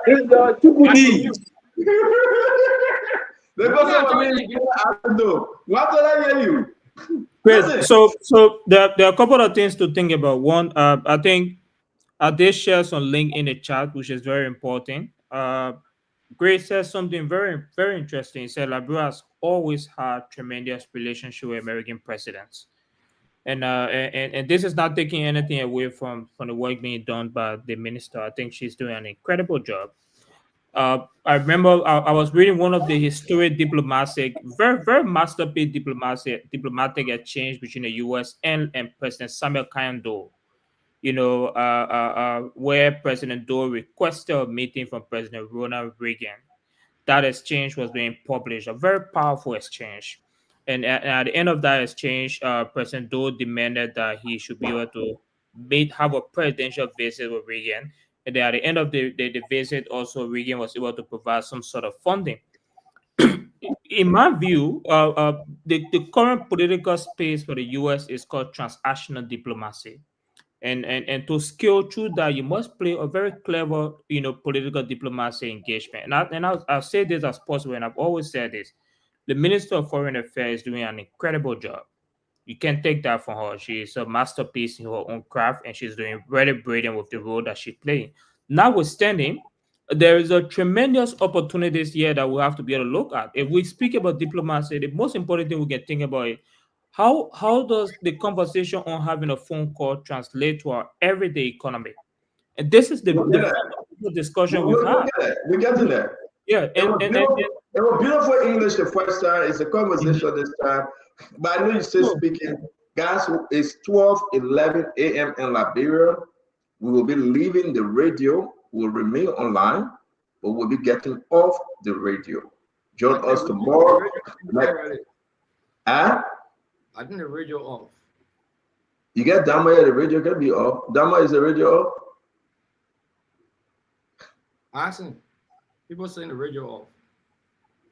Dama, is the radio off? One person said the radio is off. That doesn't confirm that the radio is off. The radio is not off. We announce when we are going off radio. I want to remind you, don't forget tomorrow, we're going to have CC Paul in studio. She'll be in studio tomorrow to talk about the wealth of the speaker, Richard Cohn. She coming on the show to tell it all tomorrow. And there will be a big one tomorrow. We want to announce to you again. She'll be in studio. We'll be discussing issue about what led to whether they are still married, whether they are not married, family issue, properties, and everything else. You want to join us tomorrow as we have a conversation with CC Paul. Again, Dama, thank you very much. We look forward to you.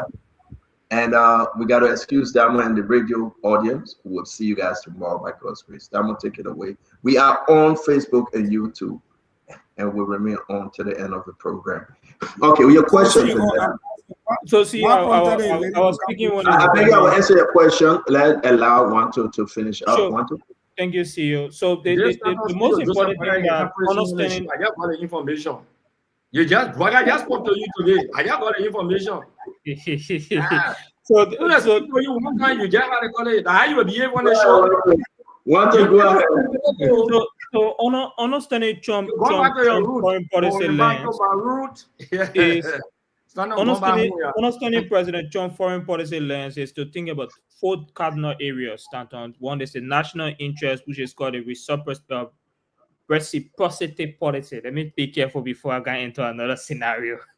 And that policy in itself is what Liberia gained 3 years of visa in, which is a very clever policy that we don't talk about. And then there is security partnership, there is trade and investment. And I think the aspect of trade and investment, Emmanuel said it as perfectly as possible. It's a modern scape of foreign policy diplomacy. So when we're having this conversation, my most important is what area we are tapping at. And a couple of things that we are not tapping into, Stanton, is one of the areas is the Fulbright scholarship. The U.S. is offering more than, if I'm not mistaken, 14 to 16 scholarship to each. We get about the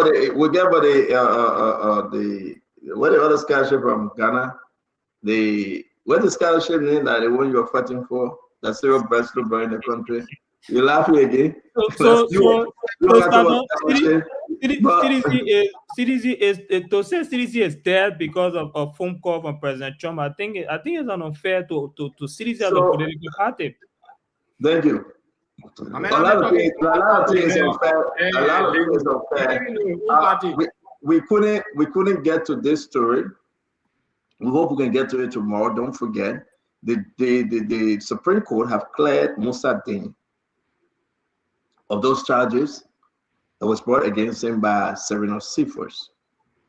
These are the documents. The Supreme Court cleared Musa Dini of those charges that was brought against him by Serena Cephas. Do you think Sereno Cephas owes Musadin an apologies? Do you think Sereno Cephas now needs to come and speak to this? We have Yemin Bese. We have the Associate Justice of the Supreme Court, Yusuf Takaba, and we have Associate Justice of the Supreme Court.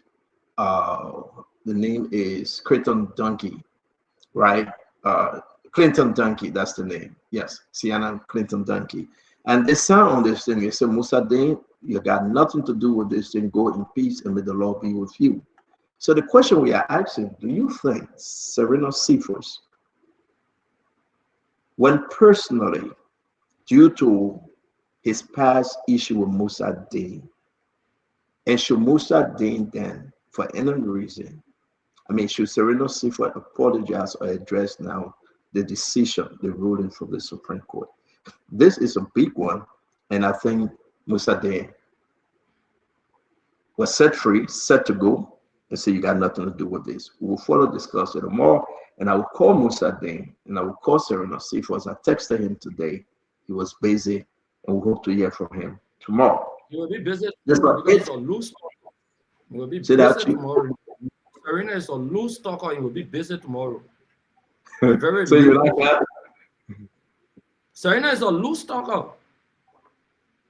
Are you saying that he will not come on if you say he was busy? I will come on. He allow Musadin on the show here because personal issue against Musadin. So we got the 8 million roll for money. There's a big issue here, and I want to read something to you. Tomorrow, we hope we get a chance. I reach out to all parties involved, and it is important for you to know there's a $8 million, Emmanuel, that will disappear. 8 million that disappear. But we are working with this story, and it is interesting, right? You got to understand the custom commissioner at the port, his name is Samoa. His brother that's Samoa at the Central Bank of Liberia. These are allegations. Upon the Senate hearing, 8 million went missing. They discover it. We will talk about this tomorrow. It involved the LRA, it involved the custom, the port, and LPRC. But again, Amos Stewart say he's not part of this. He was one of those that helped discover this issue. $8 million. GSC is heading the other team for the committee. We're hearing the name of commissioner at LRA. We are talking about, I will share the information with you guys. $8 million went cuckoo, $8 million went missing. And again, these people are investigating. We will get to the $8 million roll form. Who took the money? Were there any money missing? We will tell you tomorrow. Small talk is very interesting. So I want to say to all of you, on this note, we'll pause to give our own closing on other issue. The personal issue was good today. The role was better today. And, and other conversation, again, it's getting too bad. On the budget, only 2 people that didn't sign on the budget. Can anybody name me the 2 individuals that didn't sign? 28 senators signed. One person said the stomach was healthy, so that 27, and that person ran in the bathroom. That was Nathaniel Faro McGill. He said he had to use the toilet. He went in the bathroom. His stomach was healthy. He ran in the bathroom. But imagine though, on a budget with $1.2 billion. On a budget with $1.2 billion. Yeah, you look at Senator who talk about me. On a budget with $1.2 billion. Can you imagine that in this life, right? McGill ran away. And you also have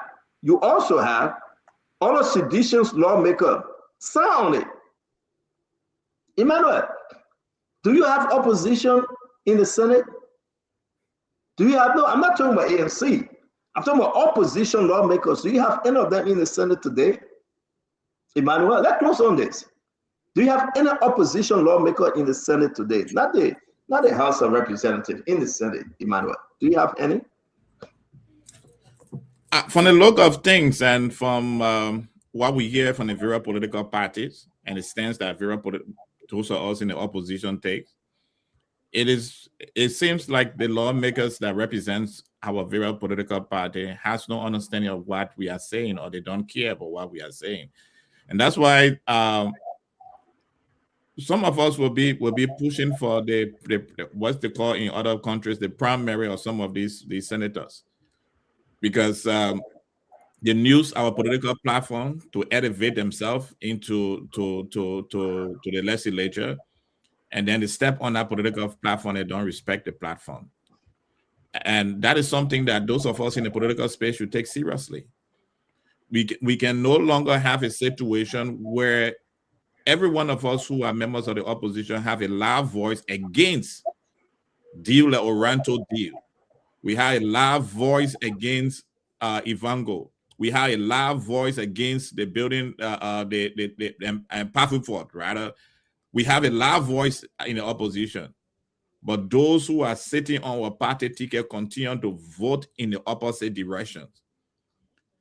We should, in the opposition start getting very serious with our lawmakers. In fact, we expect them to start talking. While we are talking on this platform, they should be talking in the legislature.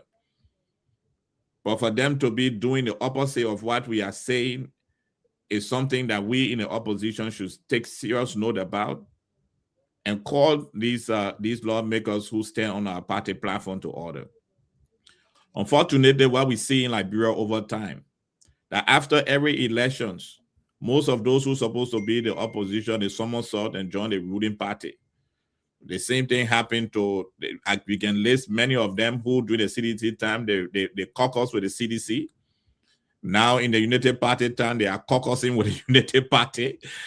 And the next election with the ANC win, they will work out caucus with the ANC, but that will be the last bus stop, because we expect our senators and our members of the representatives to represent us and not to represent the wrong interests of the government.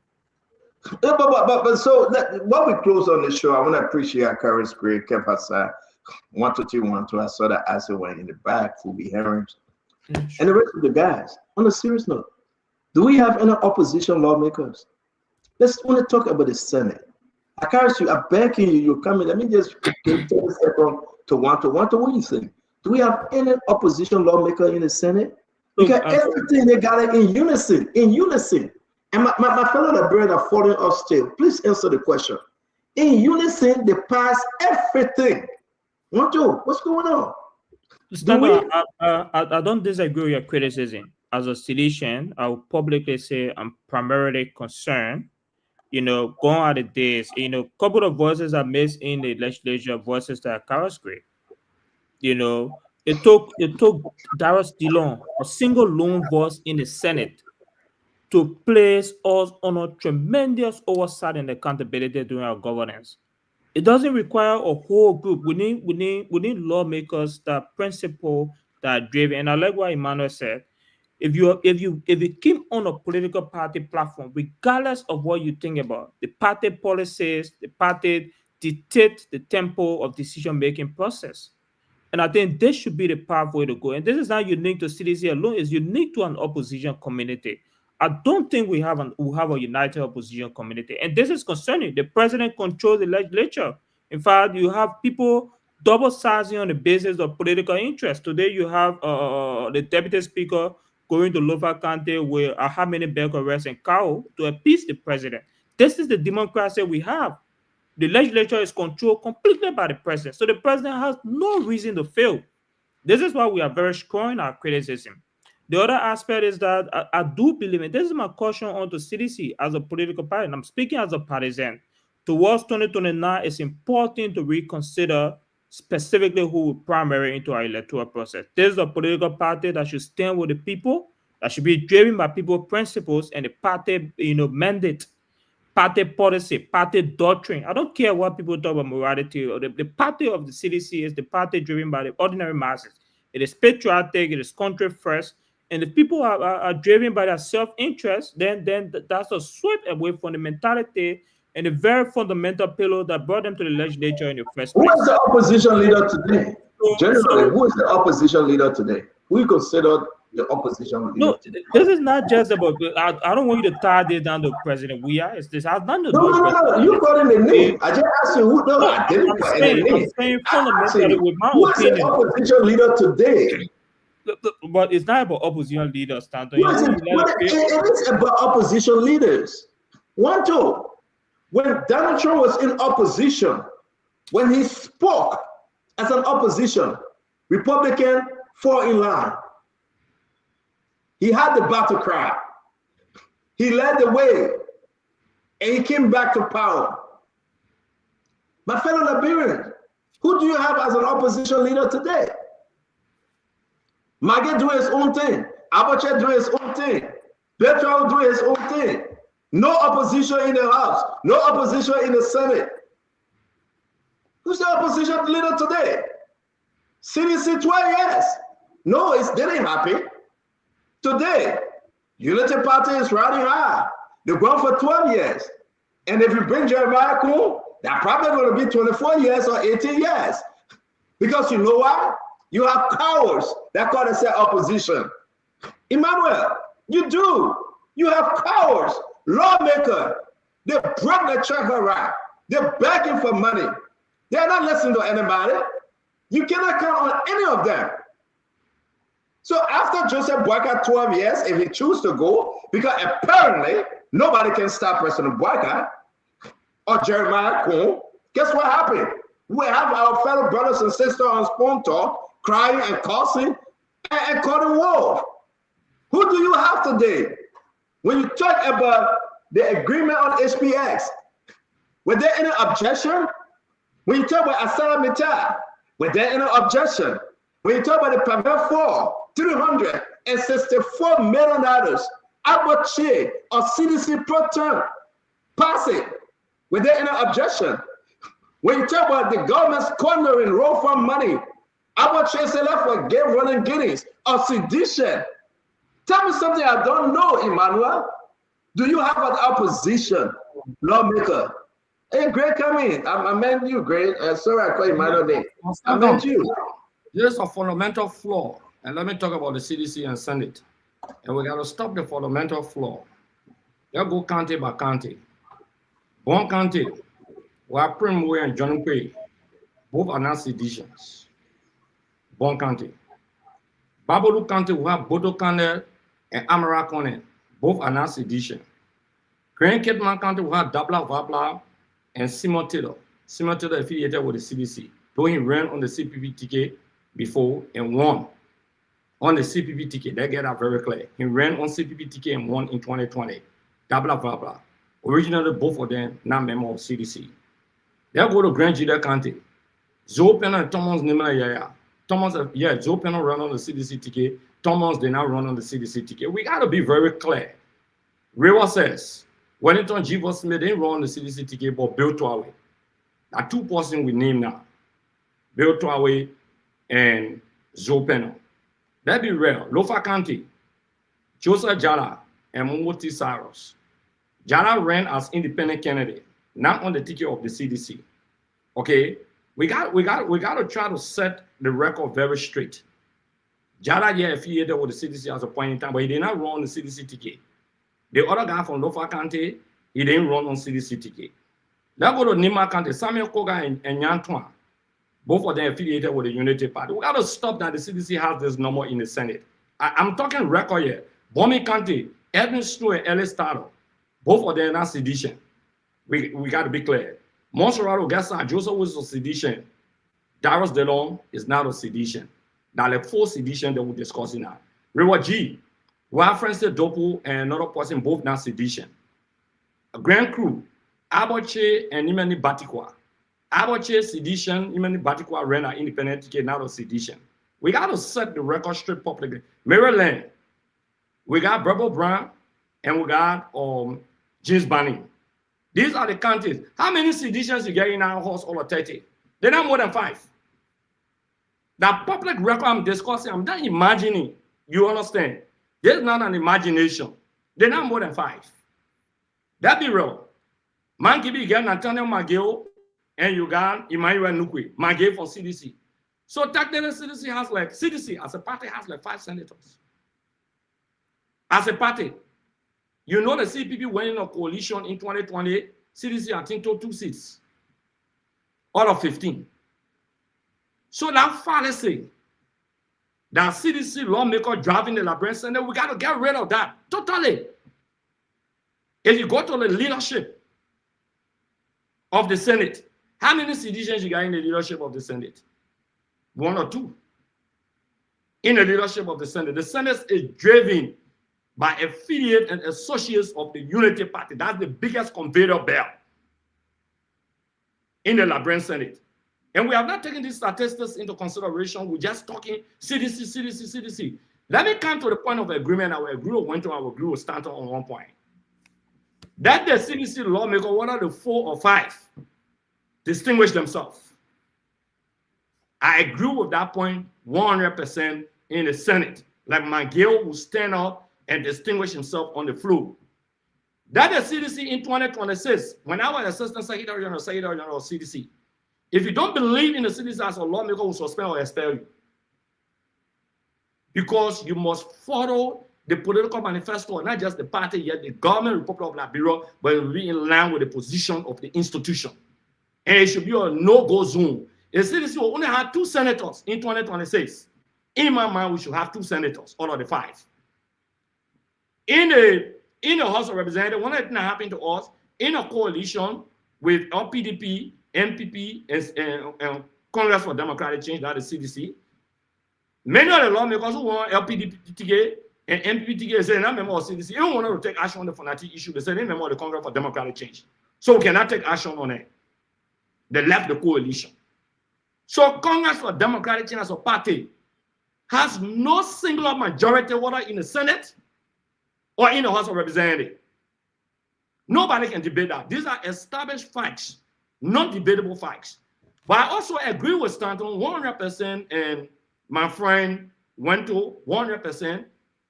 I would be called a radical, and I'm proud to be a radical. If you know House of Representatives, you can stand for CDC, expel the person from the party.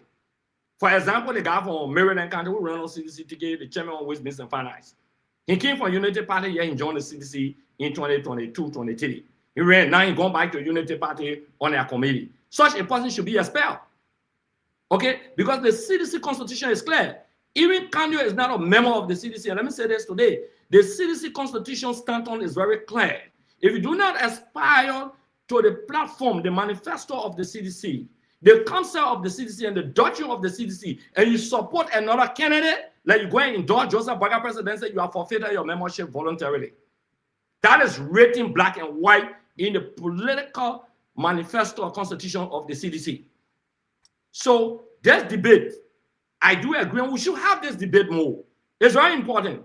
We should have this debate because when I was caucus chairman of the CDC in the House of Representatives, when I was Secretary General Assistant, you can't do that nonsense. When I was caucus chairman of the CDC, when we say we're taking a decision and we're paying due, we all pay that dues. Not only that deal, when we speak and lead the caucus of the CDC, we're very clear. You either be a member of us or you leave us. And we're not joking about that. But again, Liberia, we don't have a kind of a law where people get elected and they go to another political institution. Take, for example, in 2017, 19 senators, minimum 19 senators endorsed Joseph Boakai, including Abache. Including Abache. Abache did not run on CDC ticket to become a senator. Maybe you don't know this today. Initially, in a runoff, he came to the CDC. Okay, in 2017. A lot of people don't know this about that. So Abache ran and won in Grand Cru, endorsed Joseph Boakai in 2019. You can research it now. We want to go into it. He endorsed Joseph Boakai in 2019. So it's not strange to support Joseph Boakai or support normally Senator Robert. So it's not strange. But take for example, Nyantuan. You left the budget, you say, oh, I didn't vote for the budget because I walk out, according to him. I walk out because Mita still were there. Stay on the floor and vote yes or vote no against the budget and be clear. If the entire legislature that happens to be a conveyor belt want to go to the Unity Party, they should go there. We should give space to other people like Josh would say, Dr. Josh would say, that will give space to other people who are more qualified, who are competent, who believe in their political institutions, ideology, and doctrine to stand. In Ghana today, when you deviate from your political institution in the Ghanaian parliament, and join another party, you have forfeited your membership automatically as a parliamentarian. We don't have those kind of restrictions in our laws, in our legislations, in our constitution. We don't have that kind of legislation. Today, look at Thomas Farah. You call a man rule. You said the West Indian about it. I don't call Thomas Farah rule. You asked me the question, you started on the show, I told you I will not call him rule, right? But today, the man giving 20 cows. Unity Party celebrating. They created another 2 districts in Lofa County. You know what? In Foya, that is the 3rd populated area. Not in Vonjema. Vonjema is the 4th. Zozo is the 2nd. Instead of 2 districts going to Zozo and going to Vonjema, they carried it to Foya to get Nimane or space, the Internal Affairs Minister, and give Farah or space so they can contest on 2 different areas in the country. These are the kind of things we're talking about. So I was very clear. You saw Winter when I said Farah must be expelled from the party. Everybody was saying, oh, great, you know you want to. I said he must be expelled from the institution. If I had my own will, Sir Joseph would have been expelled a long time from the CDC because he had fled, he had deviated, he had done the worst. Forming a political institution violates the doctrine of the CDC. So not just CDC, all the political parties will have to be strong. It got to be very clear. I remember at the point in time, United Party had to suspend their lawmakers, some of their lawmakers, and we have a history of suspending and expelling lawmakers. So the CDC does not have a majority in the Senate. We got to dispel that notion. As a party, we don't have more than 5 people on the party in our Liberian Senate. The rest of the people are surrogates, majority of them of the ruling party. They are maximum conveyor belts. They have nothing to show to the country. It's dangerous for the power march of the country. I don't care who feels bad about that, but I'm very clear about the Senate and the House of Representatives. The House of Representatives, in fact, is a rotting position. Great. Thank you very much. Let me announce. We thank you, Honorable Akaris Gray. Ladies and gentlemen, this is the worst embarrassment ever on the face of the earth. I want you to go to the National Election Commission, NEC website on Facebook, or just Google search it. I want you to go down to 2020, 2022, 2023, and work your way up to even 2025, when Sam Koga ran. See, all the sedition I ran are sedition. Let's only talk about the Senate. Stand on, call their names, please. I beg you, brother. Hey, brother. I beg you, we get your time, you talk freedom. Yeah, go counter by counter the dead. No, I will not do this. You got freedom, my man. Just hold your peace now. I beg you, honorable man. Thank you, sir. Today, look around you. Even if there's a 1, even if we have only 1, Russell, 1, Asido, you ask yourself, is that 1 in the interest of the opposition CDC? You have Cretan Donkey or sedition. Cretan Donkey. Great, but don't do to me. Just mute yourself. But they think nobody asking for explanation. Great, just be patient. We got to bring us on too. We got Zopeno or sedition from Grand Judah. I'm not talking about those that are affiliating. No, I'm talking about sedition that ran sedition. Cretan Donkey from Sano. Zopeno from Grand Judah. And at 2, you got to listen though. You have Augustine Che or sedition. Where Augustine Che coming from? Which country he from? And at Sano? Or you can find out. And at 3, we have Nathaniel Fallow Mageo. And at 4, we have Betwele. And at 5, we have Councilor Jala. And at 6, from Lofa. He ran as independent, no. He ran as independent. That NAC record is discussing. He ran as independent. Stand on, we're not do that tonight, that NAC record. But Queen, you will not interrupt. That's what you shouldn't do. We patiently listen to you. You talk. Even if you want to correct me, hold your peace, you'll correct me. I beg you, great. Let allow the people to listen to us. We know the thing hard. So, Russell, I can't want us to be on 5 only. He said we must stick to 5. How many times we things to waste more, my brother? Wait. No, great way. We tell you, wait small. We got Sir Joseph. And Sir Joseph make it 6. I take Jala from there. Let me take Jala. So great, you need to stop. Great, you need to stop, man. You are not on the show. You're wasting your man at time. We got to go home. Let me name it over. I beg you, and y'all listen to me. We got more than 5. Russell. Sure, let's go. We got more than 5 sedition that they don't even trust their own party. They are in line. They are blooded in line with anything that comes. Right? Listen, you got Zoe Pennon from Grand Jide. But Greg, be quiet now, Greg. But stop this thing, my man. Exercise some restraint. Let the people understand all about it. I ask you to agree with me. No, Greg, just waste my mind. We will say it over and over, you say interrupt. Zoe Pennon from Grand Jide. We got Creighton Donkey and Augustine Che. That 3 from Sano. Right? We got Sir Joseph. That 4 from Mosferado. We got Nathan Faro Magay from Magibi. That 5. We got Betwawe. That's 6. Right? We're not talking about affiliate. It's okay. We give it to them. If you add the affiliate, it go to 11, but I'm not talking about affiliate. Let's stick to the 6. Are there anyone out there that can add or subtract? Am I making a mistake? I stand to be corrected. Help me out. But you get 6 sedition. Powerful sedition. Hell yeah, he was a protest sedition. We can add him. That make it 7. Ladies and gentlemen, can you just imagine for one that all the senators, all of them, agreed with Joseph Boakai on everything, Russell, that went through there? They pass it. The budget, they didn't say no, they pass it. HPX, they pass it.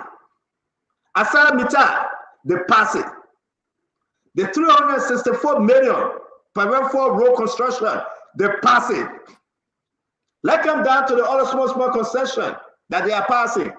The re-ratification of TIA, cancel it. They agree with Mr. President, cancel it.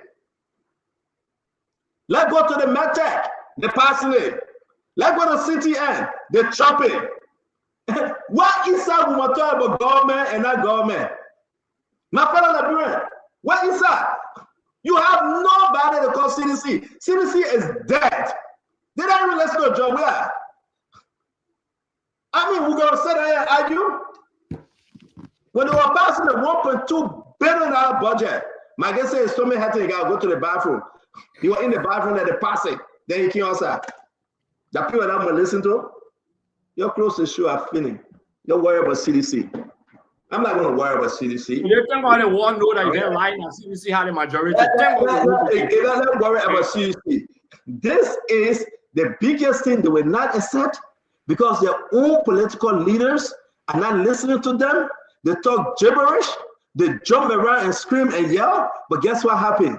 They go hustle in the back. Those lawmakers, they don't even trust George Manawia. They will not listen to John Manawia. They get no opposing views and opinions and policy that they're bringing out this new. They are just in the same old. They're passing everything Joseph Boakai said. Then they will say, I can't and say, go cause no spoon talk. And your best friend, let me bring it.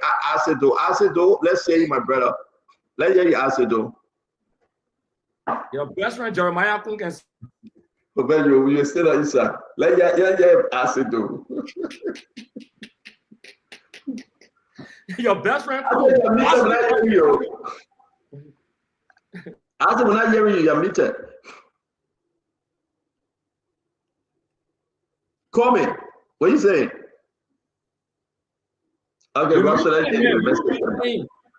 No, I didn't touch Ase. He's not muted. Go on mute. Yeah, let him go come back. Go come back. I didn't touch you. The message you muted. The message you muted.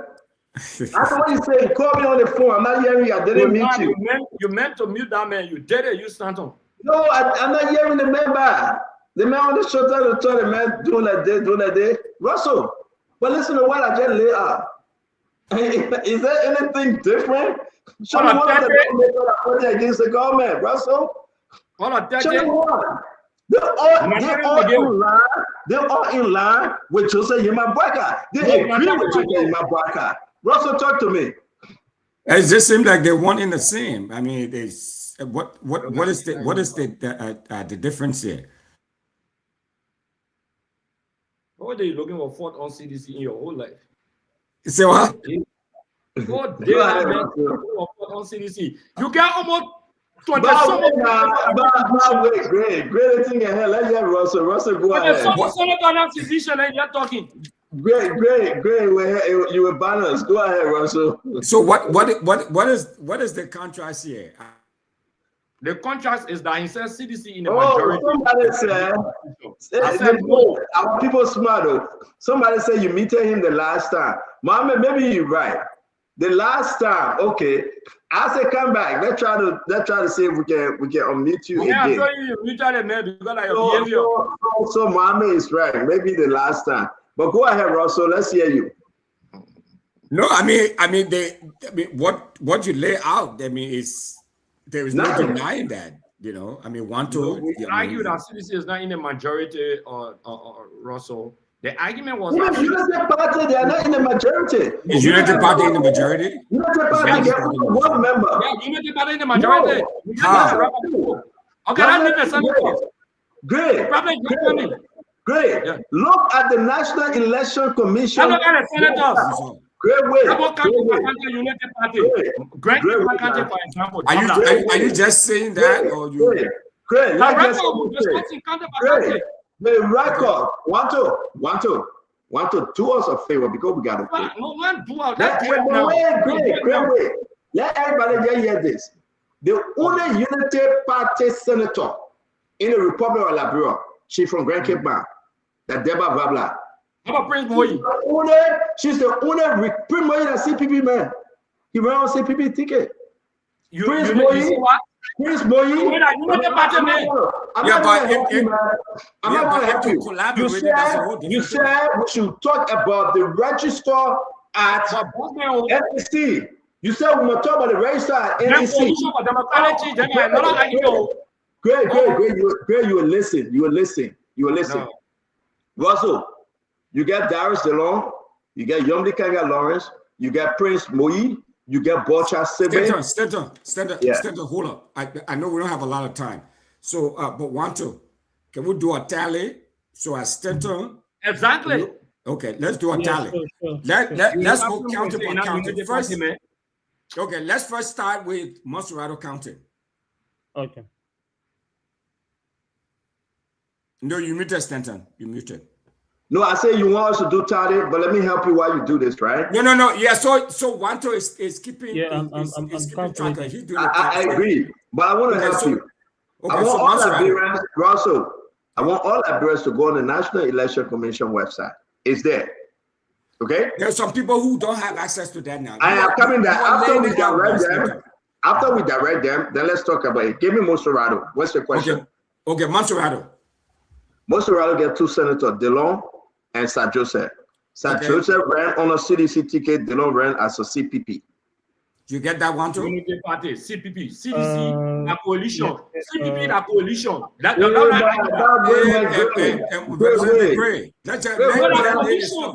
Great way.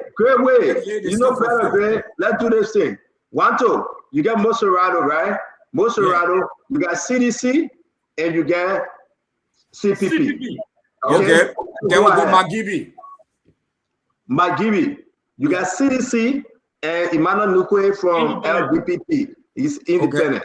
Okay, let's call. We're calling the names. Okay. I think PUP, yeah. Okay. Bon County, you got CPP. Prince Moyi.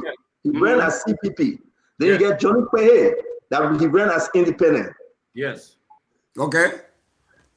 We got we're doing you got you do the team by we can go to center. You just Johnny Pehe is independent. Johnny Pehe is independent. Stanton, Lofa, you get Jala that ran, and you get Momo Saris that went as an independent. So Jala is who? Jala ran as an independent, but he endorsed CDC, so we don't count him. Because as per the election result for NEC, he ran as an independent. So we put him in the independent column, right? Correct. Moses Huh? the two senators, Lofa, Jala, and who? Momo Cyrus. Momo Cyrus ran as an independent. Okay. We got at Nima County. Oh, but yeah, you know that NDR. Both of them. I mean, we could go down the list. We just Yeah. I just tell you that both of them. Okay. So the two senators we have in Nima, We not doing affiliate. No. Okay, I agree with you. You know what? I take it back. Because I was thinking about because you're part of that coalition too. Unity Party. No. Yantua ran as a Unity Party. So Yantua that Unity Party. You're right. Unity Thank you for Party. that correction. That Unity Party. All right. So we got that. Wanto, you got that right. So Granji there. Yeah, Yantuan is Unity Party, and then Okoga MDR. Yeah. My man, I already called the team. I will put it up. Y'all be talking to me. Put the whole team up. Granji there. Yaya Nimna ran on his own party, and you get Zopena ran as a sedition. So Zopena sedition. Yaya Nimna ran on his own party. Okay. Maryland County. Beverly Brown at CDC. Beverly Brown and James Bannon at CDC. They ran as sedition. No, he not ran on CDC ticket. I got it right. James Bannon never ever ran on CDC ticket. We got to get that. Which ticket did he run on? Thank you. Jim Bannon, I think that they went to the coalition with Unity Party. He never ran on CDC. All right, you see, let me say this. And that's why my brother for 12 years, he's not informed. Go to the National Election Commission website. James Bannon, 2020, he ran as a sedition. Is there? Okay, post CDC. He's running as sedition. Okay, we'll put CDC there, Wanto. We'll put CDC there. Grand Crew. Yeah, he ran as CDC for one. So James Bannon is CDC, and then the other candidate is also CDC. Yes. Yes. Okay, we Wanto, we now to Grand Crew, Stanton with Grand Crew. Grand Crew, you got Nimane Batikwa is a sedition. No, he never runs CDC ticket. Get that clear. Write it down. Take it.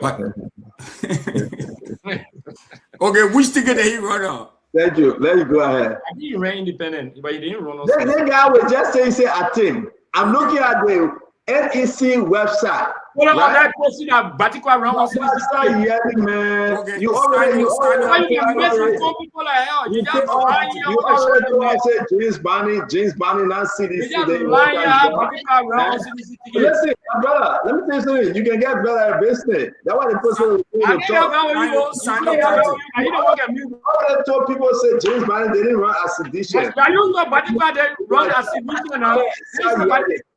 go by the Russell. We're almost done. Sando County.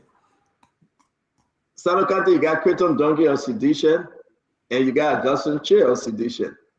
Okay. Grand Bassa County. Well, yeah, Besson got, independent. We understand. We're not talking about affiliate. We're talking about Youngbleed that. CPP. Oh, CPP. Okay. Yeah. Okay. So then we get River Cess. CDC and CPP. You got that, Wanto? The person guy is CPP, and then no. Person got independent.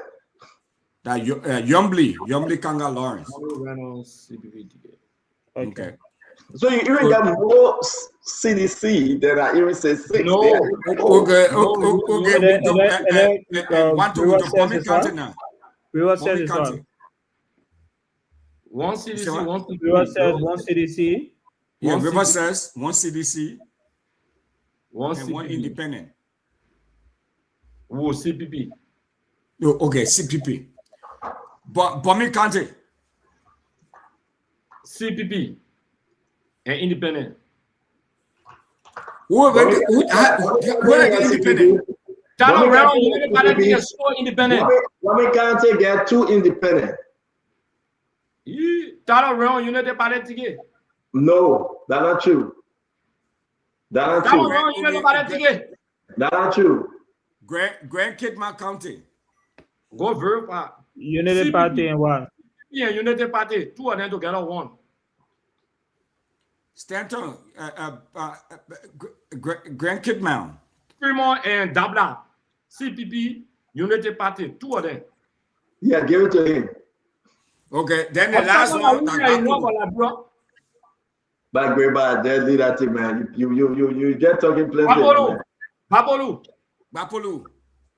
you got independent. You got independent Americana, and you got and this lady Potokane. Potokane, I think she ran as a that related party. What should do a sedition? She didn't run as CPP. No, but not sedition. She know I feel that was citizen or life. Okay, what's the tally? Okay, what's the tally? Let me go back. Let me go back quick. We'll do the tally. So we got Mosferatu, we got. Don't trust the election commission is a sedition. You got to work for you. I guess the man is an objective scholar. My man, my Gibi is CDC and Imagine is independent. Yeah, you got Bon County, you got independent, and then you got CPP. You got Lofa County, you got independent, you got NEMA, you got Unity Party, MDR, Grand Jida, Yaya is own party, Zopeno CDC, Maryland CDC, both in Maryland CDC. Interesting, I didn't know this though.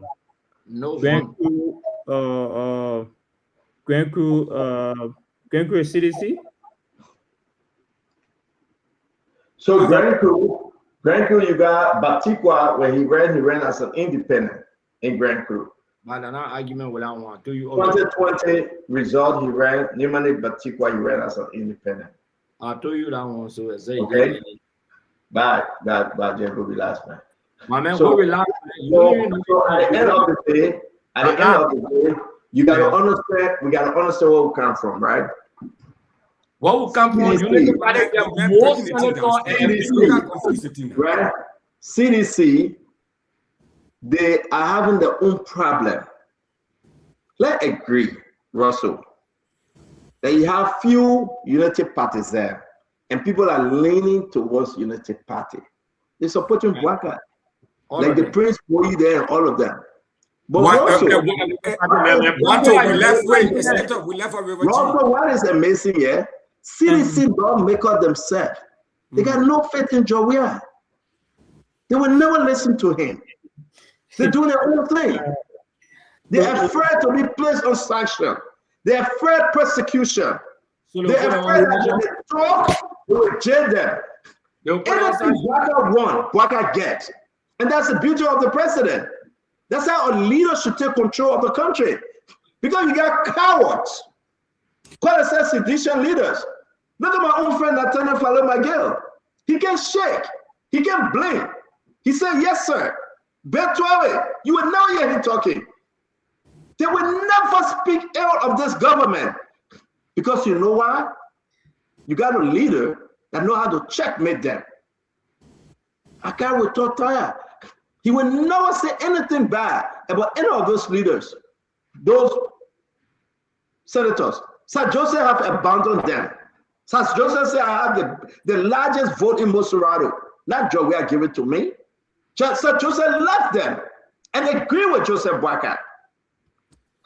Look at, you remember this Pape Kansolojala? You remember when they took the job from Samuka? CDC gave the job to Kansolojala. Kansolojala worship Joseph Bwaka today. Are you kidding me? Look at the protest, Aboche. Aboche will do everything Joseph Bwaka want him to do. He's not loyal to George Manawea. He doesn't listen to George Manawea. That these people you want to come to argument on, these are cowards. So, the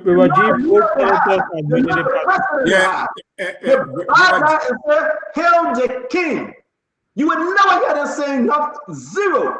And you know that, Yeah, hold on a second. Both Raji, Pocha, and Francis are all United Party, right? No. Pocha is CPP. Oh, okay. But what's the All I difference see between United CPP and Party. United Party? No, it's not the same. They ran on CPP as per the National Election Commission result. You can change it. You cannot change it. They're not CPP. Okay, one of the argument you want to bring United Party, then go to Congress for democratic change. That's a fair argument there. Yeah, let's go to Congress for democratic change. What you got there? Congress for democratic change. What you got? What's the tally? No, Congress for democratic change. No, listen to Greg. Greg, what's the argument? United Party from CPP. So we got to distinguish Congress for democratic change from LPDP and that of NPP. We got to do that. Great. No. We got to Greg, you also go to Congress for democratic change, Greg? Yes. And United Party. But at the election don't do that, man. Don't do that. Great way. You bring up a good suggestion. And again, like I said, Russell, right? Go to the National Election Commission page. The only thing you will see, CDC, it will not tell you whether it's Congress for Democratic Change, it will not tell you whether it's Coalition for Democratic Change. And I want to tell you that just after most of the representatives and the senators that ran, they ran on a United Party ticket. Great. I'll give you an example. The bottom line is CDC got no control. Right? CDC has no control. CDC has no control. Right? It's an embarrassment to CDC. CDC backing on the left line. Falo Magé is out. He's not listening to George Manuel. We are. CDC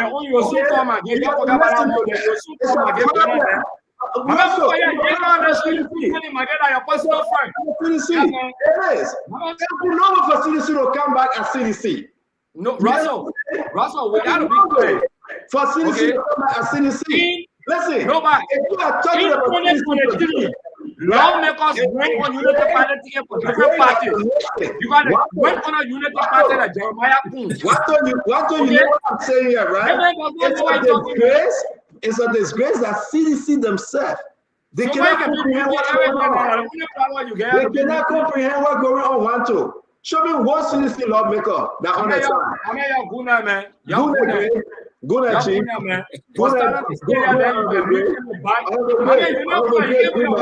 Honorable Gray, goodness, sir. Honorable Gray. Because everything you want about small continent. When they say CPP, they say United Party. But when they say CDC, they say Coalition for Democratic Change. And a Coalition for Democratic Change. What the argument will be now? Thank you, Gray. We don't run around a Biana rooster tonight. Great, good night. Great, good night, Chief. Good boss. All right, see you guys. Great going, Russell. Russell, I like you. Get them on that show. It doesn't work like that. But you said you were going good, huh? You said you were going good. Everyone to be fair. We all know the Senate we have condemned CDC lawmakers before you came here is that I want to know who believe CDC will expel lawmakers who don't ascribe to the philosophy of the party in the legislature. I'm clear and I repeat 2026 that one of the cause I will be leading in the forefront. I'm very clear. They will not listen to you. They will not listen to you. I forgot about that team and we say Thomas for them be expelled. Forgot about that. The man is a party. You can be feeling lazy in the stand on anything. You go on Facebook. CDC is there. Most of the part of CDC, they affiliated with Unity Party and they run on Unity Party. Okay. I've been wondering where United Party and get a message when CDC is there. I understand the net. So job, but stand on himself says soon job we are part of United Party worry. I get you on record play tonight. So they getting it from Stanton. Thank you very much. This is just a fact, right? Show me one CDC senator that fighting Joseph Boaga today. Show me one. Nathaniel Magio. Where? No. I said one. when last you see they have voted against any bill? Which bill they voted against? Miguel just voted against Oriental. That public record. Bill 12 voted against Oriental. That public record. No, wait, you ask a question. And that I'm saying nothing. I'm waiting for you to finish. Miguel did not vote for the budget. That public record is not a debate. We're talking about public record. Russell, okay? Yeah. I'm hearing that. Yeah, we hearing it. But a public record. But great. Let's talk one at a time. Great. I beg you. Give me a few seconds. Don't interrupt me. I beg you, Chief. Yeah, thank you. Let's talk about the budget, right? The budget is 1.2 billion. Yes, I beg you. Great. But great, you say you're giving chance now, so give me chance back. I beg you, Chief. All right, I beg you, great. Thank you. Ladies and gentlemen, great. Agree to give me a few seconds. The budget is $1.2 billion. The chairman for the CDC caucus in the Senate, the former chairman for CDC that brought Jawea to power, the former chief of staff to Jawea, the minister of state, the representative as senator from Magibi County, that were overwhelmingly voted for. The man ran away when the budget came on the floor. He said his stomach hurting. It's not true. He went to the bathroom. No, great. You say you give me a second, I beg you. He ran away. He ran away. He ran away. My fellow Liberians, think. Do you think Miguel is a serious leader? The budget that he condemned, the budget that he said had a lot of pork, the budget that he said had nothing for the people of Liberia, when the time came for him to lobby and for him to fight for his county and the Liberian people, the message he got running stomach, he went to the bathroom. He stayed in the bathroom till they voted and passed the budget. That Miguel will listen to. You see what? I feel my own. Y'all can talk it. The reason why you got to listen to Miguel is unfortunate. Miguel is a political strategist, and you are fully cognizant of that fact. It's unfortunate that unless you beat on Miguel, you cannot beat on Yantuan, who led all the big mouth talk against the budget, against Mittal Steel, because in Unity Party and your personal fight. Nothing you can say about that. You led a campaign on the show for Koga because of Jeremiah Kuhn on this program. You cannot condemn your own that you brought to power. That's why you don't have a standing to argue against CDC people. You brought Darrell DeLong to power. You brought Amara Konen to power. You brought Nyomli to power. You brought Joseph Baga to power. Stand on the show. You have no standing to criticize people you did not support and you did not vote for in the public glare on your program. Everybody listening. You did not support Bill Tuawe. You did not support Nathaniel Miguel on your station publicly. You did not support Abache. You castigate him every day in your life. You did not support him. Who did you support in the CDC on this platform? Or you endorse? 2020, you are running behind Darrell DeLong with your camera. Jonathan Reye, Jonathan. You don't got a span to criticize him. His voice is in the wilderness of Sana. You cannot hear it in Canada anymore. And you want to argue? Dabla. You fought for her like crazy. Stanton. You fought for Amara Konen like crazy. And you want to castigate Miguel? That you want to talk against Miguel? You can't talk against your own? You cannot? You can't say nothing on the budget how they voted? They ran away and you want to talk against Miguel today? You only fear Miguel because of Jeremiah Kuhn. Miguel was there in Bon County and Spoon Cover A. Yourself was shocked. You were shocked. You were shocked. And you pass here around talking about Miguel ran away. He said his stomach. He wrote on his Facebook page that he left. Because Mittal still were in the budget. They didn't vote for the budget. He couldn't stand on the floor to vote for a budget. But Stanton, we can't hear that one today. The only thing we can hear, Nathaniel Miguel, Bill Tuawe. Nothing will not happen here alone on the show, Stanton. It's not possible. Stanton, you have no standing to criticize our people. And if you cannot criticize your own, begin to criticize the majority of your people who are in leadership. The Jim Barney that you supported, you were strategizing in a room in 2023. Where is Jim Barney? Where is his voice? When you want chop one day, you say the president gets spanned, they call you and talk to him, and you say and close him up. That the kind of men, we gotta be careful here. The people are not stupid. Liberians are not stupid no more. Stanton. This show will never be used to promote buffoons. The Rachel Kuhn that. Thank you. You Thank fought you, for Greg. it. Let me remind the esteemed Akaris Gray one too. Let me remind the esteemed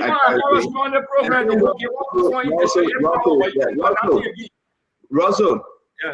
Yeah. Before Nathaniel McGee ran, maybe Akaris choose not to say it. You know the first person he called? He got the phone and asked McGee, I beg you, Chief, I beg you. Pick up the phone and ask McGee. He called Stanton with his phone. We're not asking no, I'm talking about what he said on the show. Everywhere McGee went, I provided the resources from Spoon Network to carry McGee live and cover him. Right? So if Akaris, the CDC man, say I cannot talk about McGee because they didn't help him, that's the reason why I'm beating on McGee. Right? I said, go talk about Dara Delon you had. Don't tell me to talk about Yan Twain. Yan Twain Russell is a unity partisan. He will support the president bill. And that's what he did. So I get no problem with Yan Twain. Well, you got a right to beat on your own. You got to sell in the country. President bill. You got to sell in the country. My issue here is I have fakers. No, they're not faking. They not believe in CDC lawmakers. You have Bill Twain, right? You do not believe in them. But bigger than Chief Gray. You have Bill Twain that say you are coming to fight. You have all the seditions that say you're coming to fight. You today, Russell, today, they are not even listening to George Weah. And it's pitiful. It's very, very concerning. They are not listening to George Weah. If George Weah pick up phone, they will not listen to him. They are running their own organization. How can you say George Weah coming back? But Russell, we shouldn't go too far. When Donald Trump lost the election, Republican in and out of government, they fell in line behind Donald Trump. Mm-hmm. They fell in line. True. Joe Weah cannot do it. Joe Weah get no spine. Joe Weah will never do it. You know why? Because Joe Weah is not a leader for them. They don't believe in him. My man. He's not a leader for them. They removed Fanati Kofa. Joe Weah sat down there. They removed Fanati Kofa. When you have almost 20 some more CDC lawmaker, they removed Fanati Kofa. But you had United Party in the majority when the party was to go against the impeachment. United Party sympathizers. No, the majority when Kabina Jana was removed and was left by United Party in the Senate. Why you want to argue with Joseph Bagai? CDC Akaris Gray will get first. It's okay. No, but it's not an argument. If the argument United Party have a majority in the Senate, when Kabina Jana was removed. As a political leader, they had a common table called Barney Sherman, who presided over the Judiciary Committee. Also, John Manuel Weah, as a political leader in the opposition, he's dead. He cannot wake up anything. Robert Baga, as a political leader in the opposition, is traveling to New York. He's traveling to Miami. He will go to Labrador for 3 days. After the Christmas, he will go back outside the country. He get no opinion. He got no policy changes. He can say nothing because he just believes this is 2017. But there's a message for Joe Weah. This is not 2017. This is 2023 election that have come, and 2029 will be a shocking to Joe Weah because you know what? Those days that he will go and guard event, he will go enjoy himself, and the people will say, "Hail the King" and cry him. It's over. There is no Hail the King. So who you get as an alternative? Who do you have? CDC, who do you have? And they know what I'm saying. Who do you have? In CDC, they can't fix it. There is a third league emerging. Who you get? You get somebody that can beat Joe Weah in election yet? We were. You know who I got? Russell, you pray for Russell. Joe Weah beat you asked me who I have. Let me tell you something. Who you got? Great, let me answer you. There's a third league emerging, though. Great, good question. I'll tell you who I get. Ask me the question, Great. Don't even rush it. As we move close to 2029, with all the good things that are happening, you know what? Somebody says, "Stand up, don't answer it yet." I will answer it. Who do you have? I know that I don't have Joe Weah. I know that I don't have Jawea. But you only record say you will not support Joseph I Boakai. know that I don't have Jawea. Thank you, Greg. And all that You got to keep your cards in your pocket. And all that we were calling all day. At least I'm able to shake on Greg. You were left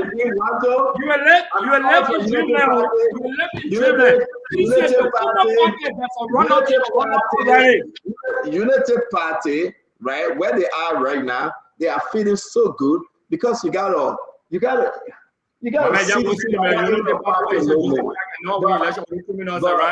for you, our Akaris Gray, thank you very much. Thank you very much. Good night.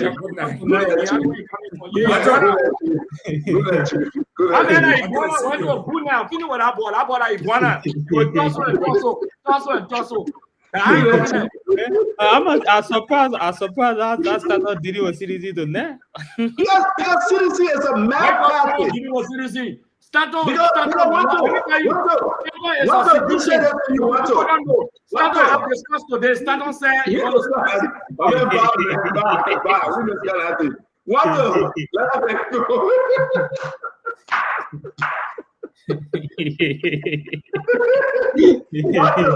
Let me tell you something. CDC, the mind back in 2017, it's not going to help. And you know that, Monto. You know the time they will go and push Madam Sadi and push Madam Sadi 2011, 2017, and Jawea won? You guys are smart people today. CDC not organized. We can joke around and play. Unity Party, if they continue on a good path and change things that people are seeing, small here, small there, make it look better and bigger, and Comey's not shining, Unity Party will beat CDC. Why don't Joseph Boakai run and he allowed Jeremiah Kun to run? This is a big day in our country. Stanton, do you think in good conscience, right? All things considered, right? Do you think on any given day, Jeremiah Kun can defeat Josh Weah? So, Russell, that's a good question, right? And Tango Manto is here. George Manawia is defeating himself. I'm concerned about Jeremiah Kun. Can he win outside of Nemba? The answer can be yes in twofold. If President Boakai, at a given time, bless Jeremiah Kun with that leadership stake and say, go ahead, I support you, and they bring in a good VP candidate, Jeremiah Kun can beat George Manawia. On the record, he can beat George Manawia. George Manawia is fielding. But Russell, let me ask you this. Who George Manawia got right now? Individuals around George Manawia that can make a distinct case without the people being afraid and trembling and say, no, we are going back to the dark age. Name me 5. Don't name me Eugene Nagbe. We are as a candidate don't need 5 person. I think we are we are is a one-man wrecking ball. No, the point I'm making is that under no condition Jeremiah Kun can win. We are that's that. The only hope Unity Party has to put a strong contender against President Weah is when they put Boakai himself have tasted defeat when Weah. Do I think there must be structural change in CDC? Of course, but I don't think the way Stanton is making it so likely is how the electoral process will be. Because what we can have the conversation tomorrow. It's a very nice conversation.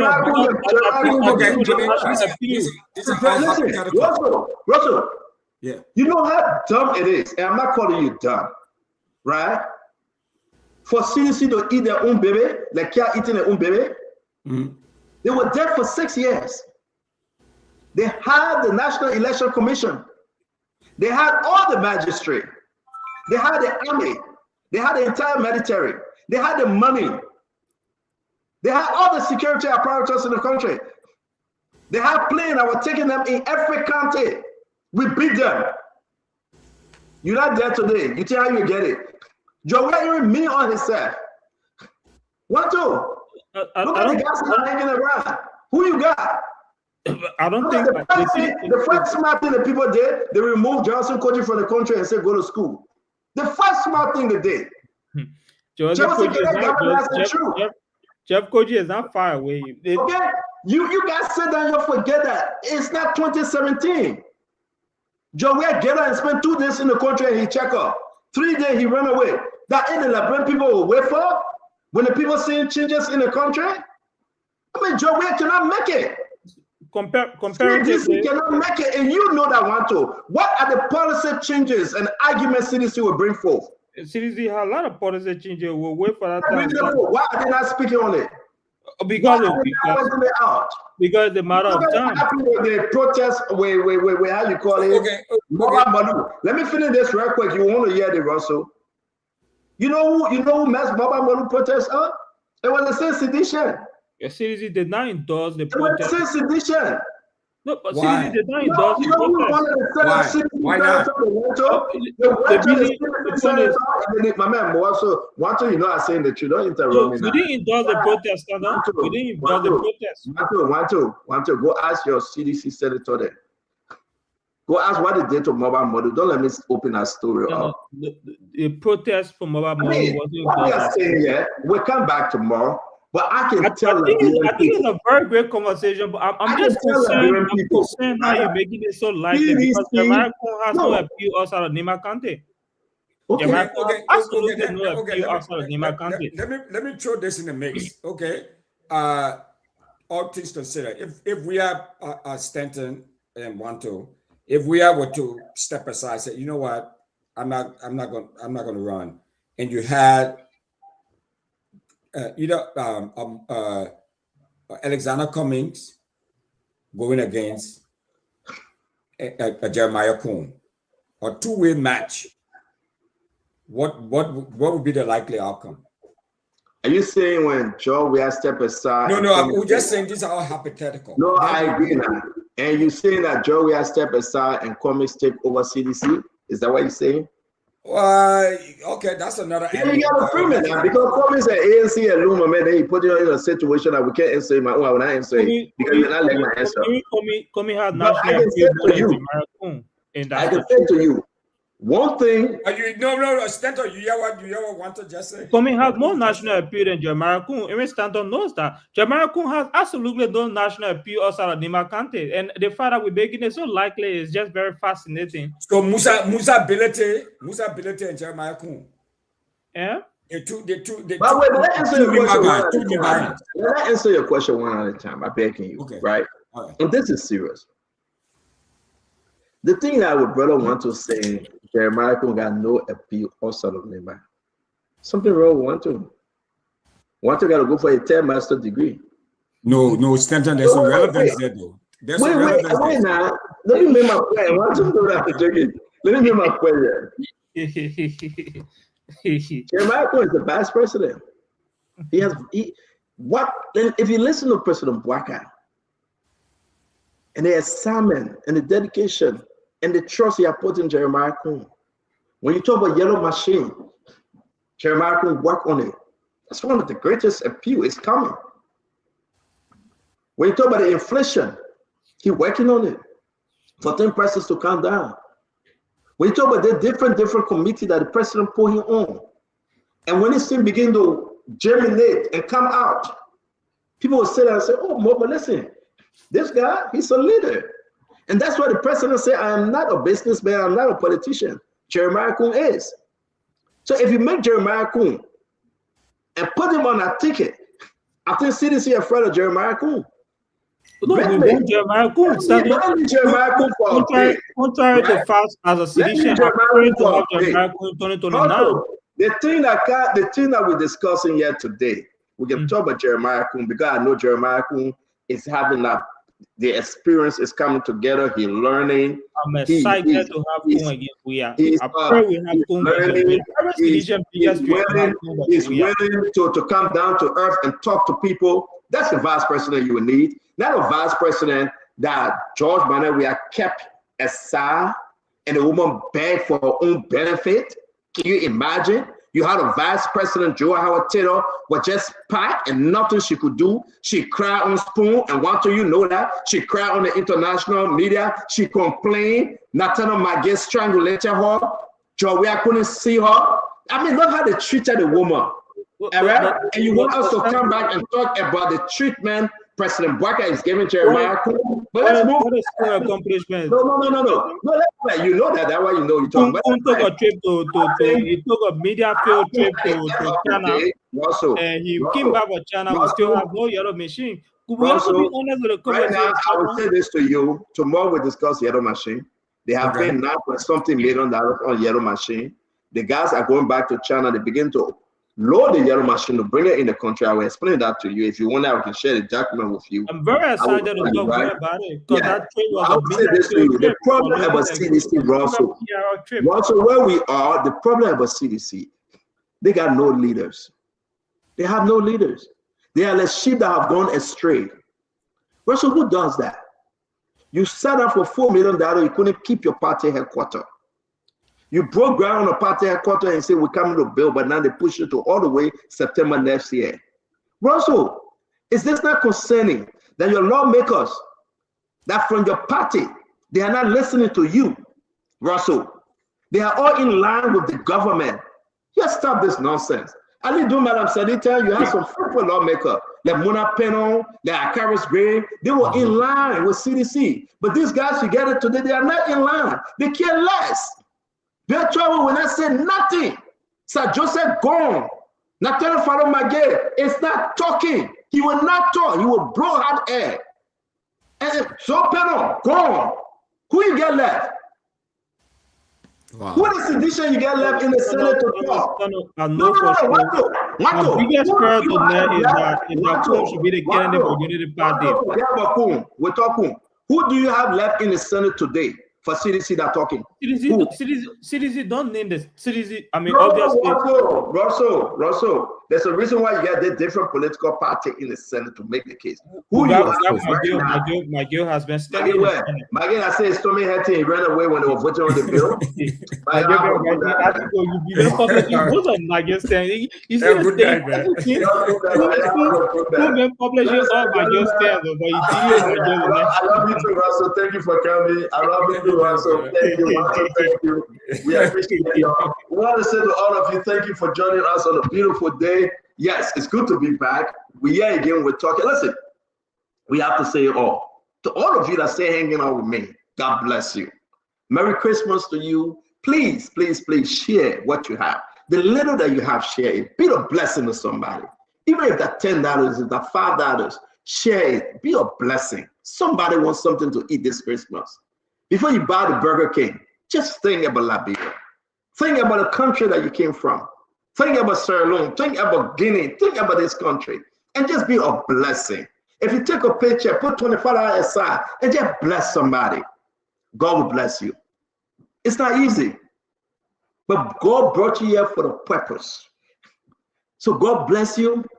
Please share and allow somebody to eat. It may not be enough. But to somebody, it's heaven sent. So we're backing you. Enjoy your Christmas. Be safe. Be careful. And always know that God got you. Compliments of the season, in everything you do, will be here to be with you and give you the information. Yes, brother told about Yellow Machine. Yellow Machine is coming. I know these things.